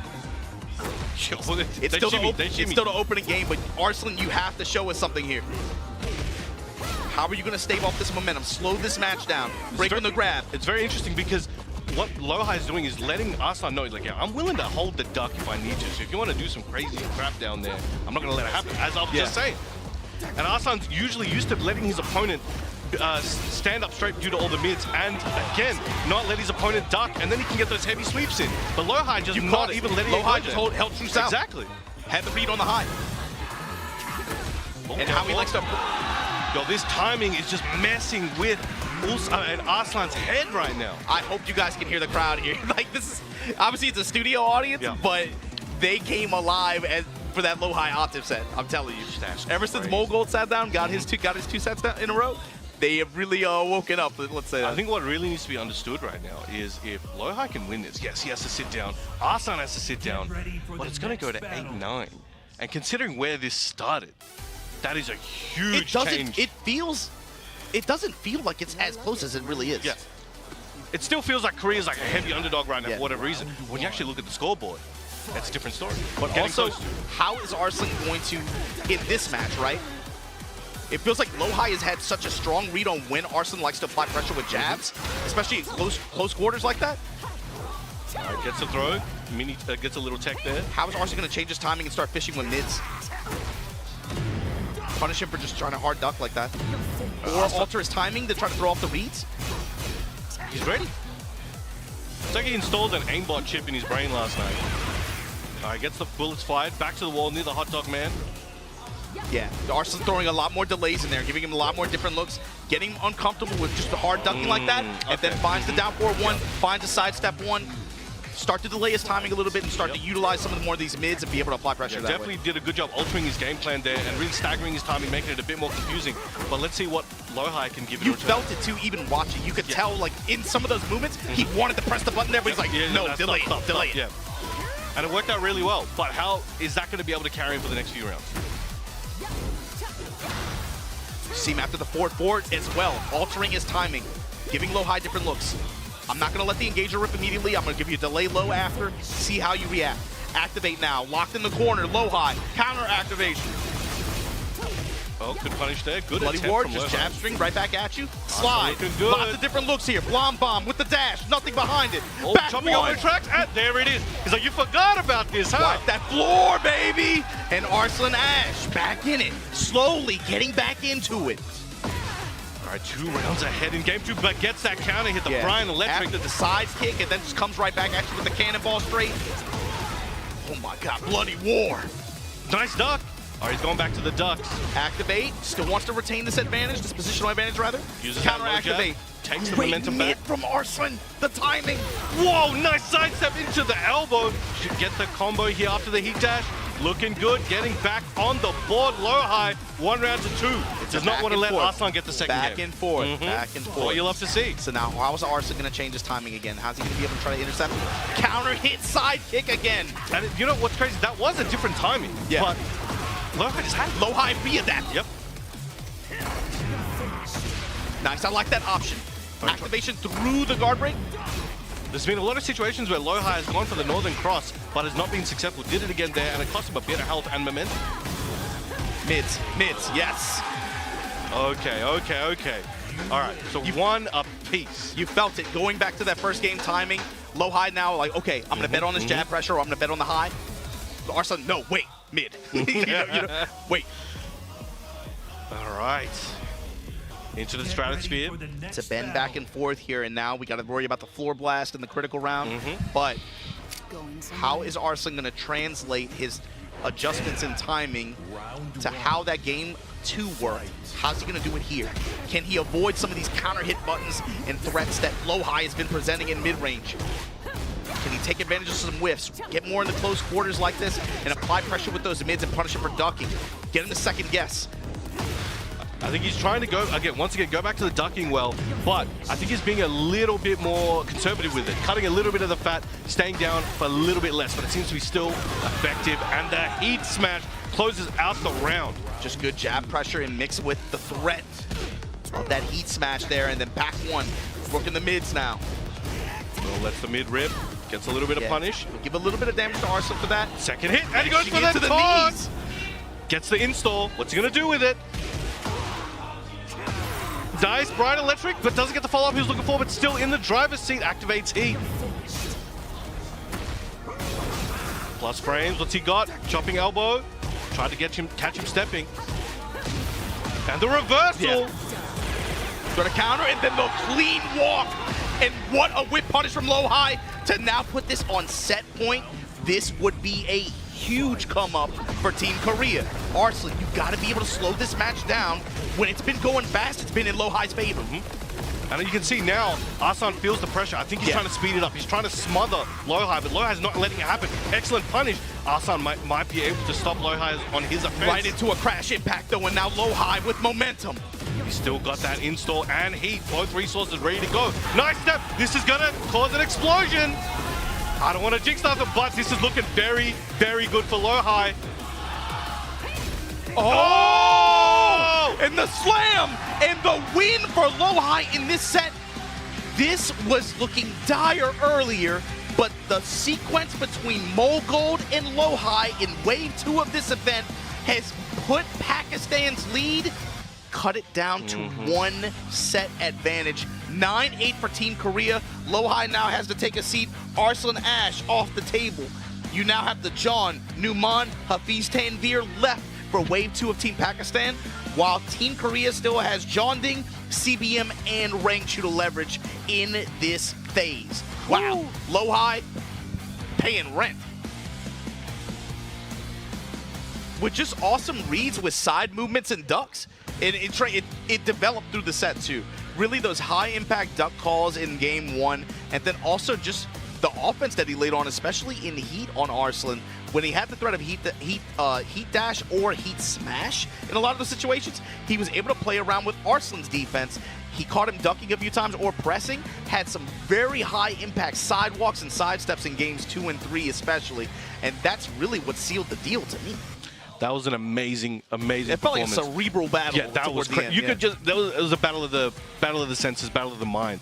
But I think right now, Pakistan is still in the lead, but put in a bit of an awkward position where this could go any way. I think Pakistan needs that extra support to keep that win going. They've got the crowd, but I think they deserve their commentary champion, the official Pakistani representative, Spags. I will let him join you guys. I bid you guys farewell. I appreciate you guys having me on. Appreciate you, Obama. I will catch you soon, but now I present to you Mr. Spag. Brown, man, thank you so much, man. Amazing commentary all weekend. But yeah, man, I was watching those games downstairs and it is getting very, very close. Now, Margin Obama, I'll tell you, man, every single time I've done this Unleashed format, it would usually go a similar way. It's like, it looks like one team is pulling away at the beginning, but then, you know, if the two teams are evenly matched, it always ends up becoming close, man. And they're only 1 set away now from tying up this series. Yeah, thanks to Brown, man. We were just talking about it. It's like, this thing feels way closer than what it did an hour ago, you know, or just a few sets ago even. And the score just it doesn't reflect like the tempo now, because now I feel like the pressure's on the Pakistani team in this wave especially. They're threatening right now Team Korea is threatening these guys to take away their lead and step up and even this thing up with this wave, and it's going to make the next 3 sets very, very critical in terms of who they pick to put up there. If you're Team Pakistan, Spag, you got the John, you got Hafiz Tanvir, you got Numan left. Yeah. Who are you setting up? I put up Numan. I put up the guy who hasn't lost a single set the entire weekend. However, you know, if there was a player that was going to give him issue, it is that one right there on the side of Korea, Rangchu. You know, the Pakistanis are talking about it as well, that Steve does play quite well into the Korean characters, apart from Kuma. And we saw these guys first play at FB Cup back last year, and it went right down to the wire. Rangchu actually was winning 5 rounds straight, and somehow with 1 pixel remaining, Numan brought it back and won the entire set. So these guys are very back and forth. Just from that one set that we can say, I feel like it's going to be a close one. Yeah, and this is going to be, like you said, similar to that FB major set. This is a first to 2. You got to remember that. So it's going to be important for early on here. How can Numan move past all these long-range tools that Bears have? Especially, you know, he's got to find some way to evade the angry hooks. You're going to look for Rangchu to try to just occupy a lot of space with some of these big Bear attacks. He has a few different strategies that I think he's going to like to apply in this matchup as well. Numan's got to find a way to close the gap and try to find some way to get pressure on Rangchu and have him just press into some of these big counter hit buttons. It's really important that Numan is careful when Rangchu goes into rage, into heat, because obviously with heat, that electric is a pure high crush. Yes. It will go under the jab, it will go under the back one, and certain moves like that. So if Numan can stay calm and kind of weather the storm with Kuma in heat, then he might be able to get the job done. Either way, it's going to be very, very close, and this is a huge mental game as well. If Rangchu can win this set, not only have you taken out the undefeated Numan, you're also tying the set 9 sets apiece, which is a huge mental blow for Pakistan, who's been in the lead the entire day. Glad you mentioned that too. That's the thing about Rangchu, and his Bear strategies change a lot depending on character and player matchup. You'll see him use heat in different ways, but like you said, the threat of Bear Electric, but also the Bear Heat Smash as well. I feel like it's very easy to just get intercepted or clipped if you're trying to move around. You know Numan is pretty active, especially once he gets out of range. He likes to bob and weave inside and outside of spaces. You got to imagine whenever Rangchu activates heat, it's almost got to be like a pause button on what the gameplay that he likes to run. Absolutely. Well, let's see what Rangchu decides to do here, man. And what tactics are going to be employed. Kuma versus Steve. Punish down the 1+2 early on. There you see the strings and angry hook. Trying to keep Steve at bay. Pile up some chip damage as well. Ooh. Wow, calling out the bear demon paw. Yeah, that was a punch to back you there from Steve. Finishes the string. Just letting records rock. Grab, break it. Small punish there. Fishing with Sonic Bang here, but activate through the string. Ooh. He had the jab counter hit. The trade. And trade with the smash too. You saw the fish come out. Very fortunate trade there for Numan. Takes the first round here. Striking first blood. And maybe that's the kind of game you have to force too. Be okay with taking just good trades in some of these situations. Leveraging some of your HP if you're able to get a health advantage. Right now, Rangchu in heat. Step in, pump in, bear pedal. Eats these mids. The Masaji activates. Oh my god! The roly-poly from downtown. Roly-poly slide. Gotta punish the big fish. Ewan McGregor. Step in, pump in, pedal low. Goes for the heat smash, and we go back to the wall. Now what can you do with the pressure? I like that. Cancel the Lionheart. Just apply, take the pressure, take the wall. Oh my god! Stepping into him. There's your tornado. Peels him off the wall as well. Beautiful combo. Got rage available. Going to use the rage jar here. Will it connect? Yes, it does. And that's going to get rid of all that grey health and give Numan the health lead. How does he finish though? What's the play here though? Running in the low. What are you doing? Oh my god! What a sidewalk! What a sidewalk! And that's what you have to do against Kuma. Wow, crazy stuff. But once again, Margin, he had the counter here on the jab. He's just not letting loose with the G-Clap. Oh, this looks like Kuma round. Hold on. Bear X. Not even 10 seconds gone. Where did your health go, bro? He got chipped down all the way down to range territory. That's Kuma. Activation, and then the big fish again. That's that raw. That's the Japanese sashimi cut. That's that raw stuff. 20-second round there, and once again, Rangchu starting off quick there. 1+2 heat engager. Be careful. Oh, he's got some setups. Power crush out of Honey Bear. Legs. Whip and big time punish here. With the smash. Rangchu back to the wall, but he's all too comfortable with it. Numan looking for anything. Defense, the defense. Only needs one more hit, activates heat. Now what can you do with it, Noman? Nice, goes for the QCF2 after the low. Final round, first game. The jab pressure, the jab Testing pressure. him with just one jabs. Uh-oh. Angry hook. Bear swipe, come up with the boss standing 1-2. Activate right back in your face. Albatross 2, activates heat. Down 2 again. Heat, gone now. That's a small win, running 1+2. Oh, the G-Clef There you finally go. lets it loose. Is that dead?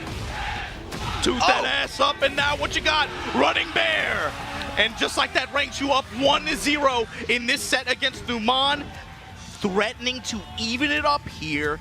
This is, man, what if you're Atif, what are you telling Numan right now? Telling him to just to calm down and not just believe in his reads, man. You know, it looks like he's a little bit too afraid of the threat of the G-Clef, not moving laterally as much. We're not even using the over air, the British backhand bow. You know, he's used it when he has used it and it's worked. He hasn't been able to go for a punish afterwards. So he's not really believing in his reads right now. Maybe too scared of what Kuma can bring. Yeah, but let's see if he can bring it I think back. especially with like some of these longer reaching attacks like Angry Hook, Yeah. maybe probably scares him off of using Lionheart and maybe fishing for the launcher like Yeah. that. So he's trying to work his way in, but when he gets in, it seems like Raichu's did a good job of just being able to just make him as nervous as possible, or he's leveraging heat to kind of make him as hesitant as possible to press in that situation. Kuma can really mix you up a lot, man, Yeah. and you can't get into your own head when it comes to what Kuma's capable of doing. You got to believe in your reads, man. Nice down jab and flips Good the break, switch. but the side swap here. Activation from Raichu now. Uh-oh. Bear Jordan, good dark. Went for the guard. Oh, man. Yeah, guard break Guard there. break at that situation at the wall. That's Good the thing, though. duck. It's a 50-50, right? Yeah, good read. Goes for the throw. In the clinch. Guaranteed hits. Yep. Take the extra bit. Billy Club out of sway there. Now backing up. Finally a Lionheart with the Bloodhound. And he's going to make Raichu pay for this here. Yeah, Put that nice. bear in rage. Oh, mix up time. Good break. And go straight for the Sonic Fang. Yeah, and heat available to make it safe as well. 2 rounds up very quickly. We got the floor blast available now as well. Noman Chaudhary. The Good punish. monsters, and then again Billy Club. One of that just mid overhead swinging option. Oh, Great go. crouch. The challenge. Okay, counter hit down 4-2. Nice. I love the cancel in the follow-up. No punish on whilst into, unfortunately, there from Noman. Oh, that's why you don't want to jab against Kuma when he has heat. Just like I said, that electric will go right under it. Big damage. There's your spike. Oh my god. Just outside of rage too. Oh, hang on. Albatross 2 to engage here. Full string. 1-2-1, 1-2-1. Down 4-1. How does he finish? 1. Mid strikes. Power crush through. No, he didn't get up. He didn't back roll. And that allows Kuma to get an extra free hit on the ground into the round. Okay, punish. Albatross 2 again. Bear breath. Bear X again. Be careful, don't get hit by that G-Clef. Albatross 2 finds a smart once again. He Thankfully, engages. able to get a lot of health back too. Oh! But the G-Clef this time lets it rock. Activate. Not too risky against Steve, of course. He can't launch the G-Clef. Yeah, he's only limited to just Uh-oh. that 1+2-1. Running 1+2. No, goes straight for the heat smash. Plus frames. Oh! There's going to be a full launch there with Albatross 2. He has rage available as well, so this might be the round. Burn it. Is it going to connect? It does, and Noman ties up the set. 1 game apiece. All right. Still, you know, I like that from Noman there, you know, believing in his reads a lot more. We saw the Lionheart, we saw, even from Ranchu actually, believing in the G-Clef. So both guys are getting used to each other, but now this is where it counts. Is Korea going to tie up the series, or will Pakistan move on to double digits? Big game here just on this. Oh, come on, man. On the farm, too. The party stage. It feels like every time we've been on the stage this weekend, we somehow find ourselves in that basement. We do. With yeah. the ancestors. These guys want the smoke, man. Okay. 4-4-2, nothing in return. See the Testing jab. with the jabs. Yeah. And then, yeah, Sonic Fang after the down 4-2. Oh. With Lionheart. What a- Counter hit grab there, able to crush the armor. Bully grab, broken. Nice, down 2-1. Still moving with it. Activate from Raichu. Running in the flicker jabs. Oh, that's a big whip. Up forward 1. Careful. What a block! Ranchu is insane. What the hell was that block, bro? Oh But he my- drops a combo. Oh! It's okay when you got the fish like that. Back four. Running 1+2. Here we go. Ranchu. First round. That guy kind of scrambled. There was like 4 or 5 moments, man, where it could have gone either way. And now Numan giving him some different looks here. Now we look at... Never mind. Just runs into bare pistons. And just like that, flip him at the wall. And the booty guaranteed. 50% gone. Down back four. No blocks. No punish as well. The setup. Oh, the charge on a Hunting Bear. Activation, put the step. That was good. Sway 1-1. What, a 3-3, sorry? The damage. The smash. There's so much going on right now. Oh Once my again, God. 2 rounds up. Is he going to be handed his first loss here? Numan. Fighting for survival here. Running the duck pressure. G-Clef. G-Clef. I don't want to hear it. The gangster clip. Activate. Beautiful. Big damage. Still has heat available. Numan on the back foot. Ain't you said on this team, you got to deal with Papa Bear now. Look at the chip. The pressure at the wall, the low swipes. Honey the Bear same trap, setup. charging on through. Oh my god. No, Mid-strike. he doesn't get it. Peekaboo stance, low parry. He dropped the combo. Oh my god, Ranchu's gonna take it. And we have a tied set here. 9 games apiece, 9 sets apiece. Ranchu getting the job done, handing Numan his first loss. Rangchu still on the sticks as well. Yes. 9-9 here, tied up. Numan out of the equation. Tanveer and the John are all that's left for Team Pakistan. Ooh, okay. Somebody's got to go up. So that's the thing. Somebody's got to step up to Rangchu. It's the John. Yeah, step up. Yeah, straight up, straight away, no hesitation. The John stepping up. One of these teams is going to move onto double digits here, ladies and lads. 10. We're going all the way to 13. Rock, paper, scissors. 1-0 to Rangchu. And it's 2-0 to Rangchu. Who's going to get his preferred side. This is insane stuff right there. I mean, look, Numan at the end, it looked like a carbon copy of that FB Major set that they had. You know, he was on the back foot, he had a pixel remaining. He got the low parry, but this time he actually dropped the combos, and that's what we call the Bears' natural defense. Having those small, stubby Yeah, legs. Of course. Sometimes getting those combos can be very, I feel very like we've seen it difficult. a couple times today, just like passively, like, oh yeah, this low poke would hit any other character, doesn't Yeah. hit Bears.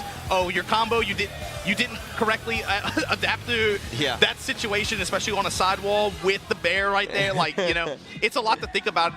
I mean, it requires a lot of awareness, especially with Steve anyway. Which, Yeah. But then when you throw that into the mix, it's very easy to make mistakes. Unfortunately, Costy one there loses the set to Rangchu. Rangchu now sitting down and coming up to when Mogold hopped in for Team Korea on Wave 2. The Korean team had not had a consecutive player get a consecutive win all day. It was only Team Pakistan, especially at the opening, and they were really just sitting on that lead, trading wins here and there, protecting that lead that they established early on. Since then, Mogold, low high, is Rangchu going to step up and be able to deliver a dunk here to put Team Korea truly up in this set? This is huge. This is massive. Even just mentally, right? I think we're going to be resetting. Maybe someone chose the stage or something. But yeah, like, you know, this is so important because both teams are on 9 right now. We're going to 13. Just getting up to that 10 mark, that double digits. It's so important, man. And you're right, man. Right now we had Atif, the John, and who was it you said? Frazine or someone else? The John. the John and Tanveer are the only ones that are left on this wave. Sorry, when it comes to getting double 2 wins in a row. Oh, yeah. Yeah. Earlier it was, what, Numan and... Atif, Numan, and the John. Yes. And then now, obviously, you got more gold, you got low high. It seems like in the second half, Korea's really stepped up. Wave 2 has been Korea's wave. And it's in fact, I mean, we could potentially be looking at an erasure of what happened in Wave 1. And this is why this format for today is so good, because we get to see so many different matchups as well. You know, and the counter pick strategies from the teams is very, very important. Being able to pick the right person to go up at the right time is incredibly important. But here we go, ladies and lads. It's going to be King versus Kuma. Yeah, you have to imagine too, if you're Team Korea, you're hoping that Rangchu can take the John out, and since that would force maybe Tanveer to step up, and so then you put up CBM or something. Maybe you play outside of that matchup. Yeah. That's likely a Pakistan matchup that they would like to run, right? Here we go. Activation with the step, though, and the John able to close out. Good stuff there from the John. The John, of course, been one of the most consistent players of last year of Tekken 8, man. You know, every tournament that he was able to go to, he got minimum top 8, even coming top 8 in the Tekken World Tour Master event here in Korea. Starts off with a nice right win. at the opening of that round, put a hop knee on Rangchu, and just like that, advantage, dashing in his face. The wave dash, wave dash. Wave dash pressure from a grappler like that, that's so scary. Muscle armor, and you gonna pay for that one. Yeah, the muscle armor has been causing a lot of issues here for Rangchu in the beginning. You know, you can't be using moves like running 1+2 and even back forward 2. It'll be absorbed and punished. Pakistani's getting loud. That time willing to just low poke him out of it on reaction. Nice, There you go. using it to neutralize some of these mid-range attacks that that Bears have. Gotta be very careful. Just tanking the running bear, tanking the angry hook. Just muscle bustering through it. This time he didn't let it go. He would have been able to absorb, and that's the electric. He might be close to dead here, man. Flutter Hey, kicks. hey. Big damage. And the 1+2 gets stuffed there. And that's the thing, man. You gotta be so careful playing against Kuma. One mistake could be your life. I mean, sometimes no mistake could be your life. You just, bro, he has so many tools that do so much chip damage, and once it gets in the heat, it's even worse. Yep. Sometimes you block, you don't even get hit, you're losing. Look at this. Oh no, he dropped the combo. See? Shift damage, shift damage. Oh, wow. That went under the 1 in the down 4-2-1. 7 golden letters, final round. Looking for a reverse sweep here, Rangchu. Jab touches break the armor. The duck on the jab. Rangchu playing a lot more careful now, not just throwing out running 1+2. There we go. Time to play the game, though. And now we got heat. Looking for armor, bear get-ups. No interrupt, no sidestep. Down 4-2, down 4-2. Be careful. Oh, what a punish there. Goes for the Jaguar step. Gonna get a full combo. Potentially get to the wall as well. Not quite. Oh, no punish. On both sides, what is going on? The chokes, the chokes. Oh, I love that. The dash up tries to, will it hit the wall though? If it does, it's gonna be dead. Oh, it just hit the wall, the side wall, out of nowhere. The John gonna take the first game. Bruh, he hit the very bottom of that fence. He hit that just barely reached, that was crazy. That was insane. The corner of that wall right there. And the John strikes first blood. Yo, the John is crazy too, especially that exchange right before the grab. You gotta think, 2 big miss punishes in that situation. He just does muscle armor, Rangchu just looks at him. He was like scared to even engage with him at that position. And then just, yeah, screw it, I'm gonna just giant swing it. That dash up giant swing as well. We got a second game. I really like what... same opening as last time. Sidestep right, hop knee. I like what Rangchu's been doing though, just going for a lot more low post, trying to neutralize that muscle armor. Yeah. But you've got to go for the dash up throws, man. That is the way to beat it. Uh-oh. Break his arm once. Oh no. Where's he going with it? No. Oh, this is gonna hurt. What's it, Oki? Down back 3.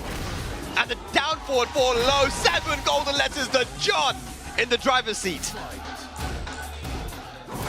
The momentum. Muscle armor again. Good twitch duck there from Rangchu. Nice, look at this, the mix-ups. Gonna get the heat engage, a small life recovery. Yeah, get a little bit of health back. Then just backs away. He's looking for a whip. Heat smash right on deck. Down back 3. Okay, heat smash. What's the mix-up? Goes mid. Rangchu not gonna be Punish. too sad about taking that one. Hang on a second, though. One more is gonna do it. Takes the knee, takes the the support. low. The patented, the John dash up puts the low hammer on you. Set point now for the John. He's been going to 4-4 neutral 2 a lot. What a punish! No that way. down back 2 got changed from Tekken 7 to Tekken 8. Is now launch punishable. The John very aware of that. In the activation. Oh, what a break. Wall, good break on the signing. Sidewalk Somehow left. got out of that that hook. Sometimes you can sidewalk left against that. Okay, he smash. What's the mix? Goes mid. Oh! He's been spent on both sides. Plus frames there for Rangchu. Uh-oh.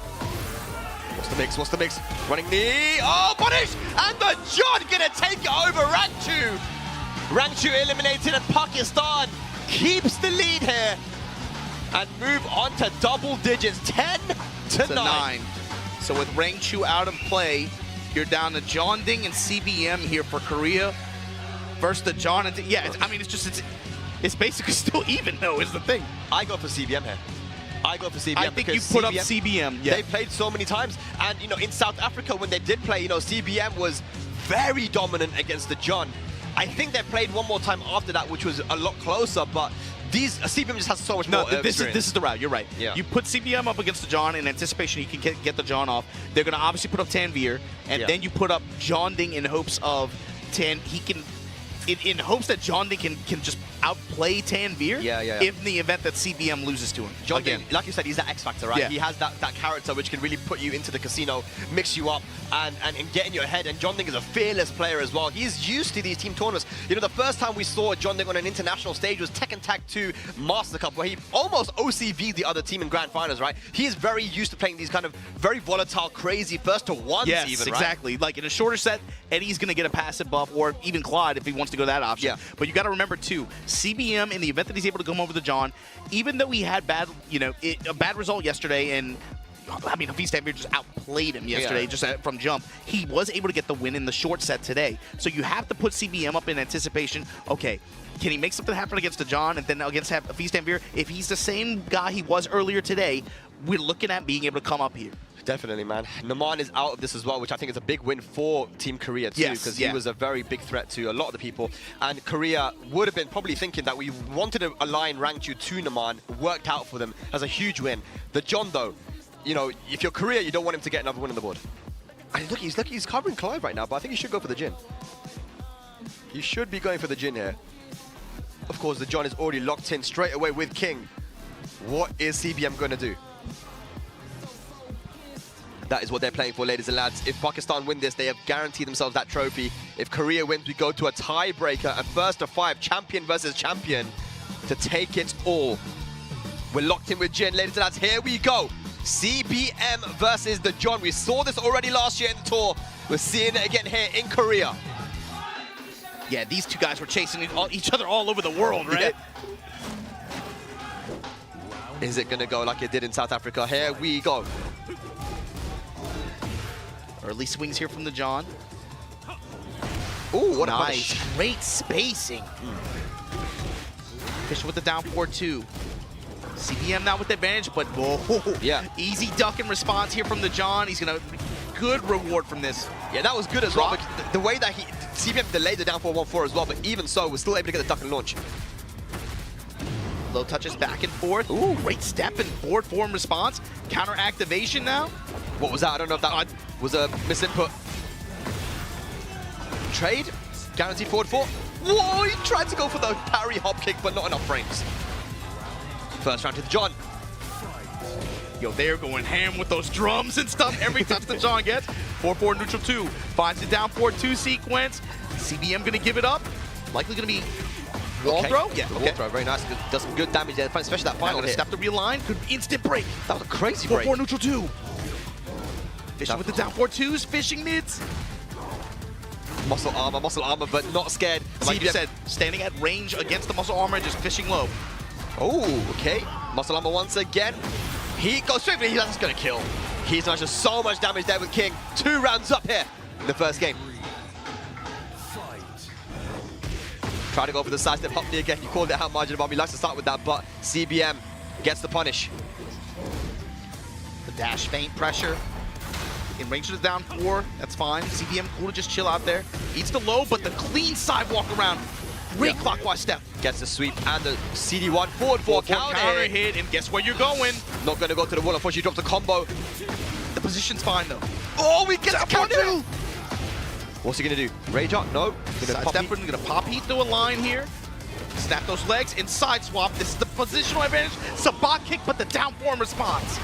Very good confidence there from CBM. Finishing with the low. Down 4. Here we go. Round on the board. Forward 4. Putting that jackknife kick out in front of him. Trying to control the space as much as possible. He really wants that down 4 too, man. It's such a good poke. Goes for the power. Goes back 3. Sitting on his head. It's crazy watching him. He just like sit in mid-range, just down 4-2, down 4-2. Just, he wants it so bad. Multi-throw to beat the parry. Oh, he breaks it. Good stuff there from CBM. Oh, and CBM. The John tell him, take a break. Take a break, kid. You've been on the sticks too long. Activate. Fisher with 2-1. Muscle armor into the smash. The equalizer. The John up 1-0 on CBM here. Ooh, the John Is he going to be able to get 2 vital wins for Team Pakistan here? He's already taken them to double digits, but can he take him closer to that victory? CBM now on the back foot. What does he do? Does he go to Clive now or just stick with the Jin? Oh, man. A lot of discussion going on right now. CBM. On both sides. He's talking to his team. It's funny because the John is sitting in front of the Korean team, Yeah. and the CBM is sitting in front of the Pakistani, so they're talking like through each other. It's okay though, because I don't think any Pakistani speak Korean, and none of the Koreans speak Urdu. Hey, so you never know, man. You never know. They might have some textbooks out there at the library. You never know, man. And once again, the John started off with a launcher at the start of the round, but this time gets a counter hit launcher down 4-2-1. Best poke in the game. Bro, we talk about like success with some stuff sometimes. If you go to the well that many times, the bucket's gonna come up with water eventually. I don't care where you live, man. He's been going to that thing all weekend. Yeah. 4-4 neutral 2. The dash pressure. Ooh, the delay once again. It actually gets a wall split into a full combo. Interception and stepping to a line with the wall here. Gonna activate. Unfortunately, does not get the spike. Yeah, didn't get the bound. Goes to the low. Big whiff on the down 4-4. No punish there. Oh! Out of the Jaguar. Step 2. Drop him. And the low to finish the John. Momentum on his side. Good Oki, good decision making here from the John. Back to 1. Stopping any idea that you have about armor. Stop it. What is he going to do, man? He's playing very, very tentative at the moment. Good break on that giant swing. Yeah, he sees it. He's got the vision, man. He's been denying a lot of the throw momentum. Uh-oh, multi-throw As soon as I say that, standing heel hold, where you going with it? Break that shit. Good stuff. Don't touch it. Uh-oh, Masalama, he's going to watch out for it. We don't really see the John go for too many throws. Bro. Down 4-2, down 4-2. He's just throwing bows on him. Oh, the big whiff. Oh, Oh, no. the follow-up. Down 4-2, punish it. Punish. He's got heat available. No, oh my God, he was out of range. What was that? Oh, my God. The secret Pakistani Discord tech, that was insane. The spacing. He's on set point Plus now range. here. The John. 2-1-4. 4-4 neutral 2. Doesn't get... Bro, from... Oh, my God. Just simple Tekken The right here, man. mids. It's just simple Tekken. Down 4-2, down 4-2. Muscle armor. Trying to annoy CBM as much as possible. Down 4 from range. Power. Oh, No, my 172. God. Hook Oh, fist, but no. no, not against this knee. CBM plays There's your very tornado. nervous. Activate. Trying to get as much range as possible on this. Just to force the wall situation. Here we go. Break. No. No break. Take him to Tijuana. Oh, the John gonna take out CBM and get 2 wins for the side of Team Pakistan. Take up.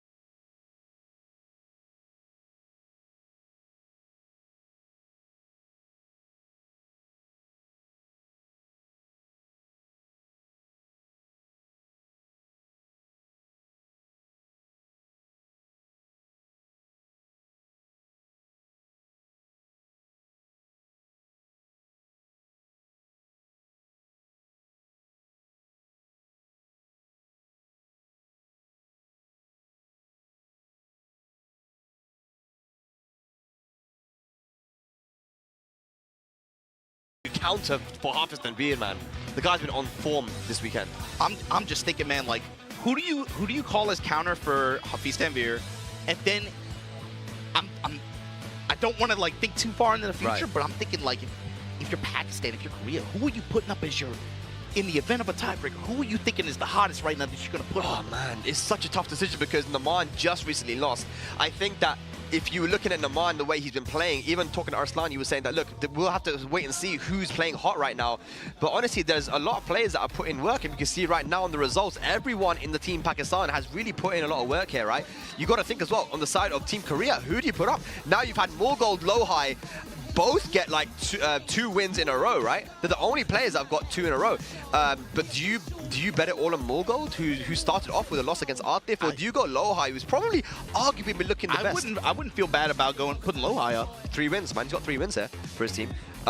Maybe you do go for Low-High, man. But the thing is, it's going to be a blind pick. So Team Pakistan will not be able to know who's coming up. They're probably going to guess that either Rangchu, Ni, or Ulsan's coming up. But the way that Low-High's been playing, it wouldn't surprise me if he came up as well. But we're not there yet. If Pakistan wins now, then there will be no tiebreak. Right now, we're watching Hafiz Tanveer versus John Ding. We're expecting Claudio versus Eddie. And this is what they're playing for, ladies and lads. The trophy for the Nations Cup. Pakistan versus Korea done for the first time here in Seoul. History in the making right now, ladies and lads. It's 10, look, straight up, 11-9. before we even we're getting down into the final thing, final chapter of this. Real quick, we got to give a shout out to everybody from Soap, everybody from Baaz for helping make this happen. Getting these guys their visas, getting everything ready just to be able to make this finally happen. They've been talking about it for years. You've been talking about it for years. They've been talking about making this happen. They finally got it to happen this weekend. Awesome way to close out Season 1, the first year of Tekken 8 action before we open the next chapter of this game. Absolutely, absolutely. Big shouts to everyone that made this possible, man. All the sponsors as well. Daewoo, Baaz, Soup, Mirage Esports. It's a big occasion, man. And it looks like it is going to be the Claudio versus the Eddie, man. And we said it, man. John Ding's the X Factor. He needs to step up now and tie up this series margin. Yeah, he's got to be able to close wave 2 for Pakistan, but then also be able to try to open whatever. He's got to deal with whoever they put on the table first. I think John Ding isn't going to give a damn who comes up against him, man. He's just going to do his thing. Here we go. Because the other thing, too, is if he goes down here, it's set point for Team Pakistan. Yeah. They only got to win one more set. That's true. Very true. Okay. See him now willing to play this compact game. Force that mix up with the 4 double kicks. Going to get a big pickup and the wall here. Immediate wall standing 4 from Hafiz Tanveer, and then just the mids in the heat. Yep. Sidestep 4. Now Claudio Classics. Blue Moon Burst. We ain't done yet. Oh, the side will save him, though. The side will save him. Mix up time. Mid. And the mid, the top 4-3 to intercept. Very good. Confirmed there from Hafiz Tanveer. You're never out of it when you're John Ding, man. I mean, this guy can always make the comeback. He's so crazy. FF3. Low. Okay, 3-3, mashing on that. Counter hits, counter hits. Okay, great for them. Manjinga. Top Yeah. kick, punish, beautiful stuff. It's an awesome down 4-3, but it is very unsafe. And so Hafiz Tanveer going to get very strong return on that punish. Sidestep 4 in heat, testing him with the high mid 2-1 with the threat of the follow-up. And just like that, in heat at the wall, Hafiz Tanveer. 2 rounds up. Bomb blast on the floor. Here he tried to go for there with the mid kick. Back 3-3, that's going to be punished. No. Minus 15 now. Sky Slash Nova says, hell no. Back 3-3, just to spike him, just to blow him up, just to put him on the wall, just to turn up in wintertime in Seoul, South Korea. Crazy, 50% damage there for Claudio. Low snap kicks, 2-1 trade in John Ding's favor. He still has heat available, he pops it now. What can Hafiz Tanveer do? Forward to the back 4-1 again. And again, no dog. Back block with the splat. Hafiz Tanveer up 1 game in this set. Inching closer and closer towards a Pakistan victory, but you gotta finish your food here. John Ding, what is your answer? Oh, he is chugging that water right now, man. Getting that hydration. He's got to think, what's he gonna do? They mad hydrated, bro. They've been drinking a lot of water. That's the nervous water drink to take. You know what I mean? Yeah, he chugged that water right there, man. He's got to think hard now, man, because this is very, very important. The wave is going to reset here for Korea after this, and the decision they make if John Ding loses is vital. But you don't want to lose here, man. You don't want to put Pakistan on exhibition point. Stick with the Eddie, not going for the Clive. Not going for the Clyde here, gonna have faith in his Eddie pick. Close quarters stage here though. You gotta be wary, whoever gets control of that bomb blast on the wall. Walls came into play in a big way, mostly for Hafiz Tanvir last game, but you got to remember, John Ding wants them as well, especially when it comes to handstand pressure. He's been going to a lot of handstand throw, and it's had great success today. Going to help us mix up a little bit. But here we go. And again, the high clearance. Beautiful combo there. The damage amplification the wall presents too. Back 4-2, no punish. Plus frames. Plus frames, and then goes with the mid check. What a confirm on the down 4-3 string. Sidewall saves him though, once again, John Ding. Sidestep low, and again, Hafiz Tanvir rotating around. Counter activation. 2-1. 2-1 with the follow-up. Let it rip. And just like that, Hafiz Tanvir up in this game 2-1 round. John Ding tried to go for the whiff punish there on the 2-1 whiff, but the final hit hitting him. That's the game you're playing. That's the game you're playing. When he has to thread that follow-up, the mental frames. Good punish there, John Ding. No duck on the string. Running some Eddie Boss string, okay. Jim Mashima to the wall. Outside of heat, gonna activate here with the wall. Oh, the to help him out. That's not even as bad as it could be, but that's still a nasty chunk. Back bop at the wall. Hafiz Tanvir turning up. It's not looking good for John Ding right now. Hafiz Tanvir has his number. It's set point now. Oh my God, starts off with the heat engager. Running 2. What can John Ding do? Mids. Oh my God, the down 4-3. He's a mid dispenser right now. Back 3, back bop. Is this gonna be it? Jab pusher. 2-1, lets it rip. No dash after. Oh my God. Look What's for the blue move. Look for the blue move. No, mid strikes. No sidestep. No duck. His back is on the wall now. Range available. Nice. Does he get the walls back though?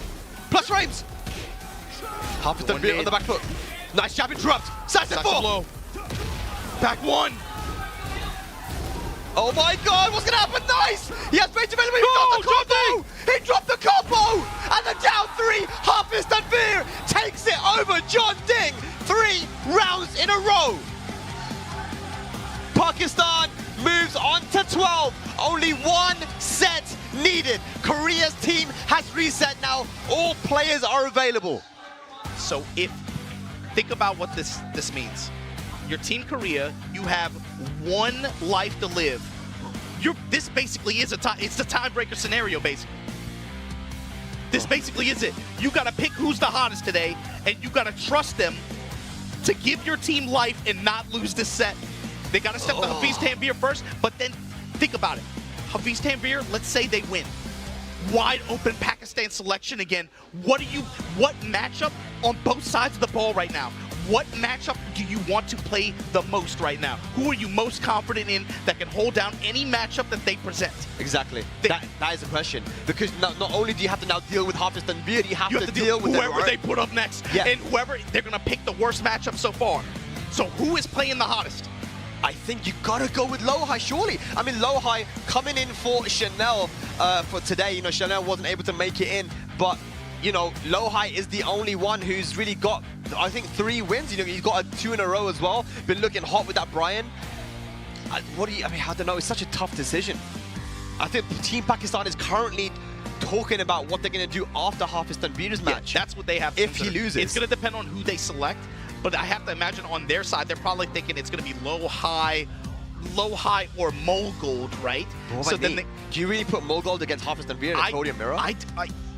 I mean, I don't think so, but you have to consider that, like you said, who are the players that have performed the best for Team Korea? It's got to be Rangchu or Lohai or Mogold, right? Yeah. So you got to be thinking, is it, in the event that it's Lohai, who are they sending up in that case? And you got Ulsan as well. I mean, yeah, we could talk about who's been playing good today, but what about just generally?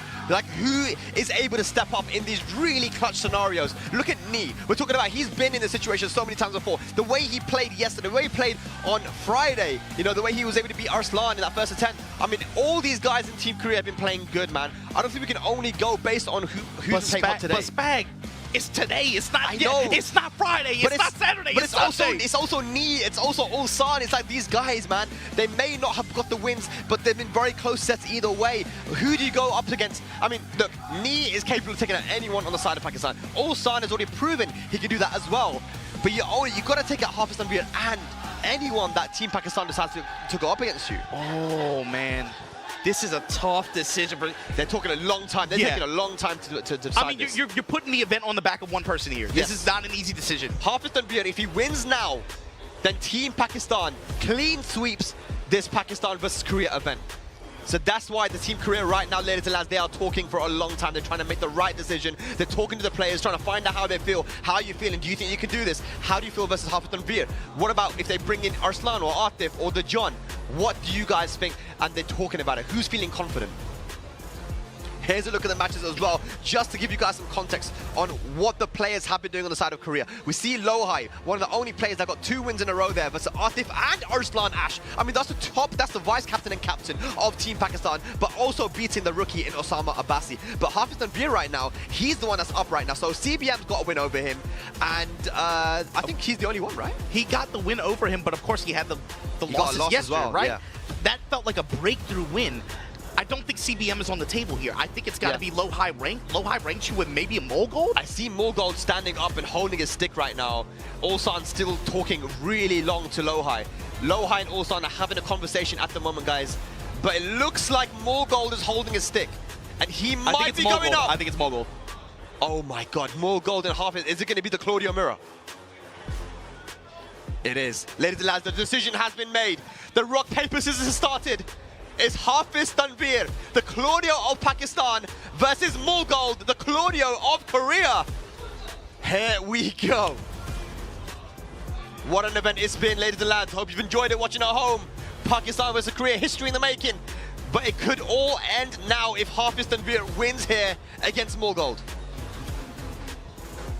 I don't know. What do you think of this decision, man?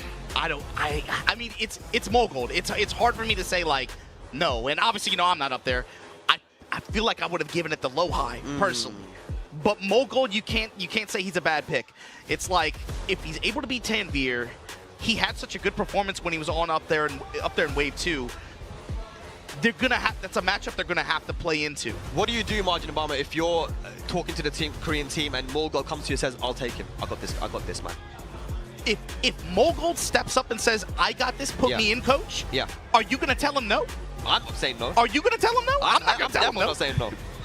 That's what I'm saying. Like, we were talking about knee and all that. I'm thinking if you're knee too, you're the captain, right? Yeah. If your strongest soldier, if one of your strongest generals, if your lieutenant, if your capo steps up and says, yo, put me in, I got this. Yes. You can't tell that dude You no. can't say no, especially with Mogold, as he got 2 wins in a row. The only Korean alongside Lohai that's got 2 in a row, right? So he's looking good right now, but the hopes of Team Korea are resting on the shoulders of Mogold here versus Hafiz Tanveer, and whoever they pick, if he wins that on the side of Team Pakistan, as their wave is going to reset after this if Hafiz Tanveer loses. But I'm thinking, think a step ahead. Let's just say hypothetical. Yeah. Mogold steps up and wins.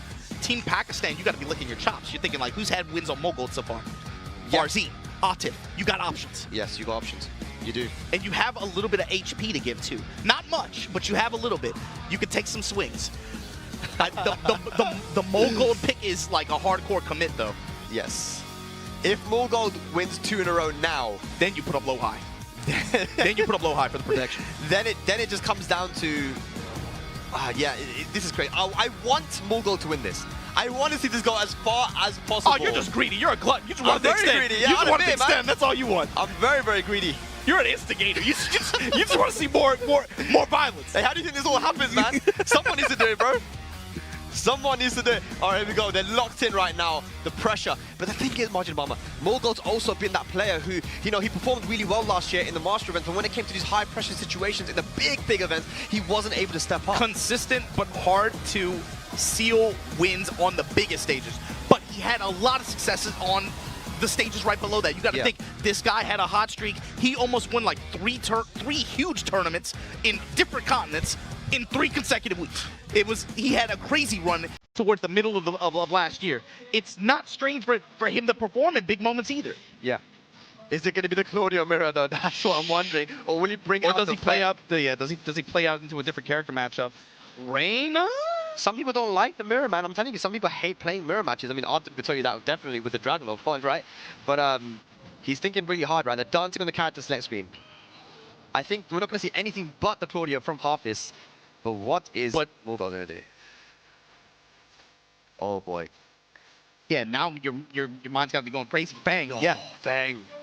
All right, avoiding the mirror. But here we go. Team Pakistan could close this one out, ladies and lads. First to 13 is Claudio versus Feng. Here we go. The Korean crowd getting loud for their boy. Bro, the quiet confidence on Pakistan's side, bro. You look at that team. Farseed's over there yucking it up, laughing. They believe in this kid. Hafiz Tanvir. Mogul opening up with the 1-3, but right away, heat engager. And a good. That's the thing with both of these players. This is a mental battle. No one is more comfortable with knowledge of the tools that Claudio has than Mogul. For sure, man. He knows his own character so well. He's going to burn heat there, allow Mogul to potentially make this comeback. Here we go. Flip over down 4-3. Okay. The blue hands have been used. Leveraging a lot of tracking and homing attacks here, trying to prevent Mogul from getting any kind of step off. Force going to have to think about back tempo and forcing him to try to play a 2D game. Back one. Back one again, yes. Such a good move to shut down movement. Good punish there in the back 4-2. Whip for the down 4-3, no punish there. 12 seconds left on the clock. Rage available now for more gold. 10 seconds, what's it going to be? Back to the wall, side step 4. No clean hit. Mid-strike, the low snap kick. Hafiz Tanvir. Oh my God, this kid's got nerves of steel. He's got balls of steel, I'm telling you, man, it's crazy. First round. The mid strikes after the clockwise steps. No, confirmed. Grabs, we break it. Running 2. Nice Hop kick kick there. to deny any further pressure. You gotta do that sometimes, man. You gotta disrespect the frames. Just let him know that you're willing to take risks. Scared money don't make money. Ooh. And there you go, the fortress of iron. Locking you up at this wall. Dash behind it. Fish hook kick, fish hook kick. Stepping with them, rotating around the side. What a duck. Beautiful duck there. Here we go, 1 round apiece. This is what I want, man. More gold. Can you keep Team Korea alive?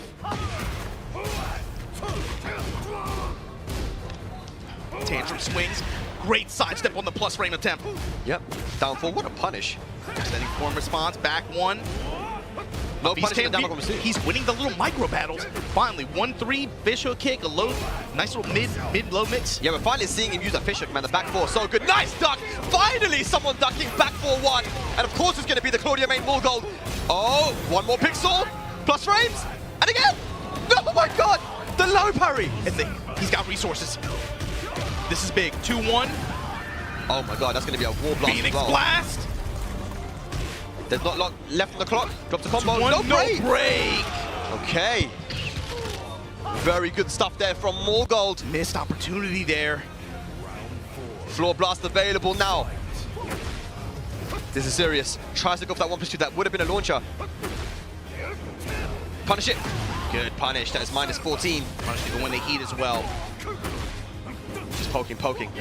Sidestep 4. Overextension there from Hafiz Tanvir. Walks right into it.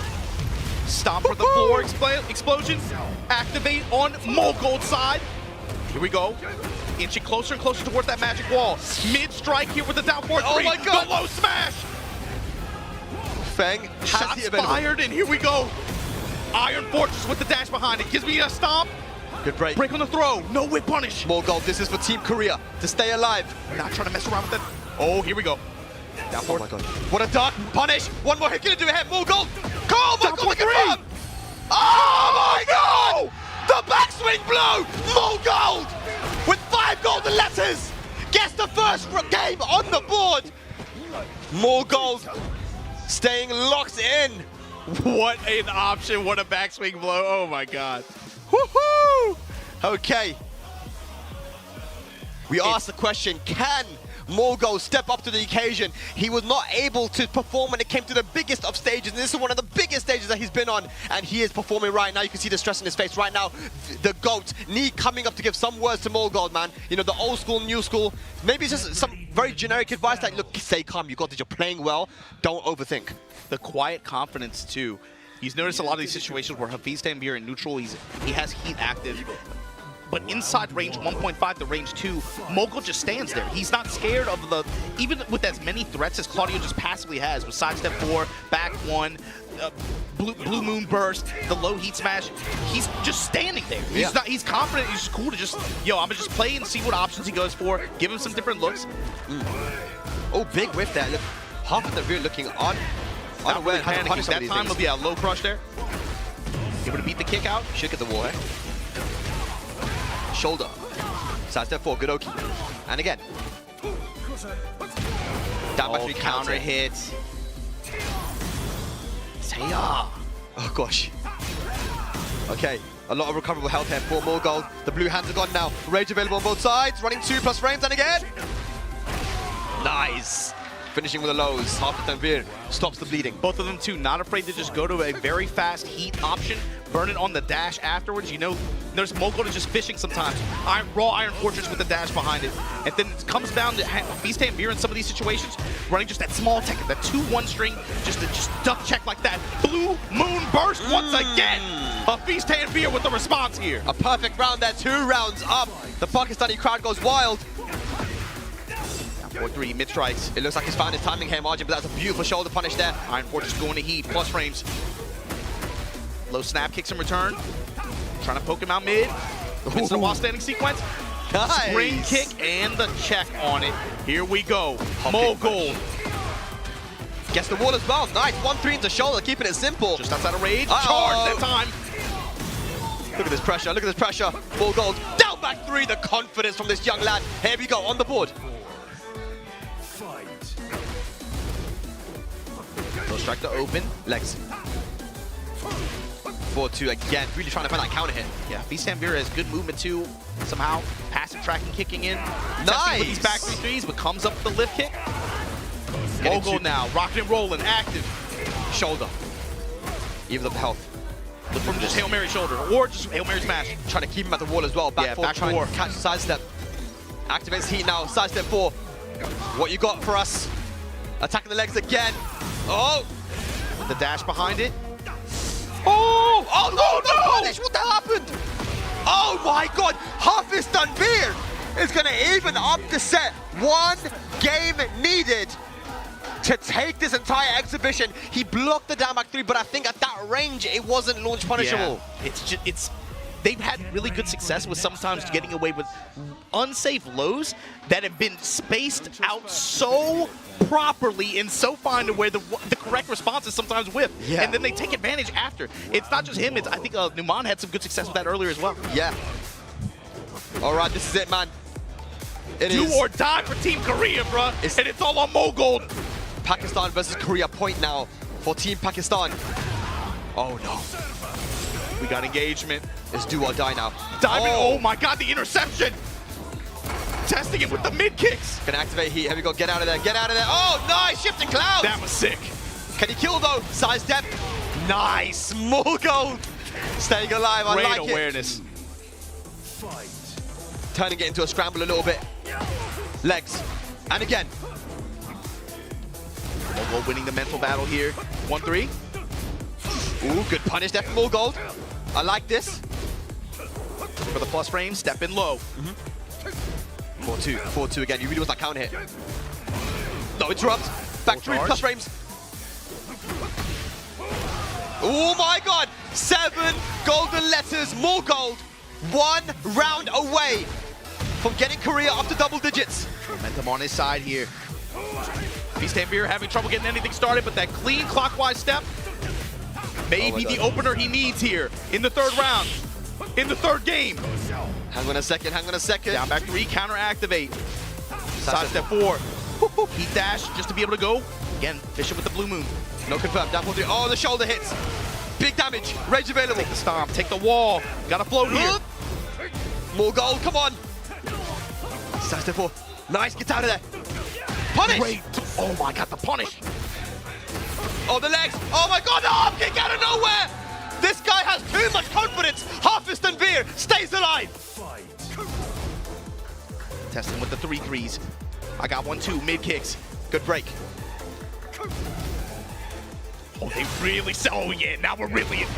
Down 4-3, I love it. Good mid check there from Mogul, gets a full launch, and gets the wall splat as well, activates heat. Low kick while standing 4, running 2 pressure. Able to check him, oh my God. He didn't duck for long enough. Back 4-2. Get some health back as well, running 2 again. Uh-oh. Heat available. Lot of heat meter. Be careful. Mogul, counter hit. Plus frames. Uh-oh. The mid strikes. Oh my God. Side step 4. Here we go now. Pakistan on exhibition point. Tournament point.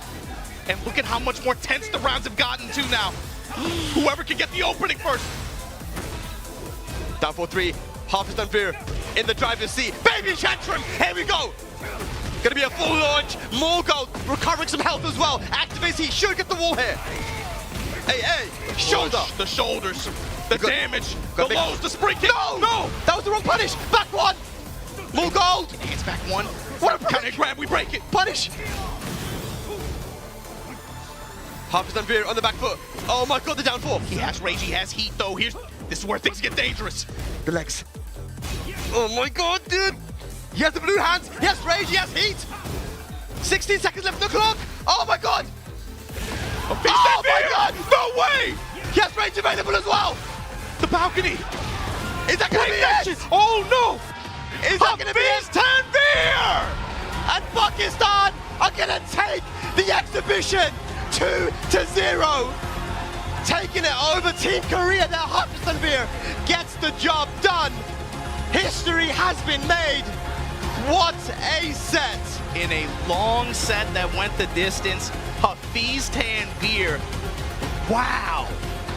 That kid has got nerves of steel. And look, you got to put it on him right now, especially after what we just saw. That's MVP for the weekend for me, 100%. right? He did work yesterday, did work today. He was on the entire time.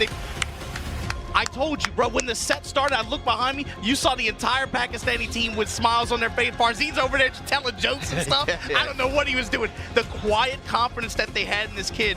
What an event. What a team showdown. What a performance. But the win goes to Team Pakistan.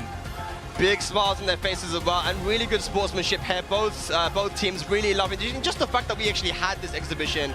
You know, after years, you know, Pakistan come onto the scene back in 2019. It was 6 years ago, and finally here in 2025, we're getting it done, and it's finally gone and happened, man. So these guys are very, very happy. Not just on the Team Pakistan, but also on Team Korea side Well, that's as the well. thing, Spag. You've been the one writing, you know, you're the author of this story, right?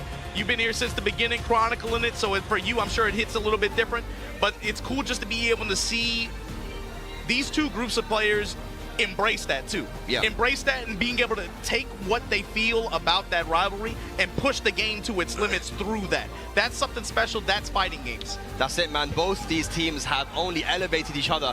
This rivalry, you know, Pakistan, Korea, when Arslan first burst on the scene back at OUG in 2018, and then Evo Japan. From there on, it was just history with Atif and Awais Hani going to Tokyo and Bilal winning the LCQ. And on from there, just so many amazing moments between these two nations. And there it is, guys, the tail of the tape. That's how it all went down today. 13-9. Still a very, very close exhibition. Could have gone either way, honestly, man. But there was so much strategy involved in this. 13-9 for Team Pakistan. It definitely got like very micro heavy, especially towards the end in terms of like player selection and team. Like, man, putting Mogul on, like that's a hard decision to make. Yeah. If you're Team Korea in that situation, that's a horrible, hard decision. It is, man. And this is why, you know, I designed the format of this exhibition to be the way it was. You know, on Friday, More just decision-making. Do some first attempts. The next day, do a classic Waseda style format. And then, of course, for today, make it be, like you said, more decision-making and kind of counterplay. So it's really, really cool. But I with believe that said, we yeah, let's do go have- check in at the yeah, stage, man. They're gonna talk to Arslan, talk to Nee, talk to the captains. Let's see what they got to say about this. Absolutely.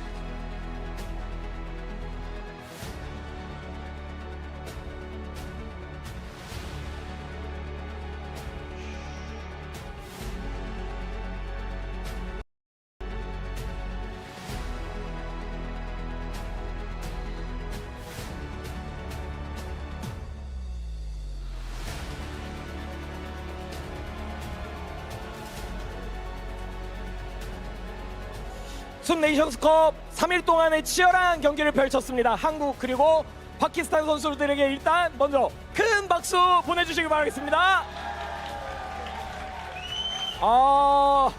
네, 데이3 정말 9대 9까지 갔을 때는 한 치 앞도 할 수 없는 명경기가 펼쳐졌는데요. 일단 두 팀의 주장 두 분께 이야기 들어보도록 하겠습니다. 먼저 무릎 선수 오늘까지 하면서 정말 고생 많으셨고요. 네, 일단 오늘 데이3의 소감 어떠셨는지 한번 들어볼게요. 데이3가 사실 이제 마지막이다 보니까 이제 좀 더 좀 긴장을 했던 것 같아요. 그래서 좀 별로 좋지 않은 성적인 것 같아서 좀 죄송스럽고 이렇게 좀 마무리가 되긴 했지만 이제 다음이 또 있다면 그때는 진짜 준비 잘해서 이제 파키스탄을 이기는 모습 한번 보여드리도록 하겠습니다. 네, 3일 동안 정말 고생 많으셨는데요. 일단 첫 번째 소감을 우리 먼저 통역을 해서 글로벌의 모두에게도 전해드리도록 하겠습니다. 부탁드릴게요. Sorry for the bad result for the Korean Tekken fans, and also we are very nervous because of the Team Pakistan's great performance. If we can get next time, definitely we will try again for the better result. 네, 제가 오늘 소식을 듣고 왔는데 오늘 모든 좌석이 매진이었대요. 그 정도로 많은 분들이 관심을 가져주셨는데 3일 동안 숨 네이션스컵 하면서 어떠셨는지 한 말씀 또 부탁드리겠습니다. 사실 이제 이런 이벤트 매치가 처음이다 보니까 이제 굉장히 저는 좀 이례적이다 생각을 많이 했었는데요. 근데 이제 많은 분들이 또 이렇게 좀 즐겨주시고 또 전 세계가 이렇게 또 집중해서 보는 매치가 되다 보니까 뭔가 이제 철권 8이 이제 좀 급부상할 때가 되지 않았나 그런 생각도 들고 또 이런 이제 국제전이 좀 앞으로도 많아졌으면 하는 바람입니다. 네, 자 먼저 또 통역 한번 부탁드리도록 하겠습니다. This kind of international match versus Team Pakistan and Team Korea, it was first time, and because of this event, so Tekken 8 could sell more copies to the world market. Yeah. 네, 오늘 또 이런 통역을 필요로 하는 현장 관객분들이 많이 계셨는데 좋은 이야기가 전달이 된 것 같습니다. 일단 이렇게 3일간의 소감을 말씀해 주셨는데 숨 네이션스컵 정말 많은 분들이 준비를 하기 위해 고생해 주셨거든요. 함께 고생하고 또 오늘 경기를 위해 노력해줬던 주변의 파트너들께 마지막으로 감사 말씀 한번 부탁드리도록 하겠습니다.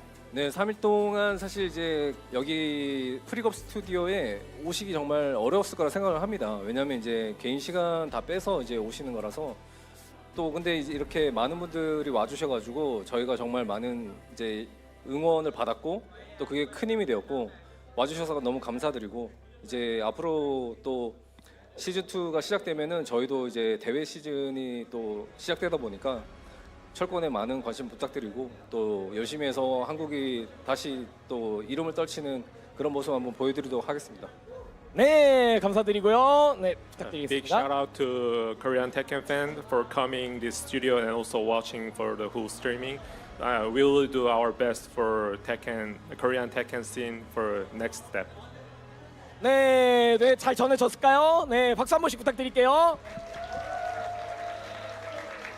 자, 무릎 선수와의 인터뷰는 일단 여기까지 하도록 하고 오늘 승리를 한 파키스탄의 아슬란 애쉬 선수의 이야기 한번 들어보도록 하겠습니다.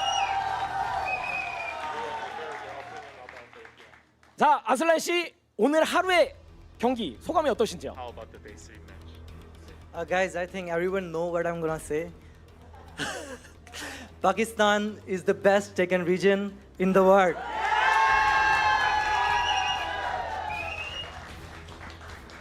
네, 그 통역을 안 해도 알 수 있을 만한 그런 이야기였죠. 네, 오늘 이 경기를 통해서 또 시즌 2로 우리가 새로운 프로젝트를 펼치기 전까지는 파키스탄이 최고의 지역이라는 인정을 할 수밖에 없게 됐습니다. 굉장한 경기였죠.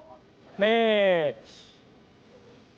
네, 전달이 됐나요? 네. 자, 그러면은 이 3일 동안 사실 먼 곳에서 와주셨잖아요. 이 기분이 어떠셨는지 이 수 네이션스컵을 정말 오랫동안 준비를 했거든요. 파키스탄에서 준비가 많았을 텐데요.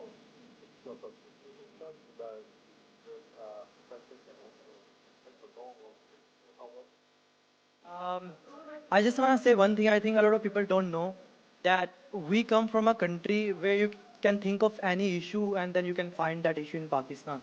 Like, we didn't have money to play. We have electricity issues. We have visa problems. Our passport is the worst wife in the world. We cannot travel anywhere. And like from 2019 till now 2025, we have suffered a lot in terms of financial issues. And recently, sponsors are not sponsoring players because some of the players don't have USA visa. So, and then winning and coming from such circumstances, I think we truly deserve the right to celebrate this, and we truly deserve the right to say that now in season 1 and we are the best, and inshallah we're gonna prove it again and again.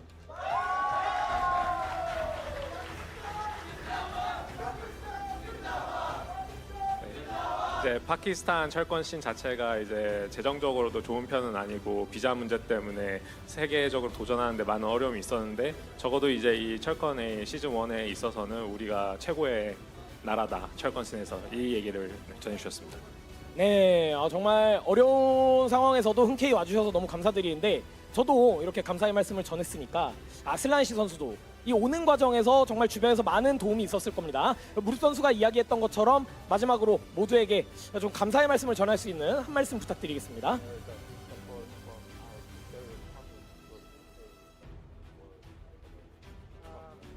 Yeah, I wanna say I want Team Korea to come to Pakistan because we have huge respect for them. I want them to come. We wanna to see the culture over there, and this event wouldn't have been possible without the support of Baaz and Soup, and we hope that such event happens more yearly at least. 네. 숲과 바즈를 비롯한 이제 파트너분들께 너무 감사드리고 이 한국 초청에 함께해 주신 관계자분들께 모두 감사드립니다. 이제 한국에 온 만큼 문화를 또 즐기고 가고 싶습니다. 네, 좋은 말씀 감사드립니다. 이렇게 아슬라네 씨의 인터뷰 함께 만나봤습니다. 여러분 한 번씩 박수 부탁드릴게요. 자, 그럼 지금부터 이 시상과 세레머니를 위해서 승리팀 파키스탄 팀은 무대 중앙으로 이동해 주시고요. 네, 함께 했던 선수들 이동을 좀 도와주시면 감사드리겠습니다. 저희 잠시 조금만 간격을 넓혀보겠습니다. 자, 파키스탄 팀 중앙으로 모여주시기 바라겠습니다.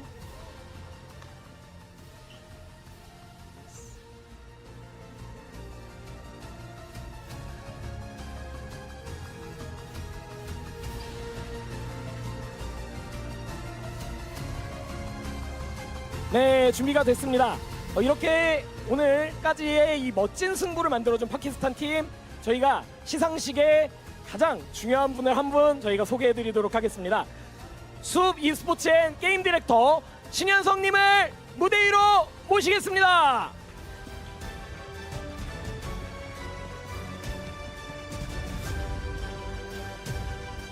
네, 안녕하십니까.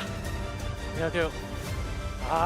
정말 네, 시상식을 위해서 올라와주셔서 감사드리고요. 네, 자리해 주시고 함께 시상식을 부탁드리도록 하겠습니다. 자, 승리를 차지한 팀 파키스탄에게 트로피와 함께 승리 상금이 주어집니다. 여러분 박수 부탁드리겠습니다.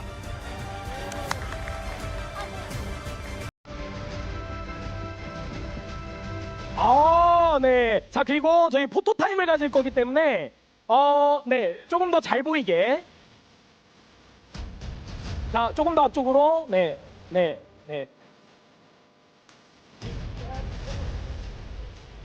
앞쪽으로. 자, 포즈 취해 주시고요.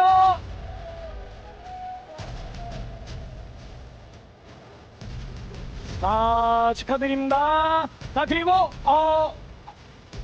everybody, next pose please, okay? Next pose, more photo.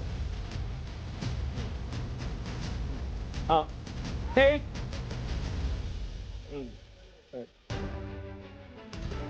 자, 네, 그리고 앞쪽으로 카메라에 선수들이 잘 보일 수 있게 네, 포즈를 잡아주시면 감사드리겠습니다.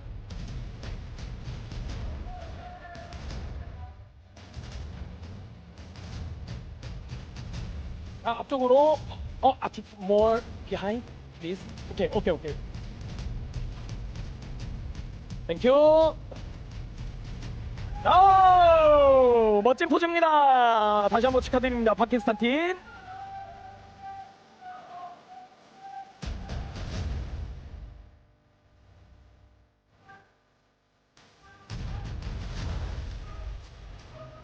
네. 자, 그리고 네, 가운데 잠시만 대기해 주시기 부탁드리겠습니다. 네, 선수들 지금 조금 네, 들떠 있는데 네. 셀카도 찍습니다. 셀카도. 네. 멋진 시간 계속 보내면 좋을 것 같고요. 자, 이런 모습도 우리가 가운데에서 전해드려도 너무나 좋을 것 같습니다. 네, 지금 축제죠. 어떻게 저희 피디님 한 번 더 갈까요? 한 번 더 마지막 포즈? 마지막 포즈 갈까요? 자, 라스트 포즈, 플리즈. 라스트 포즈. 네, look at the camera. Look at the camera, please.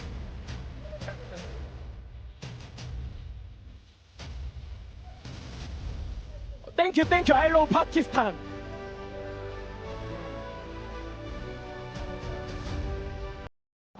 네. 자, 포즈 잡아주시고 마지막 포즈가 되겠습니다. 오늘 기념사진 정말 멋지게 찍고 있는 파키스탄 선수들 다시 한번 큰 박수와 함성 부탁드리겠습니다.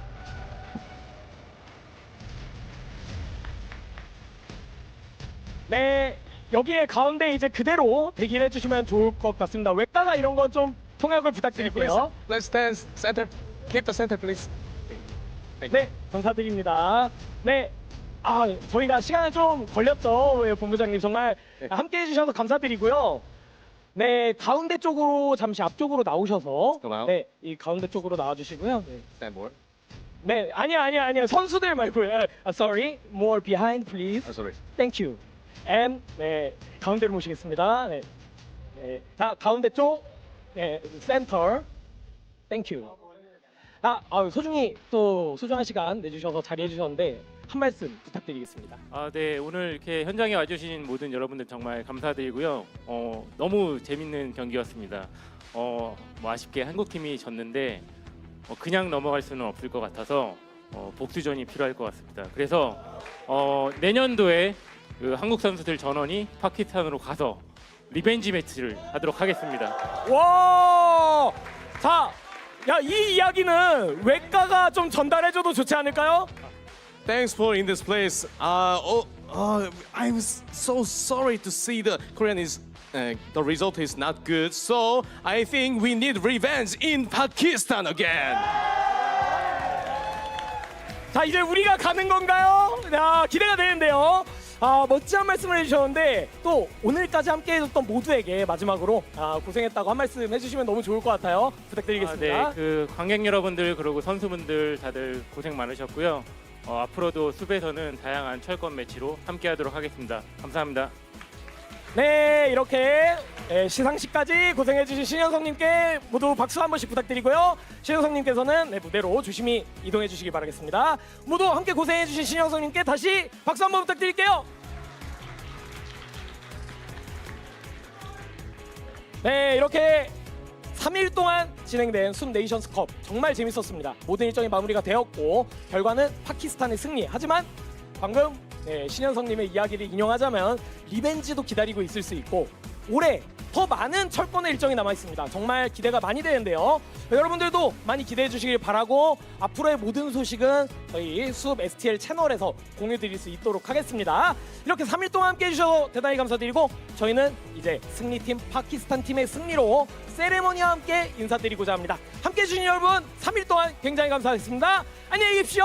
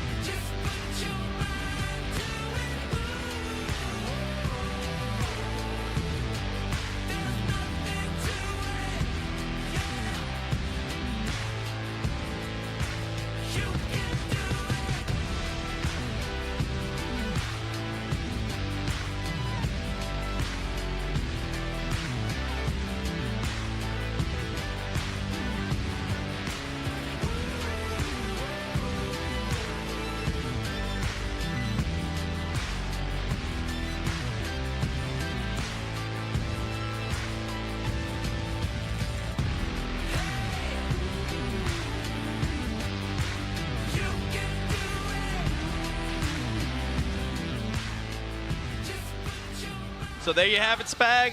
How did that feel to watch? You've been here since the beginning chronicling this whole thing. How did it feel watching that go off? Was it everything you expected? Oh, absolutely, and more, man. Pakistan versus Korea. This is something that everyone in the Tekken scene was waiting for a very long time. You don't have and to say funny. Tekken, so you say fighting games. It's fighting games, yeah. I'm guessing yes, anyone, man. I mean, it's been a crazy story, not just in Tekken, but in esports in general.